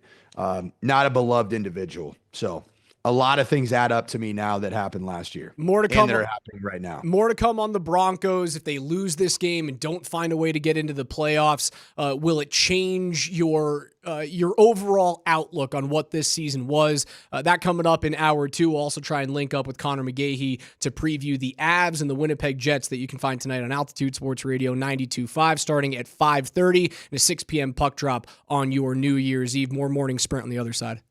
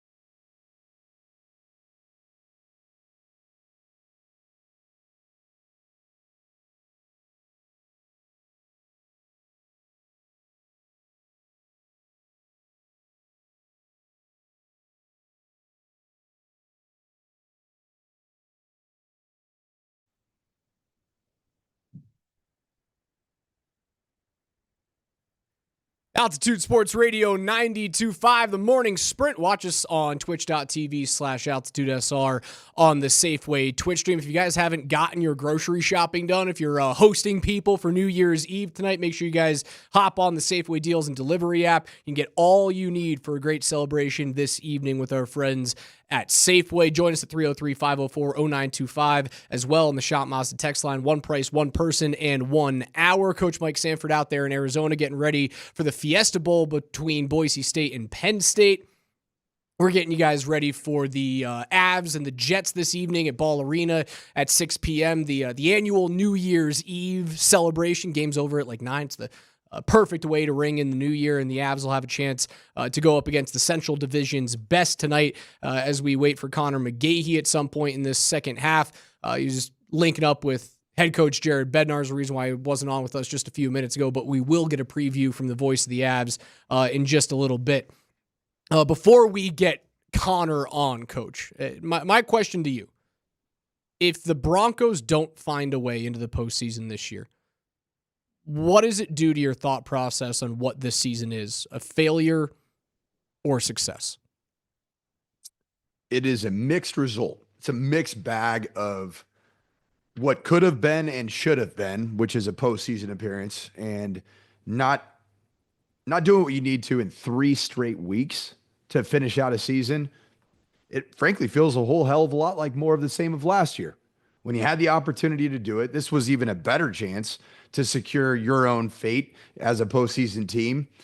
And if it does happen, I think some questions need to be answered. And I think one of them is does Sean Payton go into next season with its playoffs or bust? If you don't make it this year, is next year become a playoffs or bust type of a year? Without a doubt, I think it's a playoff or bust kind of year if you don't make it this season because of the steps that Bo Nix has taken this season. You know you've got your quarterback there, and Connor McGahey's going to be there on Sunday, 2:25 kick between the Broncos and the Chiefs, so be there on PA. And Connor, before we get into the Avs tonight, I got to know, if the Broncos don't make the playoffs, is it a success or a failure of a year? I still think it's a success because we all need to start writing down what we talked about back in July and August. You know, like, well, if they get to 6 or 7 wins, we're going to be happy, right? And I'm not sure anybody was talking about playoffs in July. Maybe some people were, but majority of us were having the conversation of, hey, if we, able to win a couple division games and, get to lucky number 7, then we're going to be in good shape and see some good things from Bo Nix. Both played great, I think, maybe above expectations for a lot of people. And now you have a chance to I saw a hilarious meme. It was McMahon in the chair where it said, 1, make the playoffs. 2, make the playoffs at home. 3, make the playoffs at home versus the Chiefs. 4, make the playoffs at home versus the Chiefs in the throwback uniforms. And he's got the laser eyes going to him. So you have an opportunity to do that. Even if they don't make it in, I still think the year's a success.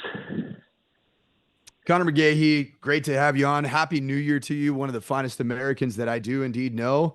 Hey, God bless you, Mike Sanford, and God bless America.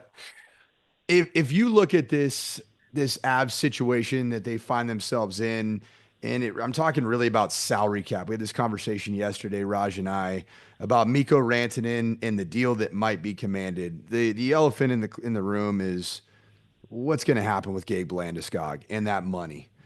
Where do you think this thing is headed as it relates to, say, the Mikko Rantanen discussion and him going forward, and/or is there any insight that you can glean from being around the team that gives you some type of feel one way or the other on Gabe Landeskog?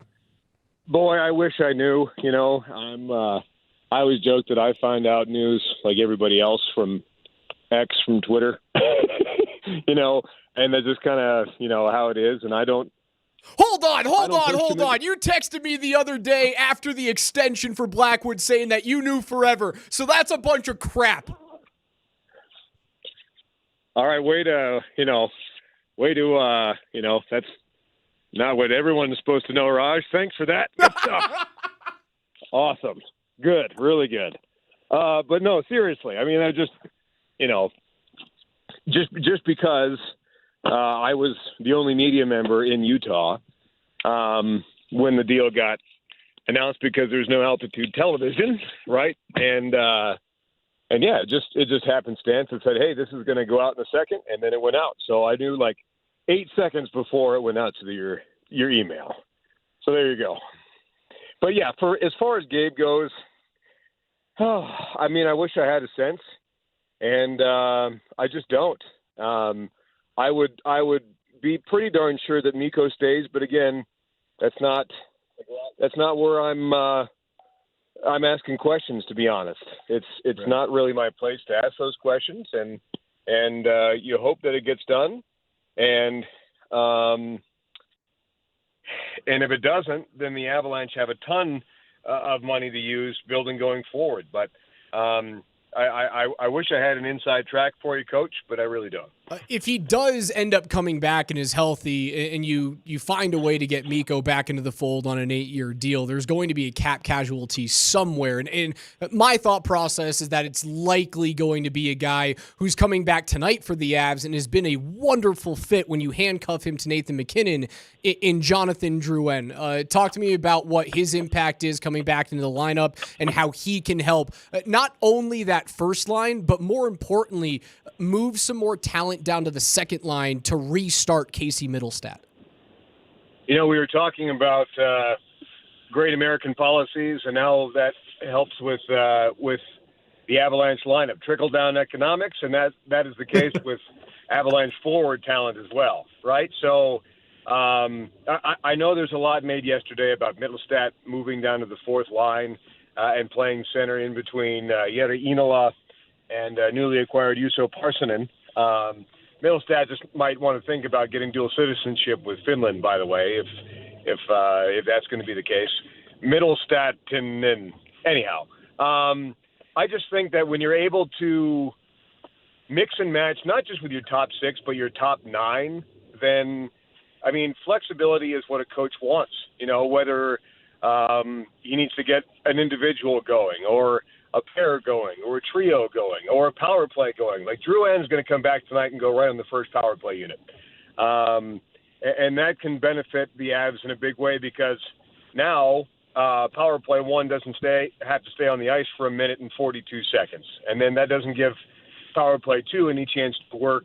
That helps with production. It helps with rest.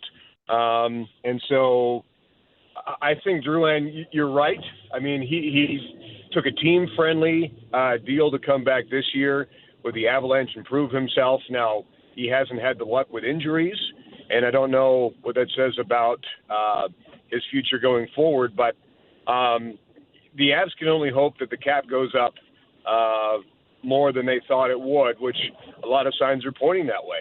And could you make it work? Yes. The other thing we have to think about is that in 2 years' time, Cale Makar needs a new deal. And you move heaven and earth, the moon and the stars, to re-sign Cale Makar to whatever he wants. And that's just what you have to plan on. Connor McGahey on an absolute heater today of humor. The Finnish Casey Middlestatinen was elite, like chef's kiss, as good as it gets. And also very self-deprecating about his information gathering with the Avs, and he knows nothing that you basically, you and I know. Sergeant Schultz. I know nothing, Coach. Oh yeah, you would. Yeah, I'll start breaking Avs news for you here from Phoenix, Arizona, ahead of the Fiesta Bowl. That'll be a great one. Perfect. But hey, I do know you've had the opportunity to be around the club and be around, I think even a road trip. You do travel with the team, am I right? Or do they make you take Frontier there and they're traveling? No, I'm lucky enough to travel with the team. Yes. Okay. So you might actually know some things every once. Anyway, but as it relates to Mackenzie Blackwood, it seems like this has been a great addition culturally, in the locker room, the feel, the vibes. Give us maybe some anecdotal information that you've been able to glean about just what he is and what he brings to the table for this Avs franchise. Well, I think in just simple terms, he's a dude's dude, which is nice. He is down to earth, is very low key. He was talking with D-Mac and Tyler yesterday about his mask, for example. Some goalies are very particular about what goes where and this gear and that gear. And he goes, I'm not really particular about my gear at all. So I knew that the guy paying the mask does a great job. So I said, hey, put on there whatever you want. Just make it look cool, and we're good. And I think that sort of attitude transfers around you. And it helps that, you have north of a .930 save percentage with your new team. So to have that attitude and let pucks in and have an .898 or .892 save percentage is one thing, but to be a top 5 goaltender in save percentage in the National Hockey League and have that attitude is nothing but good. And Scott Wedgwood is in the same boat. The lumberyard is nothing but good attitude for everybody in front. And as Bill Murray said, the more relaxed you are, the better you are at everything. And so I think skill combined with attitude has benefited, obviously, the Avalanche's goaltending situation and therefore the Colorado Avalanche. So Blackwood is he's easy going. Him and Scott are easy to talk to, even on days where they're starting in the locker room after pregame skate. They'll actually talk to people. There's a lot of goaltenders in the National Hockey League that if they're starting that night, you can't name zip code that they're in. So that shows that, they're not in their heads too much and that it's just another day going to the office for them. And like I said, that benefits everybody around them.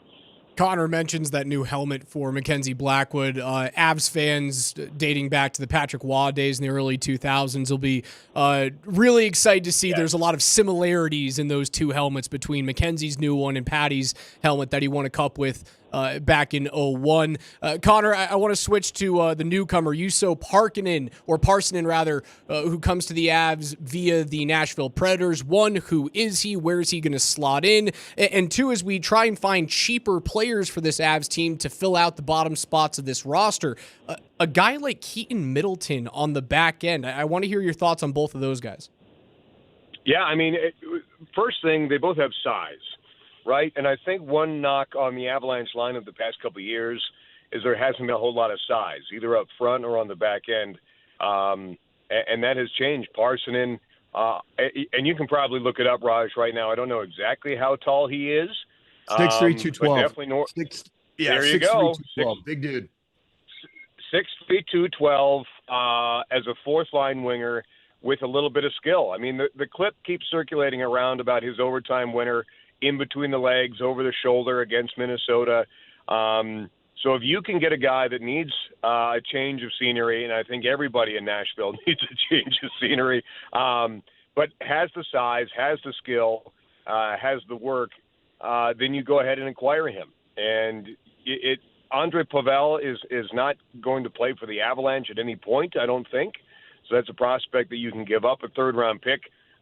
Is fine for me for a guy that has NHL experience that can play now, can contribute and not be a liability. And they're looking for more offense out of the bottom six, and I think they're going to get that with Parssinen, despite the fact that he's gone through stretches where he hasn't been able to score. But like I said, the lineup in Nashville is kind of a mess. And then the same thing with Keaton Middleton.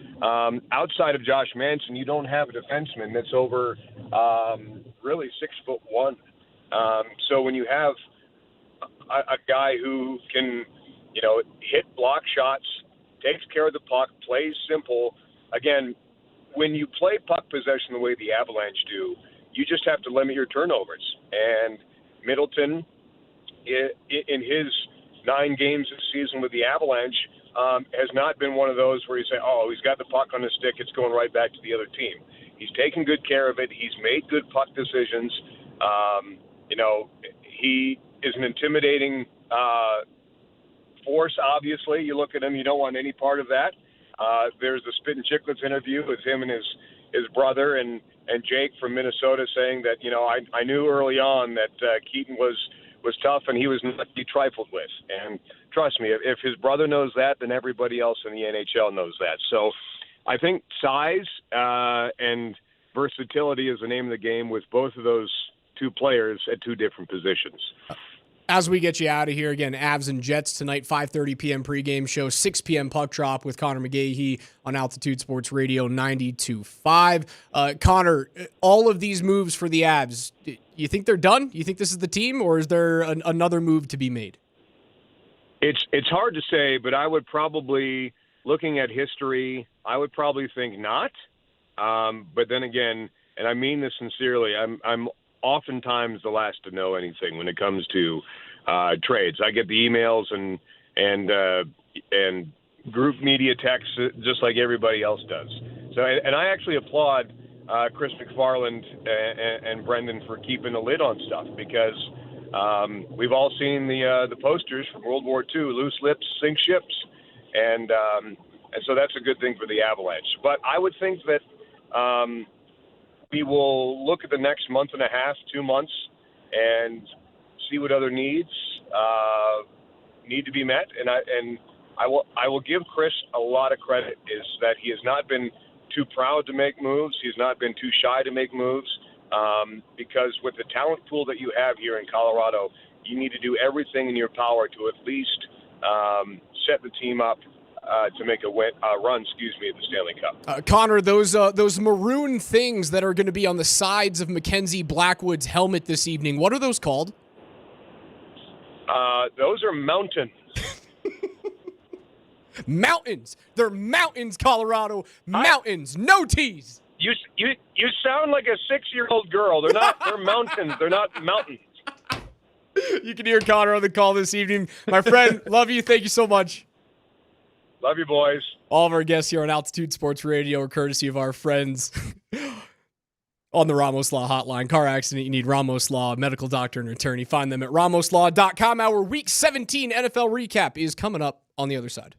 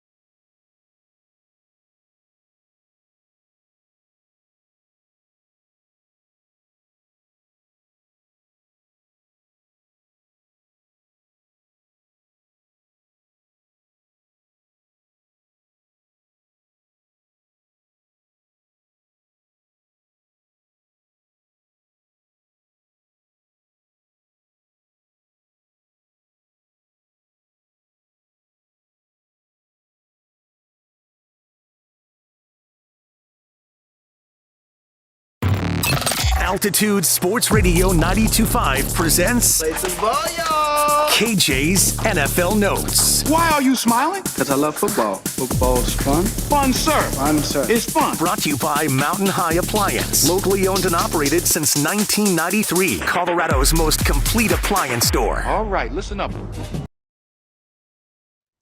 Every day here on the Morning Sprint with Coach Sanford and Raj, we go through the biggest stories in the NFL with KJ's NFL Notes. And on Tuesdays, we recap the NFL week that was, and that was Week 17. Heading into the final week, Broncos win and they get in. They can lose and also get some help, but hopefully they can beat the backup-laden Kansas City Chiefs coming up on Sunday. We'll start with last night's game on Monday night. It meant nothing for the Lions to get their 14th win of the season, but they did it in spectacular fashion with a hook and ladder. Third down and 12.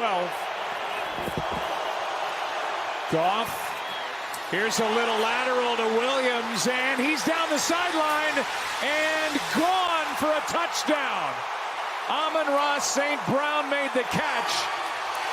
He's done this before this year, Amon-Ra St. Brown, and this time the lateral for the touchdown, and Ben Johnson loving every second of it. 40-34 is the final, and it fits on a Boise State Fiesta Bowl day. We get walked into it by a hook and ladder play. Oh, and you don't think that people here in the Valley of the Sun that have descended upon this place wearing blue and orange aren't talking about on the eve of the Fiesta Bowl, here it comes again, the Detroit Lions. We're going to see trick plays and the Statue of Liberty. I just love what Ben Johnson's doing offensively, in whether it's a trick play or just his normal offensive structure. The guy he's doing phenomenal work, and I love that here we are in Week 17, and he's still just going to the well. He's going to the bag of tricks against the 49ers, who are all but they are eliminated and have been for over a week. So Ben Johnson's a real one. Yeah, he had a little reverse play where they faked something to Penei Sewell. Like, Sewell was going to be the guy who got the ball and ended up just being like a halfback gut play. The Lions are going to be fun to watch, right? That defense is absolutely decimated right now, but the offense can do whatever they want. Jahmyr Gibbs, 18 carries, 117 yards, 300 yards through the air for Jared Goff. I still think that the Lions and the Bills is a wonderful Super Bowl that we should all be rooting for if the Broncos don't find a way to make a Cinderella story happen. The Commanders improved to 11-5. They punched their ticket to the NFC playoffs thanks to Jaden Daniels' 3 touchdowns and this dart in overtime. Jaden Daniels, end zone. It is caught for the touchdown. Zach Ertz takes Washington into the playoffs.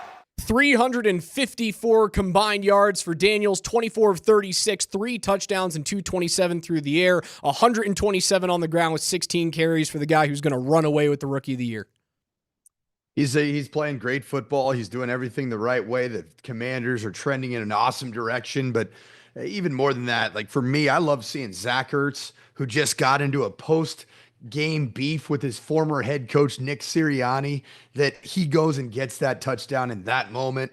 And I just love that he's laughing all the way to the postseason. And I'd love to see an Eagles Commanders matchup somehow, some way in the postseason. Vikings get a 27-25 victory over the Packers despite 377 yards and 3 touchdowns, or not despite, thanks to 377 yards and 3 TDs from Sam Darnold. In that game, 14-2 against 14-2 in the final game of the regular season on Sunday night. The Vikings and the Lions, can't wait for that one. We've been waiting for the Vikings to turn into a pumpkin. It just hasn't happened. Doesn't look like it's going to happen. I watched that game against the Packers. The thing that just keeps on coming in time and time again is the pressure packages and the blitz and overall pressure that is put on quarterbacks by Brian Flores and this Vikings defense. I think they could make some noise in the postseason. Sam Darnold's comfortable. He's confident. And this is a team that's pretty dang good, not to mention with Justin Jefferson and Aaron Jones. Be like, watch out for those Vikings, because I know this, the Packers, they can't get over the hump of the Vikings or the Lions, at least in the regular season. The Dolphins stay alive with a 20-3 victory in Week 17 over the Browns. They'll take on the Jets on Sunday on the road at 2:25 p.m., needing a win to stay alive and also needing the Broncos to fall to the Chiefs. Tyler Huntley, efficient, 22 of 26 in that game. We were told that we don't know whether or not Tua is going to play in this final week, although Huntley looked just fine. Yeah, Tyler Huntley, the old Utah Ute quarterback, stepped in admirably. I don't think the Dolphins are a real contender. I really believe this thing's going to come down to the Broncos win or tie against the Chiefs. If they don't do that, it's going to be the Bengals. I just feel that way. And that's the team that would deserve to be in. The Buccaneers hammer the Panthers 48-14 thanks to a blocked punt and a touchdown. And Hacker has it blocked. Tampa Bay's got it. Scoop and score. J.J. Russell. Buccaneers doing it from all angles. Block punt TD goes alongside 360 yards, 5 touchdowns, and 113 on the ground for Bucky Irving. The Bucs can clinch the NFC South with a win or a Falcons loss coming up this weekend. It's going to come down to the final week, and I think it's a win-win for me. As somebody who loves both Baker Mayfield and Michael Penix Jr., I still want to see as many young rookie quarterbacks in this postseason. So I'm hoping for a Michael Penix Jr. Great performance here in the final week, and I think it does require a Bucs loss for them to get in. Yep. Okay. It's pretty much the same thing. Bucs lose and Atlanta gets in if they win, and then if the Bucs win or if the Falcons lose, Tampa Bay would get in. So Tampa's got technically the easier route, but it's essentially they both win. What happens? If they both get in, Tampa Bay gets in. That's what I thought. Yeah. Falcons can clinch the NFC South with a win and a Tampa Bay loss. They would get the 4 seed. They'd either see Minnesota or Detroit, depending on what happens on Sunday night. 167 yards on the ground on 31 carries for Saquon Barkley. Gets the Eagles to a 41-7 victory over the Cowboys. The Eagles are NFC East champs. They're locked in at the number 2 seed. They'll host either Washington or Green Bay in their first round matchup. Are we going to get Saquon? Is he going to play in this final game to see if he can break the record? A lot of conversation about it. That was a turn on this morning. First take was on, and it was it felt like the entire show was on the discussion. Should Saquon Barkley go after Eric Dickerson's record that's stood for 40 years? It's 1984, I think was his number. I think you go for it. I do. I think you go for it. And apparently, from what I was able to glean from the content on ESPN, it sounds like the offensive line group wants him to go for it, and they want it to be a moment that they can share because they paved the way for what has been a really, really unbelievable ground attack all the way from Saquon Barkley to the offensive line and the tight ends. I'd love to see it. And if there's a team you can do it against, it's the Giants, who they play in the final game of the season. Speaking of those Giants, 45-33 over the Colts. An unbelievable game from former Bronco Drew Lock in this one. The Giants get their 3rd win of the season as he puts the backpack on and screws the New York fan base out of the first pick. Moving on, the Raiders get a 25-10 win. All right, cool. I thought there was going to be a sounder from Drew Lock, but it was big perfect. All right. It was the perfectly applied, just awkward silence. Yeah, cool, Drew. Nice job, Drew Lock. Yeah, Finally, you're no longer here, Drew. Good.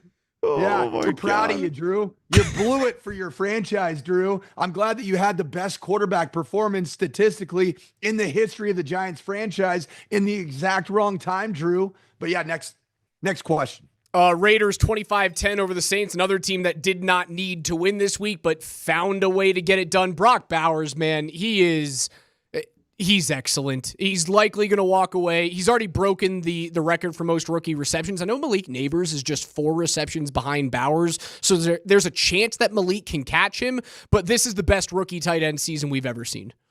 It's unbelievable, and it's coming up upon the best tight end season that we've ever seen, and he's just getting started, and he doesn't have a freaking quarterback.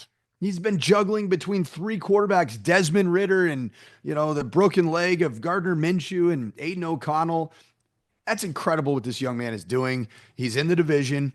And then, in my opinion, Broncos fans need to hold on to their tails to see what quarterback ends up at the Raiders. Because if it's Shador, I don't know. The Bills got out to a 40-0 lead on the New York Jets, which led Aaron Rodgers to be like, yeah, I don't need to play football anymore for either this team or any team in the NFL. The final is 40-14. Josh Allen, 2 touchdowns through the air, 1 on the ground. My question to you going into the final week of the season, is Josh Allen still the MVP, or has Lamar done enough to take that away? I think it's going to be Josh Allen.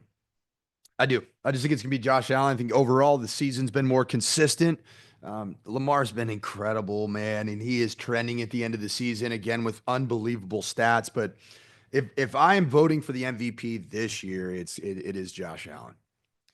This game came on Saturday, 13-9, the win for the Rams over the Cardinals. They clinched the NFC West thanks to a last-second touchdown by Ahkello Witherspoon. Murray from midfield pirouettes. All kinds of time for the end zone. Intercepted. Picked off by Cameron Kitchens. Another rookie coming up big for the Rams defense.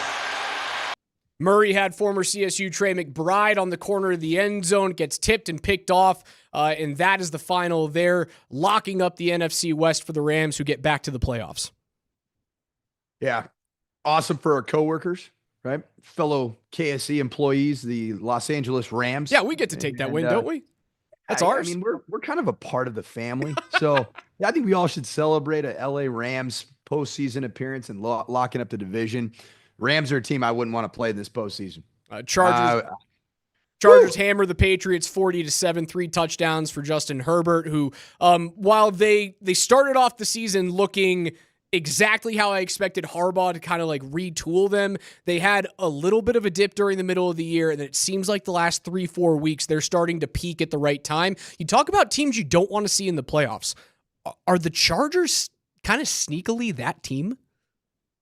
They sure as heck might be, and I think it's a combination of the physical mindset of Jim Harbaugh, and then what Justin Herbert's proved to be, under Jim Harbaugh, and a commitment to the run game. And the defense is playing top 3 level fairly consistently this year.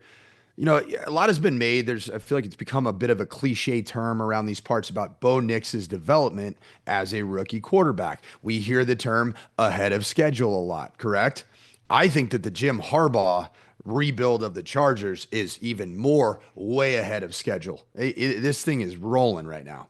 Jim's brother John gets a 31-2 win over the Texans. That was on Christmas Day on Wednesday. A couple of snooze fest games between the Ravens and Texans, and the Chiefs hammering the Steelers 29-10. Although, good result for Broncos fans, as it seems as though Andy Reid's not going to be playing much of his, or many of his starters, especially Patrick Mahomes, going to be sitting for that one, as they'll expect to see Carson Wentz. Another snooze fest, 6-3 was the final on the 26th between the Seahawks and the Bears. Bears have lost now 10 straight after starting the season at 4-2. The Ravens can clinch the AFC North with a win or a Steelers loss to the Bengals. That's how the AFC North will pan out. On the other side, I want to get back into it. If the Broncos fail to make the playoffs, if the worst thing that could possibly happen, losing 3 straight games, and the Bengals get in or the Dolphins get in, is it a failure of a season, or is it still looked at as a success? We'll get into that, and then we'll pick our winners for the college football playoff quarterfinal games. That coming up on the other side with Coach Mike Sanford and Alex Ryanemi on the Morning Sprint.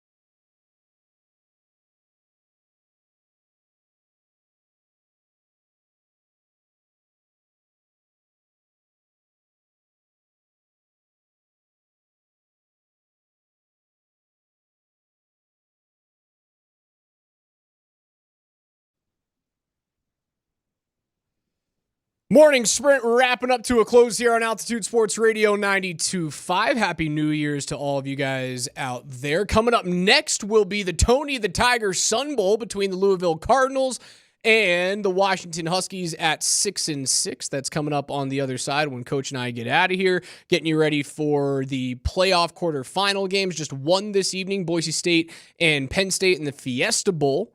We'll get you guys some picks here coming up in a few minutes. But, Coach, I want to go back to worst-case scenario for the Broncos. They lose, let's say the Bengals, the Finns get into the playoffs, and unfortunately, you stumble to the end and you don't make the playoffs. In a season where, at the beginning of the year, there weren't many people that were expecting the Broncos to be a playoff team, maybe contending for, but not expecting them to be in that tournament. I was certainly one of those people.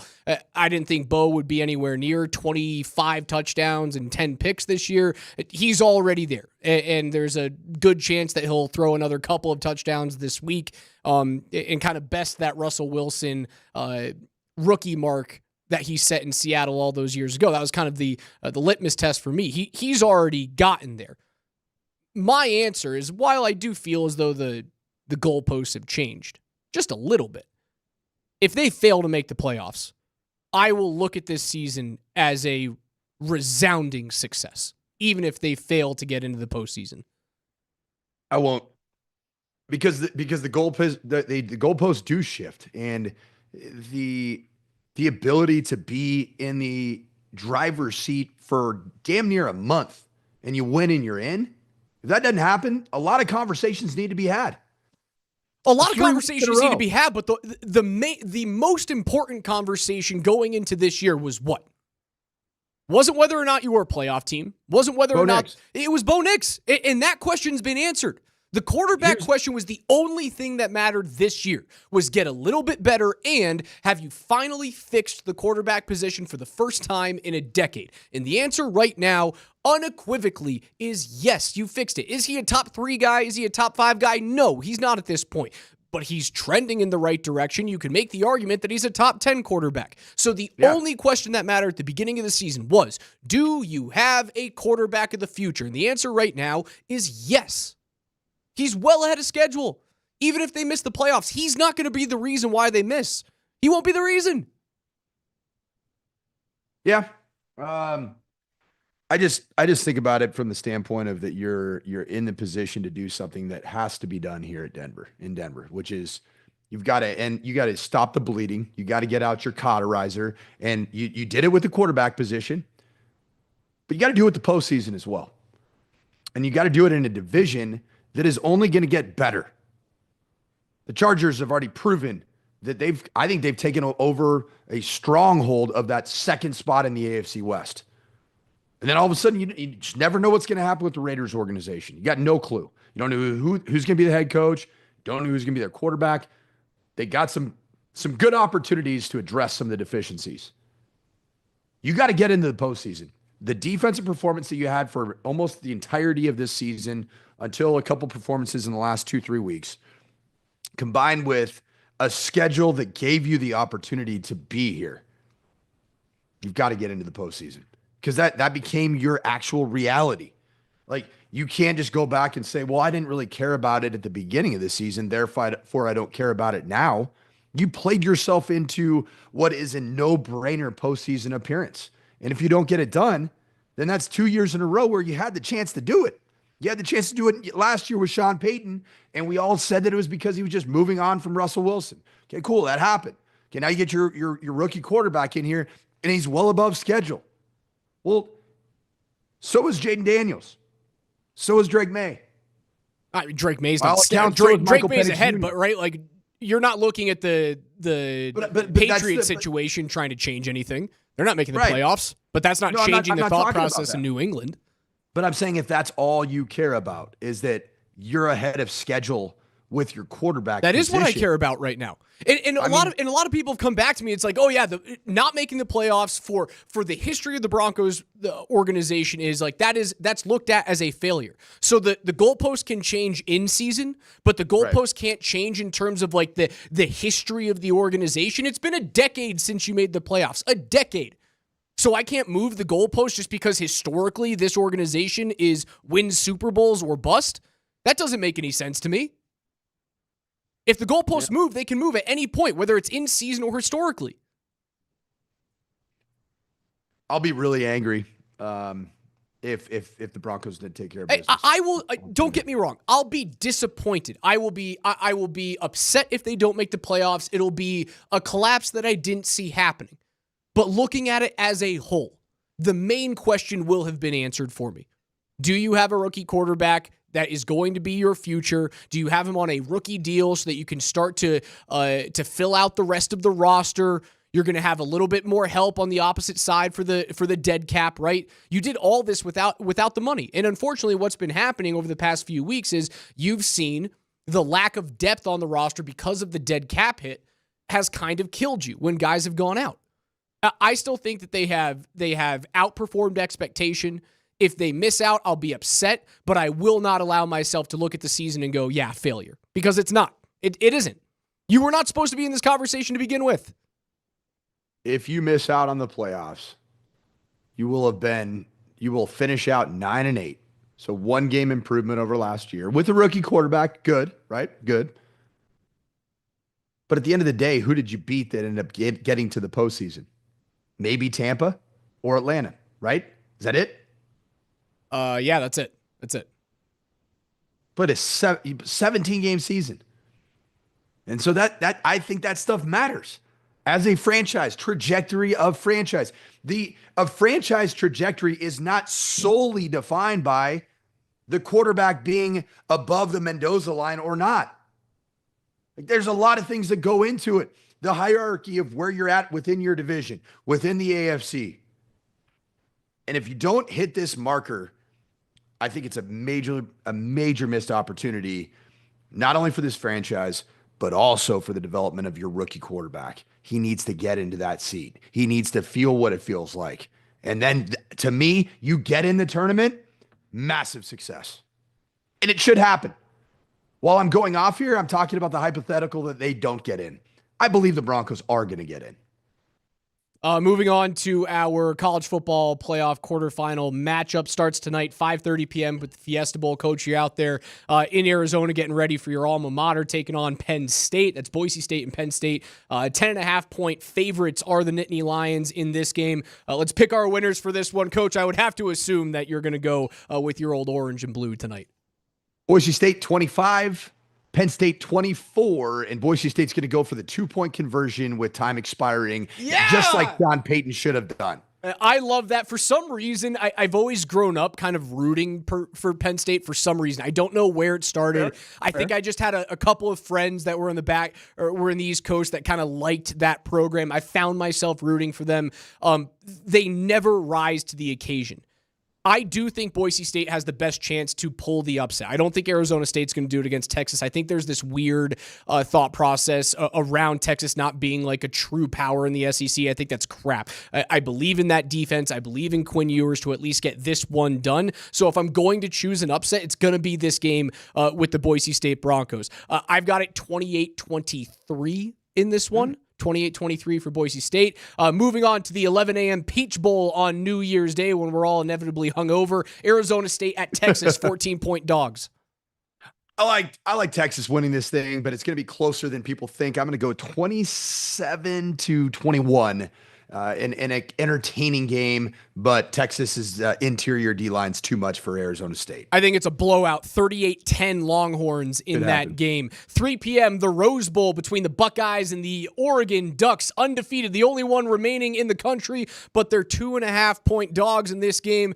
Give me the Ducks in a shootout, an absolute shootout in this one. I like Oregon 45-42. I like the exact opposite. I think Ohio State is going to end up winning in a shootout and more along the lines of a 38-35 Ohio State victory, and Ohio State ends up winning the national championship. And finally, a team that you used to coach for, the Golden Domers, 1.5-point dogs against the number 2 dogs, the Georgia Bulldogs, playing with a backup quarterback. Who you got? I got Gunnar Stockton and the Georgia Bulldogs. A legend is born. Gunnar Stockton with the win. I think Georgia gets it done too. I think it's a close game, a one-score game between Georgia and Notre Dame on New Year's Day, 6:45 p.m. on ESPN is the Sugar Bowl, and that'll do it for us today. For Coach Mike Sanford, for KJ Granderson behind the glass, my name is Alex Ryan Nemi. We'll talk to you guys in just a couple of days' time. Coming up on the other side, it's the 8-4 Louisville Cardinals against the 6-6 Washington Huskies in the Tony the Tiger Sun Bowl. Happy New Year! Happy New Year!